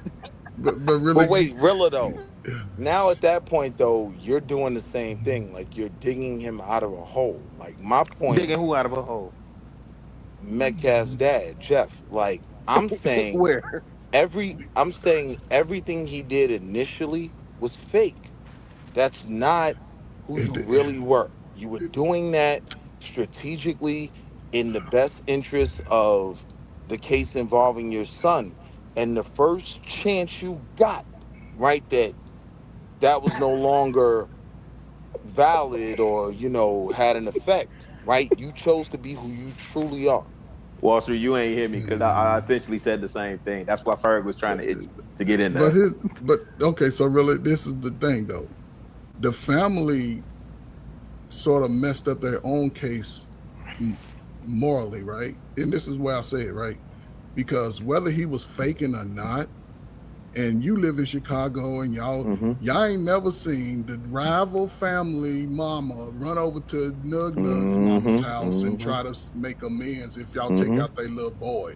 But the fact that he was trying to do it, now if the family turned him down and didn't show that mercy in that, then the community in whole is going to look at that. Well, if y'all so remorseful, why wouldn't the parent? Because that's why I said earlier, the parents let him down. Why wouldn't y'all show face and say, you know what, we are sorry, my son is sorry, especially with the family. And this is before the trial, because people would see like, oh man, if the father's going over there, maybe it wasn't so harmful. Maybe manslaughter. He was. He It's a wasn't whole lot of talking that things. though, Ferg. No, wait, But hold on, still, Willie. listen, No, listen, Willie, hold on, He's hold on. Give Ferg responding that. after the I fact. agree with We're Ferg. talking about before Willie, please. before the gag All right, order. so let me disagree before you agree with him, right? Because No. I agree with him because he it was doesn't all disprove what I'm fake. saying. No. Don't let him take it off Jeff Metcalf. Ferg, you're literally repositioning it back to the family. I hear you. And listen, if it was my kid, yeah, I'm gonna play the game, whatever to get my kid out of that position. You're right, Ferg. They should have acquiesced, bowed down, kowtowed, Not we shall bow down, overcome, but at least kumbaya, show all that. remorse. But here's the thing, Ferg. What does what you're saying? What does that disprove what I'm saying about Jeff Metcalf? Wait, before you even go there, Rilla, right? My point is no, right? He was offering nothing. Like, putting out this pretend olive branch, you're pretending like he was looking for manslaughter instead of 99 years. He wanted all 99 years. That boy's family has no obligation or even benefit to have that conversation with him. I think the No, they have family benefit to have probably that knew conversation. better than us that it was all fake. And the first chance he got to speak freely, he proved that, yeah, there was no need to talk to that father. This is what he thinks of their son. This Willie, is what he that's where we thinks of lose. me. That's where you lose me from what Ferg is saying. Because do you know why Amber Guyton got 10 years instead of more? That boy came off the stand and said, "Can I please give her a hug?" Yeah. Right? And the You saw a judge ton and of the remorse. judge Wait, you rubbed her saw a hair ton of to the remorse. side. I Now remember. was this in Dallas? This was in Dallas, right? Yes. Amber Guyton and both of them John was in. So you actually Yeah, it was in Dallas. Yeah, you proving Ferg point. That's why it's like I wanted Ferg to No, go. I'm not. Yeah, you Right? are, because you saying they should stand on principle, and at least they got 35 instead of 40. I'm I'm not even saying saying principle. if Ferg saying, yeah, they could have, met the man halfway, maybe that would have gone over with the jury. We don't know. Maybe he would have got the 10. We don't know. Right. So I'm not gonna dispute that. I'm focused Wait, on Jeff Rilla, Metcalf. I'm asking you, I didn't meet say them what they should have halfway did, right? on what? They wanted nothing good for that family's son. They wanted nothing good for the Anthony family, right? One thing Amber Geiger did, she just fought her case. She didn't pretend like, oh, I'm so sorry for this family and I want to reach out to you. And like, What? no, that's fake. You know what I'm saying? Like, she just minded her business and fought her case. I'm saying with this rant that he recently released, everything you presented, like you wanted, right, to have peace and be amicable with the family, it was all fake. You just simply did what an intelligent father would be instructed to do in order to secure your son's case. Let's say None it of it is was fake, real. though. Let's So say I'm it is saying, fake.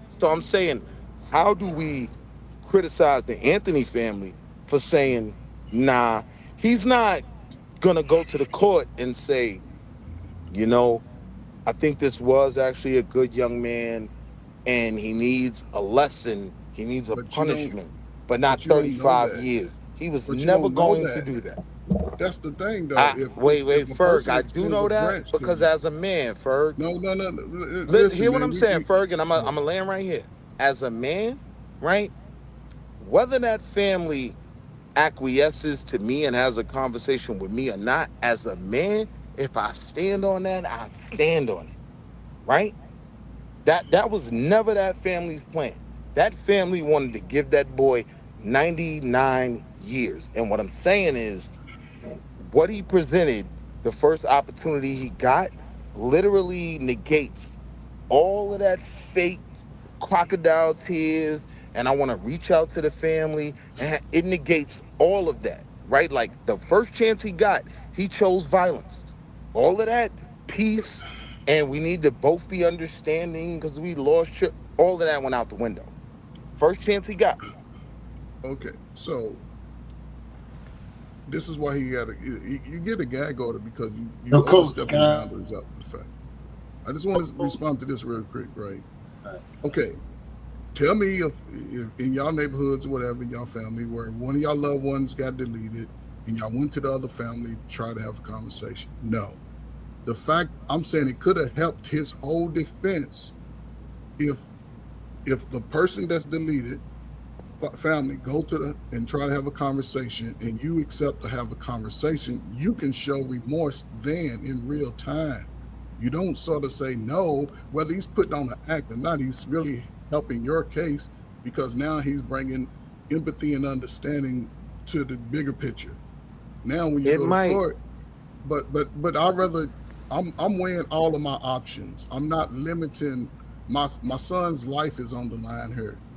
It's up to me to do as much as I can to make sure that his sentence is as minimal as possible. All right, cool. So I'll accept that right now.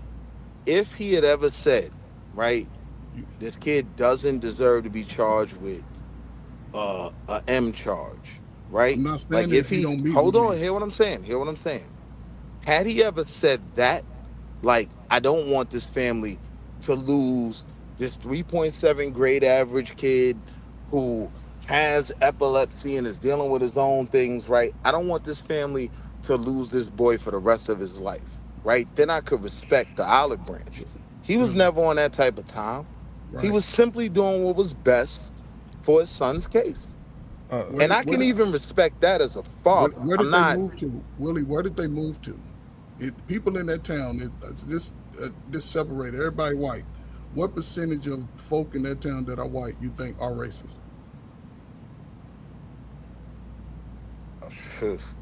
Out of the 75% of the town that's white, out of that 75%, probably about 85% of them.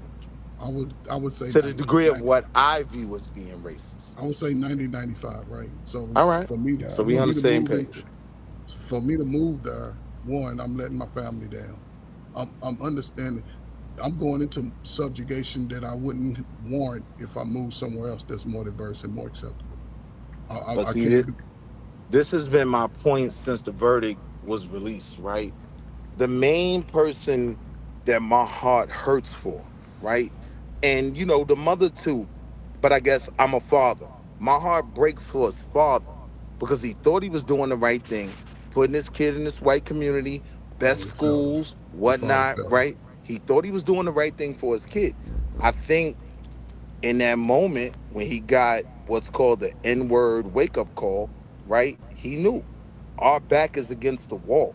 So when you present it to me like, oh, I want to be friends and I want to have this understanding, well, what are you willing to do from the other side? Because understand, my baby's back is against the wall, right? What are you offering if you really want to have this peace and understanding? And at no point was he saying this kid is not a criminal and should do 99 years. So at that point, what am I talking to you for? Because I understand, like I think Anthony's father understood, this is all a ploy, right? This is all fake. And I think it was solidified with the most recent rant that he did. It was all fake. I want to respond. That at all. So I want to respond to that. So I know for me, right? I like to think that I play chess, right? And I know and even not even just playing chess, like I would have been remorseful for what happened. Like he lost his son, so I would have tried to get in touch with the father and I would have been happy that I'm able to get in touch with the father, and he didn't like try to put a restraining order on, or, you know, keep us from contacting him or something like that. And I would have absolutely tried to, you know, apologize or something, even gave him a hug or whatever, right? Like, I think that I would have coached my son on like, yo, are you remorseful? Then be remorseful. Like, it's okay to cry. Cry this whole fucking trial. Tell him as every chance you get how sorry you are to the parents, how sorry you are to him. You didn't want that to happen. You just was trying to defend yourself, and this is just the last thing you ever wanted to happen. And just, that's all we on. That's all I'm on. That's all you on for this whole until this verdict, right? Right. I just think that's the smartest idea. I got you, but Mom. we saying that with hindsight, Wait. and What we I'm saying also is have the that information moment that can we got. happen if my son got 10 years, right? No, That you moment can don't. happen then. You When don't my know. son gets, hold on, when my son gets 35 years, right? And you have a relationship with these different people who are, you know, who have positions in Texas law and whatnot, and you literally tried to bury my son, right? To never come home, right? That moment doesn't happen then, right? So, So I'm saying, real quick, Wall Street, because this is all way retroactive before that. This would have been happening way before this verdict, like a right. year ago. Correct. That's what you were saying. No, but my point is, the Metcalf father offered nothing That's the to part you keep make missing, me Willie. believe, right, that he doesn't want my son to go away forever, right? Had he offered that, I think he might have gotten a different response No, from that's the. but the Hold Metcalf father on, has hold nothing to on. do with that, Willie. You missing it. That's And what as we're a talking father, about. no, this is what I'm saying, Willie. As a father, that's why I conceded to Ferg. Then even Mont comes back in, and you saying I should stand on some type of principle. Yes. And if he okay, and cool. And if my son gets 35 years, then he gets 35 years. No, I'm saying I know my son gonna suffer something. If I see a case where the kid got 10 years, I see another case where the kid got 4 years, but actually only served 2, then yeah, for my seed, hey man, hey, let's kumbaya, let's pray. I hear y'all. I'm with all of that. I'm Yeah, with all but of that. And that's what Mont is saying. What he's saying is he would have been more amicable or cordial, right, to begin with. What I'm saying is because we keep taking away from Jeff Metcalf, we keep taking it away from him. Yep. Okay, so the family dropped the ball. They missed it. They missed out on that opportunity. Thank you, I man. I'm saying agree. you're a They. fool if you believe that was the case, Why would I right? need? Okay, listen. At no Do you point, think? Do you think Amber Geiger? I think y'all said her name is Geiger and not Guyton, right? Do you think she's still hugging? Or not? She's locked up, or she may be out now. Do you think they pen pals? Do you think the people that got taken sent to the upper room, those families, you think they still sending? They putting some on Dylan Roof commissary? No, no. All of this is for show. All this is game. All of right? it. But in the Amber Geiger case, And we right? the only ones, that are held to a standard where we gotta play a certain way. And listen, I'm Black Power to the nth power, fam. To the umpteenth infinite, right? But this idea that at some point we don't gotta play the game is crazy to me. I'm not gonna let my son because the truth of the matter is the family got bad advice. As soon as they froze that GoFundMe account, they got bad advice. So they lost that attorney. They had to hire another attorney, and that attorney or that team or whoever been around them has been giving them bad advice from the jump. But wait, Rilla, I'm saying you're I going just too don't want to far let with Jeff it, right? Metcalf What off I'm the hook, and I saying feel like is, we I'm keep like, is you crucifying the talking? what? family. Hold But on, hold hold on. on, Don't pause me, but Mark. what I'm Don't pause me. saying, Rilla, No, hold is on, hold on. I the waited long enough. family Pause me did out. No. play the game. Hold on, give me a moment, bro. The family did play the game. They didn't come out saying this kid was a monster, right? This kid was racist, right? They never did that. They played the game from their side of the board, right? That doesn't mean that they have to acquiesce to a side that doesn't have their baby's best interests in mind. They It don't played the matter game. what his interest. It don't matter what his interest was. We playing chess. You lose. I want to win. You know, I don't care what you truly want to do. but Yes, them but I'm winning. saying Hey, man, sacrificing them my winning. No. queen, This the part that no. sacrificing my queen No, for Will, no this is what you benefit missing. does Me not playing chess benefit me on is that in the board. best interest of my child. That's the part you missing, brother. See, you talking, you really talking the whole time from ego, your personal ego. And me playing chess is making sure. Ferg, what do we tell our sons? Hey, your mission is to come home. Come 10 on, 2. get on. 10 2. Stay alive. 10 and 2. Yes, sir. Here's Bring my it down. registration. Here's my license. Here's my insurance. Yes, sir. No, sir. Yes, ma'am. No, ma'am. I'm not litigating. You're not litigating your traffic ticket on the Yeah. street. Your Yeah, I can job pay is a to ticket. get home. Yeah. I can pay a Period. ticket. So We'll number fight that We in one, gonna work court. it off. We'll fight that number in court. We one, just learned today 62% of those, well, not 62%, 12% of those tickets get thrown out. Yeah, get thrown out if you show so up. wait, number one, right? I Willie go don't down think, that hill. no, I'm saying I don't think like the Shout out to New family York. did anything that wasn't in their son's best interest. This whole idea, right? That if What? they Well, you missed let the me whole thing, let man. me finish for a second, right? Wait, This Willie, I whole just want you to say idea, that again for the this audience. You said you I don't think don't they think did they did anything that wasn't outside in of their the son's best interest. Wow, it's crazy. Do you think listening to Charleston White was in their best interest? They sold Charleston. Charleston White so said they these sold aren't him the the things car. I'm talking about. Yeah, I'm keeping I'm it asking. I'm very ready now. Yo, specific. What up? I'm keeping Uh-oh. it very specific to the false olive My man. branch that was offered, right? I think even if they met with Austin Metcalf's dad and they cried on each other's shoulders, right? So what?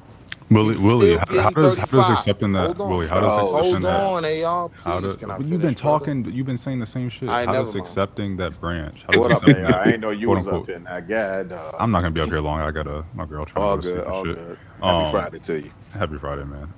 Willie, they're trying to. What everybody's trying to get you to understand, and somehow you're not understanding, is what does accepting that, as you put it, fake olive branch? How does that harm their son's case? The only thing it can do is either be neutral or benefit him because it's showing some type of remorse. It's showing something. That is all they're saying.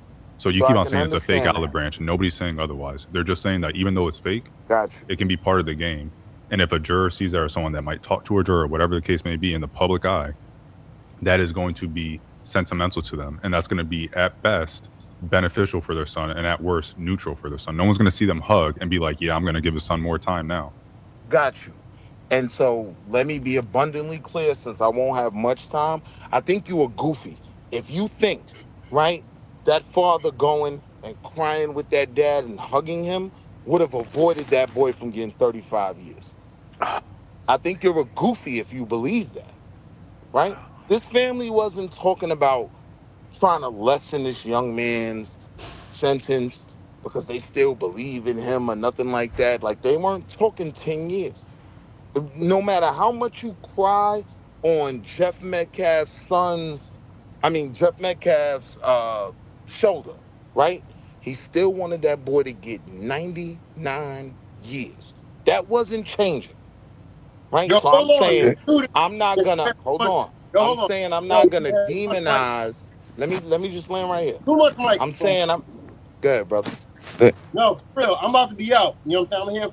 I'm not here for a long time. I'm here for a good time. Pause. What I'm saying, right? Y'all brothers, peace out.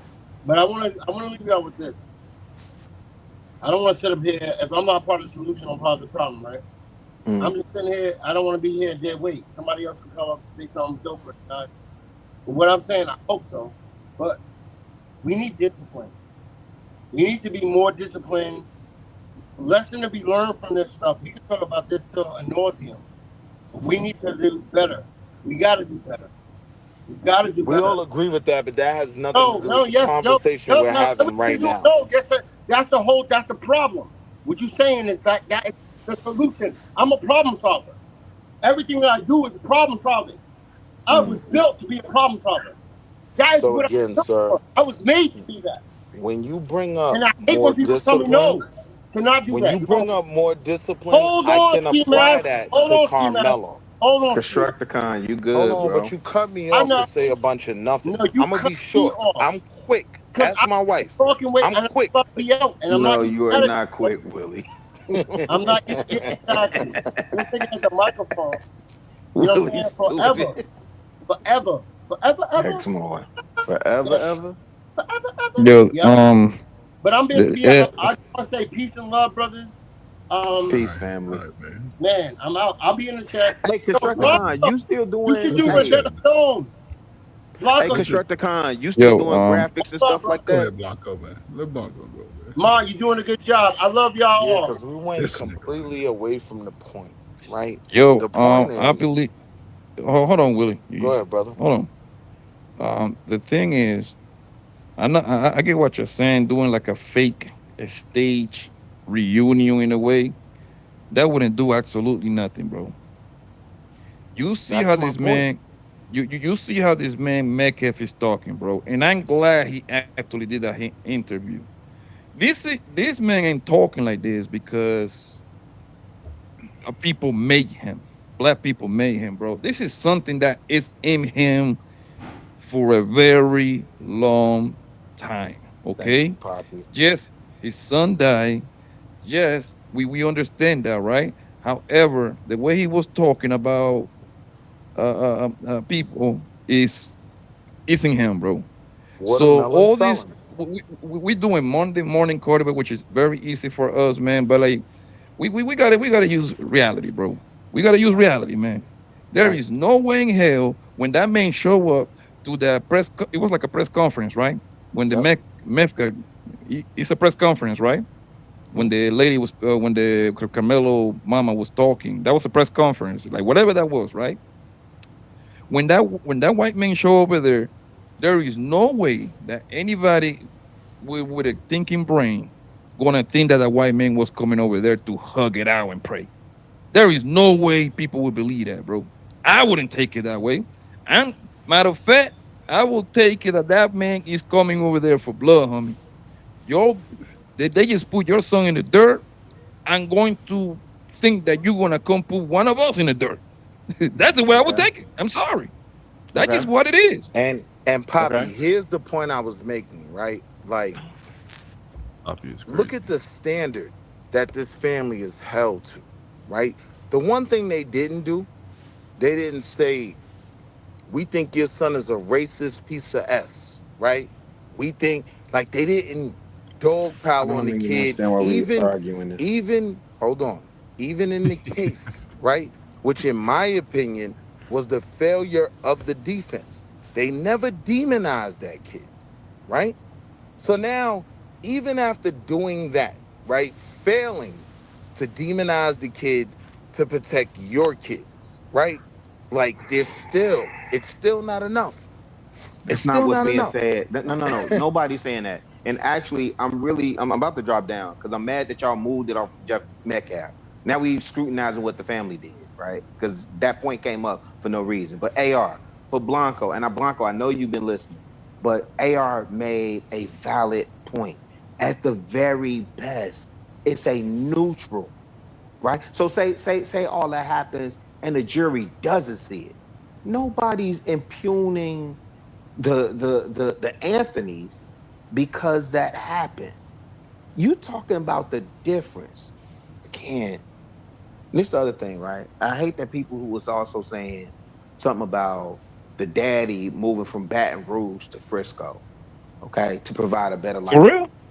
That man had an opportunity for his family. I lived in Atlanta for 20 years. I could have been spoiled in Atlanta to this day right now, right? I moved to Detroit because I thought there was an opportunity there and then moved back to Chicago 2 years later because I wanted to be close to family and I had connected with my, future wife by then, right? The fact that he moved his family from Baton Rouge to Frisco. Yeah, there was a conversation on this panel earlier, right? And I don't know if people are still up here, but there was conversation about the fact that the father failed the son, failed his family because he moved them to Frisco in a majority white neighborhood.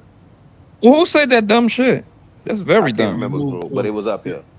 Why I would you wouldn't move say your that's family dumb. to a racist community? Oh So damn, let that me was get this Ferg. right. Oh dang, If Ferg, I you ain't know that was if you you. know, Let me get this this right. black This man, guy y'all started doing well in Oh life. Ferg. why? Come So Oh on, let me get man. this I ain't right. know that Y'all was niggas you. Let don't me get this research where right. y'all This moving. guy, Let me in some, Damn. Poppy. this guy, Ferg. Go this ahead, guy Poppy. started doing. This guy started Viewpoint doing cloud to the okay second. in Go ahead, life. y'all got it. Move his family to the suburb. Now he failed his goddamn kid. Y'all niggas is crazy, bro. So Hold Y'all up. niggas is Poppy, Hold up. so Poppy, right?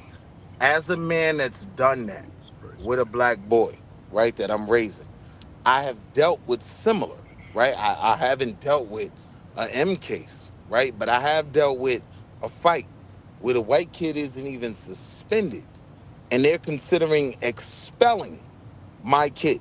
And so now I gotta go in front of the superintendent and y'all's the boss and we's gonna be good and make that argument, right? That is a valid conversation Well, why you for ain't it. homeschooling your Hold on, hear kid? what I'm saying. Hear what I'm saying. That's not a conversation for all black people, right? That's a conversation for fathers like uh Carmelo Anthony's father, right? You think Wow. you're doing the best for this black kid by putting him in a school zone that has everything and is fully funded and they have a robotics program and whatever else, right? But the reality is he's surrounded, depending on where you stand socially, Man, by that's crazy ops. that you saying that, Willie. This boy was in his senior year. He's in Listen, his senior man. year with a 3.7 GPA. Y'all telling me the father failed him. I'm Listen. That's not saying crazy. wait, Oh, Rilla. man, let me Let me get be ready to very drop hold down on. because This is that's crazy. important. Rilla, don't go nowhere because this is important. I'm saying that was never my claim that the father failed him. My heart breaks for the father who thought he was doing everything right. At the Man, end come of the on, day, man. that boy ended up with 35 years, right? Why would you? So Rilla. hold on, right? So for Keep it in the every check. That's hold not on, your argument then. that is You Rilla. my actually should be argument. Let me make quiet, the Willie. argument. Give me a second, Rilla. Let me make the argument. I told you I'm quick. Ask my wife, Boy, right? you Like still what I'm talking. saying Go. is this. Go ahead, Ferg. Did you get that musket license, Ferg? Because I've been Yeah, I waiting to got it, ask you man. that, right? Yeah, I got it, man. Let me jump in because I'm gonna jump out. Go This ahead, is why I Ferg. say that, right? Because y'all smart. Y'all niggas went to no kid left behind education, right? You know of these racist communities wherever you live at in y'all city, state. Mm-hmm. Chicago is one of the races in the Mm-hmm. country. Mm-hmm. And there's certain places you know not to go. And if you do go, you get take care of business and get through.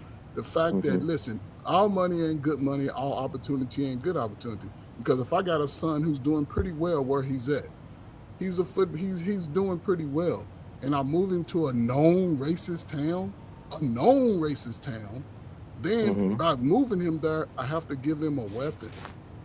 I have to, Now, not. It wasn't good enough if I was in my own. Yes, maybe I commute, but I won't put my children and my family in a position where I know it's racist white folk, and then they're gonna have to defend themselves when they outside with now racist stop right white there, folk. Ferg, real quick.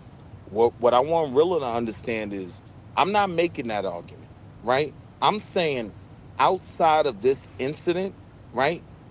That black father, Mr. Anthony, right? He did what was right by his family, right? Outside of this incident, this kid goes to school. He goes to a PWI. He bones all the white chicks, right? I'm not making that argument that going into these But communities, you keep tethering it to outside of this incident. stop. Just hear what I'm saying, right? Okay, I'm trying. I I really am am trying. literally a father in not as much of a similarity as Collin County, right? But yeah, like black kids in my son's school are a minority, right? It's not like Okay. he's being raised where you and I were raised, Rilla. I'm not making that argument that the father failed the kid. I'm saying that's a realistic conversation that now fathers like But why me wouldn't you let the and hold person that on, made the fathers like argument have the me and conversation? Carmelo Anthony's father, we have to reconsider.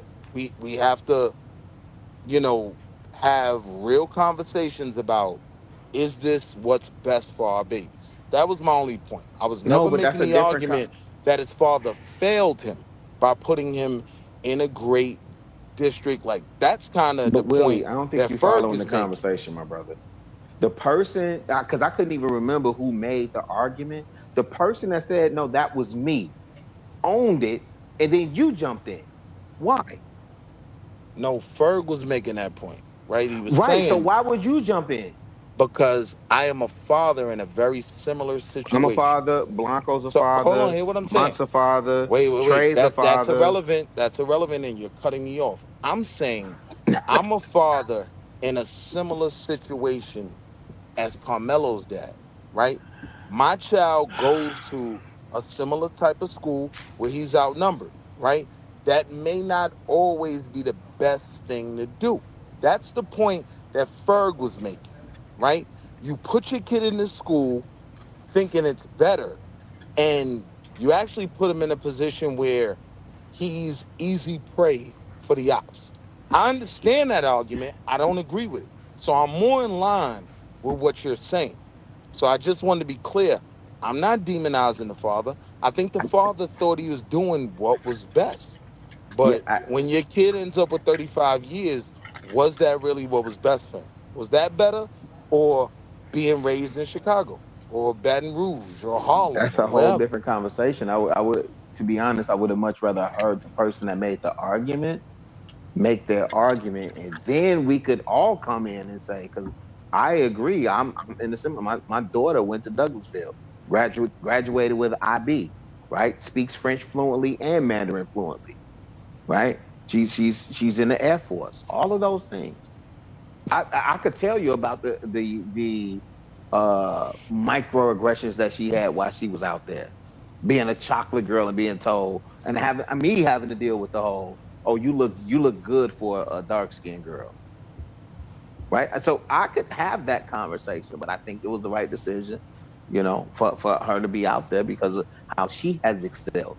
I certainly would want to hinge everything on a mistake and say, well, that was the wrong decision. But I would have. All I'm saying, Willie, and respectfully, I'm just saying that I do respect how you have raised your family, how you stand on business for family and your wife, and what you've been able to do with your seeds. I think they'll be productive members of society.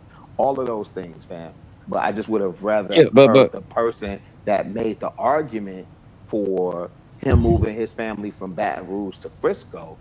I would have rather heard them say why that was a bad idea. yeah, but that's a crazy statement to say, man. To say that this man, what is the father name? Mr. Anthony. Mr. Anthony failed his kid by taking him to the supper, man. And that's a dumbass. That's a dumbass state, bro. I'm sorry, man. I'm Right. sorry, bro. And that's what I wanted to clarify. That's not what I'm saying So at so all. so if you stayed in the hood or in the projects, you failed them. Now you're taking them to the suburb, which is better education. You know what I mean? Clean roads, clean air, no shootouts, no drug Right. dealing. Some way, somehow you failed them too. Well, Really, Poppy, so I where you got to got you. take them at? You got to take them where to be an astronaut or something? No, Like but that's the only place. Poppy, the response to that, right? Again, as a father that's done the same. I'm not demonizing that father, but I'm saying what I understand that father has to deal with now, was it worth it? Right? Like, did I make the right decision? Right? And I can understand that concern, right? I'm not demonizing the father at all, right? I think he 100% thought he was doing what was best for his child. And again, outside of this situation, I think he did do what was best for his child. I think outside of this situation, Carmelo goes on to a PWI, gets a great job, all of that, right? So This is a I'm not even freaky. making This is a I'm not even freaky making the accident, bro. argument. I'm not even making the argument that this Bad is the most decision, likely Blanco. thing to happen. So I'm not demonizing the father at all. I'm simply saying my heart breaks for him. No, but I'm saying not even outside of the situation. Again, he went there for. We talk about men being the providers. He went out there for an opportunity to provide better for his family. I agree. This happened, and it's actually the decision of ill-advised decision of his son. Right? Okay. So that part we got to deal with. I don't know This is how a freaky any of this. accident, bro. I agree Yeah. that part too, right? I just don't understand how any of this moves off of Metcalf. Exactly. And I'm glad you say that. And you can tell that this white man had that in his heart. Yeah. Okay? And yes, listen, it's three people that are gonna tell you the truth in life. What is the first one? Your parents. No, Kids, a baby, yeah, kids, people that are mad as hell, And people and that are drunk, and drunk. drunk yeah, people. yes, That man he was obviously drunk. yes. That man was obviously drunk, and we agree on that. He was. You can tell he I had a don't few. agree with that. No, from No, what I he had a seen, few. yes, He had yes. a few, bro. He But felt Poppy, I'm comfortable. saying, hold on, He Poppy, was. real quick, one sentence, right? There's also the term that says a drunk mind speaks a sober heart, right? So what he was speaking, if we're going on that, right, that he had a few, that's who he really is. And yes, and that's what I'm going, right? Because people is saying, I was earlier on another panel, right? People were saying like, well, somebody came trying to cap for that white man, right? They were like, well, you gotta understand, he was grieving because they happy his baby boy, blah blah blah, bro. What that man say, bro, that's something that you it doesn't happen just because you saw a couple of tweets, bro. I You had agree. that in your heart. That's what you think of black people. Let's be honest. Let's be honest. That's why you Watermelon have all that shit. felons. That's why you have all that shit ready, or the baby mamas, and the father is not in the hunt and all this bullshit, right? Wow. And calling, yo, did y'all notice when he almost drowned the nigga word? Yeah, He caught I himself. peeped that. Yo, he caught himself. He caught himself, bro. He caught himself, bro. Yo, Fang, and listen, man, it's very easy, bro. I know it was an unfortunate Poppy, he situation, said to man. himself, Blah don't say blah the N blah. word. Just say However, watermelon that boy, felons. hold on one second, bro. However, all this shit happens because that boy. Which one was the one that got clapped? Austin or Hunter? Which one? Austin. Austin, right? Because that boy Yeah. Austin didn't want to keep his hands to himself. And by Yeah. listening to the father, I can tell if you listen to the father, he got some sort of superiority, kind of like, you know what I mean? I He want to agree. sound like he's superior. So So, now so you can Poppy, see let me the ask kid. you. Hold on, bro. God damn it, my nigga. You killing my clip, My bro. fault. My fault. Yo, listening to the father, you can tell, right, that them kids got some of that in them. That's why those kids, those twins, felt very comfortable Right. getting on that boy Carmelo face because they think that they were superior than Carmelo. They went three stairs to push talk about. You know what a lot of people don't know either? That Carmelo was on that thing before the twins came in there, bro. He was there Yeah. before, Yeah. right? They in the testimony they came down the hill to confront him. Exactly, three Yeah. stairs down. Yeah. So what happened was that them boys got the same thing that what their father got. Superiority. They feel like they superior from colored people, fam. And let's call it what it is. They got on Buddy face, and Buddy Carmelo wasn't having it. I'm sorry. That man kind of walking to his own demise, bro. Now, You peep can it, have Poppy. I want to ask you a question because I agree with everything you just said. Right. So now the question then becomes: does it benefit the family, right, to sit there with someone who you believe, right, a couple months ago, you believe he's lying, right? But now he's confirmed it for you with the watermelon felons and everything else. He's everything you thought he was.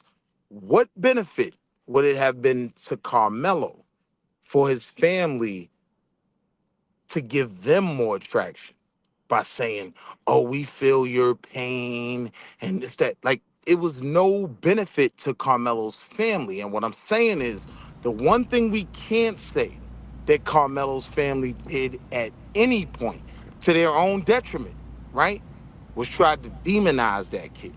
So now, even after they didn't do that, they're still at fault for not accepting the fake olive branch, Well, you right? gotta understand, like it's all about narrative when it comes to these cases, right? It's because you have the jury. The jury is who you give a fuck about. Everybody, you don't give a fuck about nobody else, but the jury. How can I control optics? How can I humanize my son? How can I control the narrative and frame it and create our own framing, right? And then that I want them to look at my son as a kid who didn't have who did something that he didn't want to do, but it was his only option, right? And I want them to look at me as like a remorseful parent, a parent who tried his best. However, you can't always control your children and what they do, you know. You get called at work saying that your son stabbed somebody. You like, what the? My son did what? Right? Like, I want them. I want to touch them in that way to make them think that, make them feel they're like, yo, this is a human. This could have been me. This could have been my son. Right? So Right, I but just here's the control problem, narrative. Mont. Here's the problem, Mont. I agree with you when it comes to the court of public opinion, right? But even with these jurors, they're not supposed to be swayed by things that they've seen. What I'm saying to you is meeting that father, when you can look across the board and see he's only doing this in the best benefit, right, of the case he's trying to create to get what he considers justice for his son, I'm not going to fuel that fire. I'm not going to do it. And again, I didn't do anything wrong. I still never demonized that boy, but somehow the Anthony family is still held to the standard that they didn't meet this Wall white Street. man. Would you do it if it meant? Would you do it if it meant that your son get a better outcome? Absolutely. Okay, but I guess you think that he just would not get a better outcome if he did it. Real quick, Mont, would you do it? Correct. Would you do it if the potential was there for your son to get a better outcome? Absolutely. Okay, and the potential is there. I don't agree with that. But it doesn't matter whether you agree. You should go. No, I'm even though I asking don't you believe this, where. I would still do it. I'm asking you where is the All right. So better what is the negative potential? What is the negative outcome for you giving him a hug? I'm not saying there's a negative Okay, outcome, but so I there's no could negative hold at on, all. but I could no. I'm not saying that. I'm not saying there's When- no as it negative pertains outcome. to your son's sentencing. Hold on. I'm saying there can still potentially be a negative outcome. The likelihood that it would be more negative than positive, I'll give you that. What's right? the negative? That, hold on. And what's the ratio? Because yeah, sure, everybody's gonna agree. Yeah, it's there's a 1% chance that Let me you go to respond when you're hug done. and then y'all fight or something, and then it's a negative outcome. Sure, but just to say No, like, that's not my argument. okay, so what is the negative outcome? The negative outcome is you are now giving some credence to the fact that this family is a decent family, right? Is not racist, right? Actually is hurting for your son, right? If that's not the case, then what's the benefit of me talking to that family, right? Unless, now, if you're saying, No, right? that's Bully. That's hold fine. on. Man. Let me No, land here. that's Let me fine, land here. man. Let You me landed already, land. dude. Let me Listen, land. we heard you, my Let guy. me land. You keep saying we heard you, but you're asking me questions. So let me land. What I'm saying is, if the father was saying, I don't believe that this child is a monster. I don't believe he should be put away for the rest of his life. If the father was standing on that, then yes, I am completely in line with everything y'all are saying, right? What you are asking me to do, right, is come across the line, give you guys the semblance of being decent parents and loving, caring people, How long right? you gonna With go no on? benefit to my child. You just And I ain't regurgitating the with same it. stuff. All right, so that's fine. So you agree that the odds of it being a positive outcome than a negative outcome, it's more likely that it's a positive outcome than a negative outcome, correct? No, I don't You agree just with said that. that like 2 seconds. I never said that. What I said You said was I'll give it to you. what I Pause. said was he was gonna get 35 years regardless. Right? Nothing about meeting that family was gonna prevent that baby from getting 35 years. That's my only point. Now, All right, if hold on. Let's AR, go ahead, get back in there. Pause. Nah, he that was crazy. Nah, he's just lying. He literally just said, I'll give you that it's I more didn't say likely that. it'll be a positive outcome than a negative I didn't outcome. He say just that. said that. I didn't Will, say that. hold on, Willie. What I will say is, I do think that it's a little bit audacious. The position of, well, what is this father going to do for me if I show remorse and my son shows remorse, right? Because whether we like it or not, your son, the son in this scenario, killed somebody else, right? So you're working from a deficit. So the idea of like, what this nigga gonna do for me is a little bit like a little bit crazy. I disagree.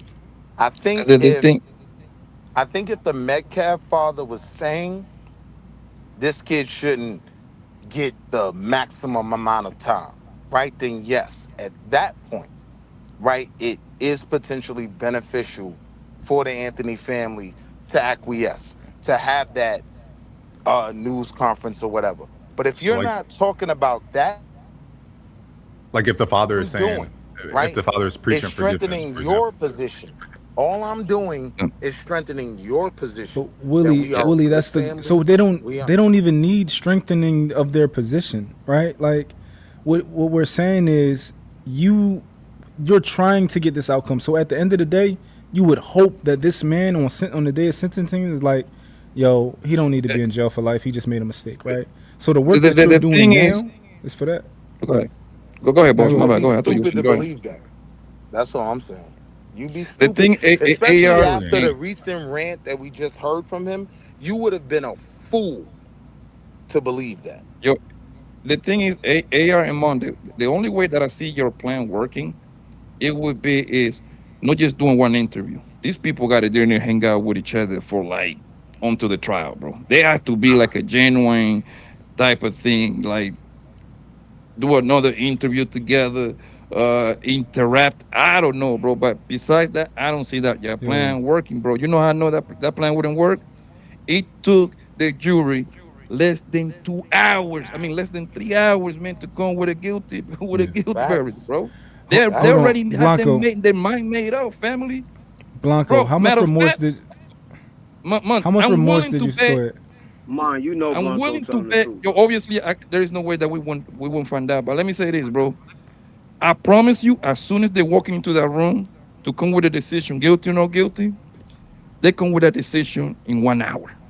They just stay the other hour and a half just chilling over there because they don't want to make it seem they didn't want to make it seem too obvious, bro. But bro, when the verdict come that fast, that means these people were bored during trial. They already checked out. All of them checked out. That's what that means. They The checked defense out. was They be like, terrible. damn, man, how long we gotta stay here? We already know this guy is I guilty. didn't think So about that, Poppy, but I agree.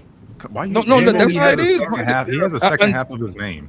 He doesn't. You don't have to call him Poppy. He has Blanco on his name as well, Willie. I can yo, call my brother what I want to call him. Mind your Yo, business. the thing is, bro, the thing is that them people had their mind made up, and that doesn't indicate if he would have, them two fathers wouldn't make an interview together. None of that shit matters, bro. What wouldn't matter is a good lawyer. That lawyer failed that boy, fam. That's the only thing that matters. A lawyer just need to get one. He just needed to turn one person out of the whole jury.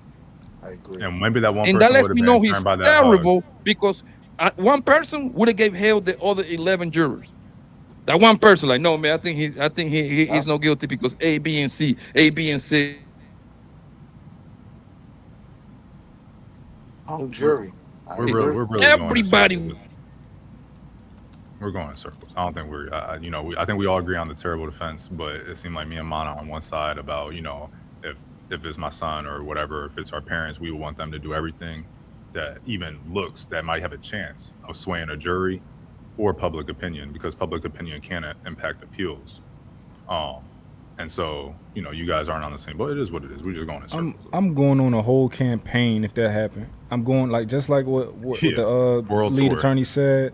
I'm going on a campaign. I'm sending them money. I'm paying for the funeral. Like every time you hear me talk, it's gonna be like I'm remorseful. My son killed your son. Even if it was in self-defense, I dig it. Your son is going regardless. My son is here, right? So I'm showing remorse the entire time. and I'm hopeful that I'm gonna get a better sentence. And that's what precedent shows in general. That when you operate that way, you tend to get more leniency when it comes to the jury, especially if I'm trying to prove that I didn't want to do this. And It so just now makes mine. sense. And Yeah. so now mine. Here's the thing. When we all say that the jury failed in demonizing that kid, right? Like Oh. that was what you needed to do, right? To make a self-defense argument. You have to make the argument that this kid is an aggressor, he's a monster, he fights his father, right? They never That's even did that until hmm the last, like you talking about the even in defense, not the the jury, right? Yeah. well, no, yes, I'm talking about the defense, but I'm Yeah. Okay. saying even in the court of public opinion to what we're talking about, no, it doesn't benefit me to reprieve his father of being the racist that we now know he was. You know what I mean? There's no need for me to talk to you. My child benefits nothing by me talking to you and making you look like a human being. I want to hear Unless chaotic. unless you're saying, I don't believe this kid deserves all this time. If you're saying that, then yeah, strike up the band. Let's have the press conference, all of that. That family wasn't saying that. Yo, they not supposed. They wasn't. They not supposed to say that until you do that. You got to show them the remorse before them to say like, all right, well, I don't think he deserved that time. I would have looked And that's fake, how. man. You would have looked mad fake. No, I'd have been able to do it. No, I'd have been able to do it. Yeah, I know how to. I know how to play the game. But Mont, that goes to my Oh, issue I Willie, said come I have on, with you, man. right? Like you're diplomatic to a fault sometimes. Sometimes you literally give people a vantage point that they shouldn't have in the argument. I'm I don't think saying this one of those situations though. I do, bro. I do. There was Like, no benefit to the Anthony family, right? To piece it out with this family. I honestly believe at the end of the day, what would have been best for his defense is the exact opposite, right? Your child is the reason this whole thing happened. If you're not willing to say that, then don't worry about no press conference, no nothing, right? yeah, that's an That's what I'm option. standing on. Yeah, I think it would have been an option to have a better defense at painting him to be the aggressor and all that type of stuff, right? But also the other portion of this that a lot of other lawyers might argue is that they're not going to push back on all of that, and just going to push for the least sentence because there's been people who didn't go to jail for things like this before, right? Just got probation and stuff like that, right? OJ. Yeah, like And when you he look did. at OJ's case, Johnny Cochran demonized Mark Furman. He All demonized day. the LAPD, right? That's what worked in OJ's favor, That's what a great lawyer does. A great right? lawyer turned the case up in his on his head, bro. Right. True, true. I dig it. But I'm about to get out of here, y'all. Trey live right now. Y'all can go over to his joint. But I appreciate y'all coming through. I'm going live tomorrow too. Probably like Yo, early man, You I'm next a should new let week. Chaotic say subscriber. his, Am I his two good, cents, bro? though, man. You should let What happened? Chaotic say his little 2 cents, man. Hey, Chaotic. yo, man, Chaotic I'm Oh a been here yeah, new. you waiting for you. pulled. Yeah, okay, I pulled up. My fault. Oh no, you good. Salute to everybody. Uh, no, the verdict. Obviously, well, I respect the verdict Mm. because I respect the courts in America at the local, state, and federal level. I I thought this was a self defense case. However, we didn't see the video footage. We weren't there, and whatever the jury saw, whatever the prosecution saw, they deemed it as not self-defense. So hopefully the appeal, hopefully there's a good outcome with the appeal, but more than likely he's gonna do in 17 and a Texas. half. Shit, he might do 30 years in Texas, man. Yeah.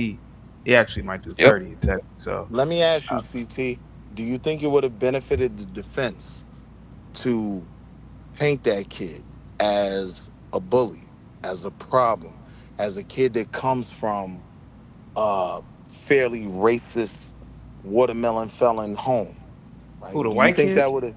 Yeah. Do you think that would have benefited the defense? Hell no, because they would have had to prove that. I mean, in court, everything has to be proven. How can you prove that his family were racist?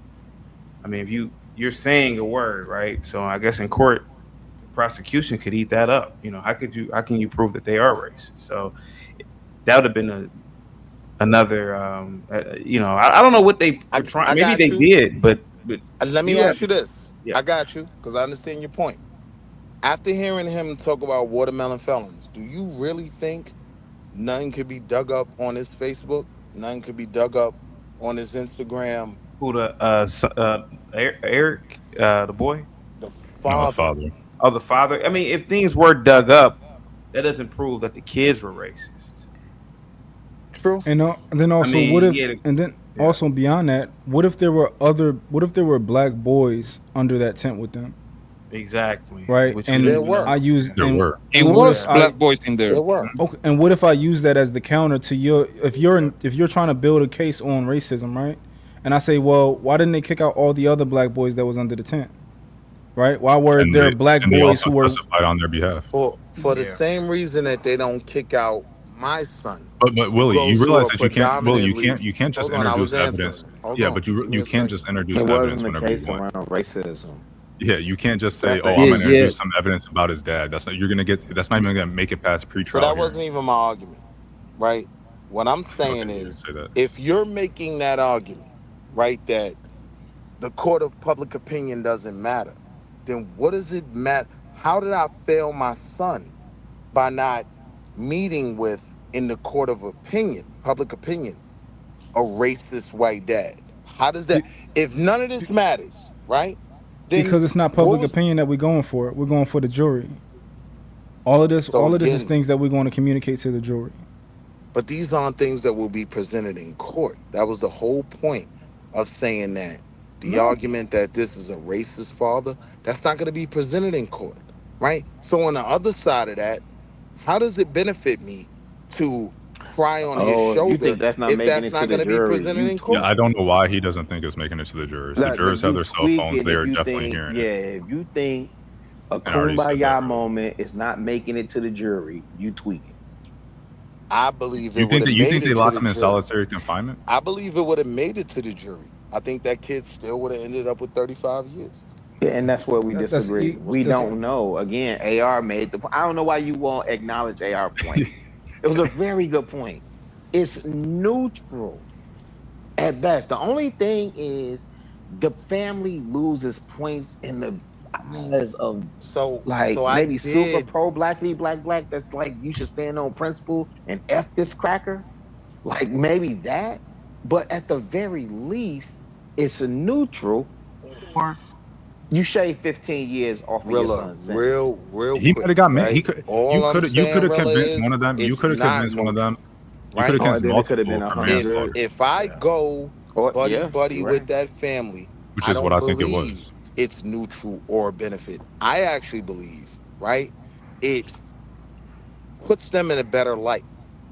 I think it is But you're already saying they counteractive are in a good to the light. argument They're that already needs getting. to be made. Ayo, AR, can you relax for 2 Ya seconds they don't for leave. me? Ya they don't leave. Because Chaotic every finish, time bro. I That's start chaotic talking, you was jump chaotic in. was going, bro.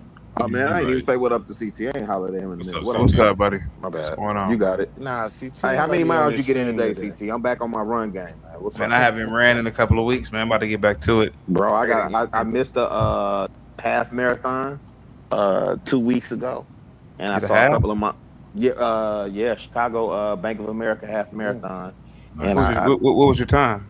no, I didn't run it. I That's got your in man, it Rilla. because I saw a couple of my homeboys running, so I'm back on my. Hey, my Oh, final okay. words are, I'm back on it. I saw Rilla at a MAGA rally. Oh. Stay vigilant. Stay What, woke, my people. what was you saying, Stay CT, woke, my man? people. No, I mean, when you say things in court, and you got to prove it, man. So because both sides can eat up whatever one side says, so you have to prove that the father was a racist, and then you got to prove that the sons were racist, and then did they act out a racist event. I mean, a lot of this stuff has to be proved. I mean, I wish they would have televised the damn trial. To be honest, And Willie, Now, you The gotta racist prove that take they're is you gotta prove that they're racist to a jury of non-black people. let's just stop Now right right? there, it's though. easy And for then what? us. And then I Let's guess the stop there idea is just for a second, and though. then the idea My is being argument is racist. never They're that they legal. were You know, racist. so much shit you got to Well, yeah. prove to court. The racist angle wouldn't be smart. The bully Right. Yeah, I angle think would be that's a the moot smart. point. I The am, no, no, bully, no, no. the and bully, let me the just say this bully. last Hold point, on, right? bro. I am never The bully. arguing. Hold on, Poppy, Hold real on, quick. Willie. I am The never bully arguing that angle, they it should would have be a went whole in the lot court. better angle. The bully angle. We got you, Willie. You're not arguing Willie, you've that been point. talking We all know. night, man. No, we It's, know. We know. You're not No, I'm arguing just the that only point. opposition, so it seems that No, way. you're not. Blanco is on your side too, but There's three or you guys four of y'all saying the same thing. you can't say Yeah, let's Poppy introduce on my side. you I wanting to agree. introduce character evidence and dude that was on the we was on a This panel is the earlier. point. I am Dude, not oh saying my god, introduce racism, that's right? I want to great. be You're talking clear about on that. you already said bring up bullying. You No, already I said bring up didn't character say that. evidence. You did say that. Hold on, respectfully, Willie, we had an entire 10-minute exchange like 5 minutes ago about why we should bring up racism and dig up racism. So you did bring up racism. Bro. That had to be flip flop. But the No, point I'm making I is that did you want to not bring up. bring up racism. All right, man. You want to bring up character. You want to bring up character with character testimony and stuff like I that am in making a history. simple point, right? That's great. Well, God, it's like he I'm don't hear making nobody a else talking. simple He just point. want to. He just gonna talk. My It's argument like, is, bro. Like, Have a good one, guys. you too, my CT. argument All right, is, Keanu. even with the testimonial that was made by those kids, right? All 15 of us are telling you to leave, right? I am saying that's a mob. I am saying they're all shouting at him, and this kid can't process that, right? Like, Conjecture. I'm not arguing racism. What I'm saying where racism plays a part is when you make the point that he should have left because a bunch of children are telling him to leave, you are deputizing those white kids. Now, all of a sudden, they have the authority to give him a command. What I'm saying is, if it was flipped, you would never give 14 black boys that argument that they're deputized to tell him to leave. You know what you would call them? OTF. You would call them a gang. You would call them a mob. You're repeating And yourself. I'll land right there. Oh, thank Peace God. to the panel. Yo, man, I'll be back, man. I'm like herpes. I pop up all the time. That's crazy.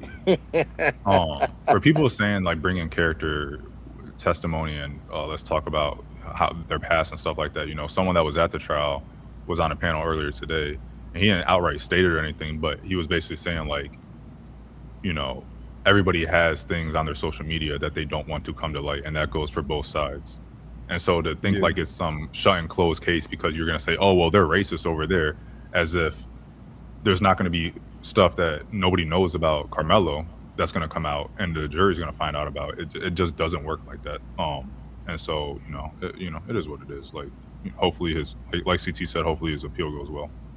Yeah, I think ultimately, we as a community may have failed the parents, and I think that the parents made some poor decisions, and probably because a lot of I want to say coercion, but like, us trying to tell them what they should be doing and kind of acting on their behalf, and that definitely could have swayed Austin's father to be less forgiving, because he, whether we like it or not, he plays a big part. He played a big part in this case, and winning him over would have been a wise, decision to make. But we are prideful people a lot. So as you can see by Willie, Willie prideful motherfucker. No, I ain't not to let that nigga tell me he gonna drop the time down. I fuck that nigga. As if a character, they give impact statements before sentencing. Yeah. And it's like, maybe the hug would have changed something, at least from the father's side. Like maybe the getting together with him, having a private sit down, father to father, would have, that could have mitigated something. We don't know because it never happened. Yeah, man, I'd have gave him some of that GoFundMe money. Like it'd have been a whole joint, man. I'd have made sure that they at least felt like we was remorseful, because that's a big part of this shit is remorse, you know. So, but yeah, I'm gonna let y'all go over the trades, man. I appreciate y'all coming through. I think I'm gonna go live tomorrow like 1 o'clock, 2 o'clock or something. So you know, in the daytime. So I appreciate y'all, man. Sir, appreciate you having us and hosting. Absolutely. All right, Rilla.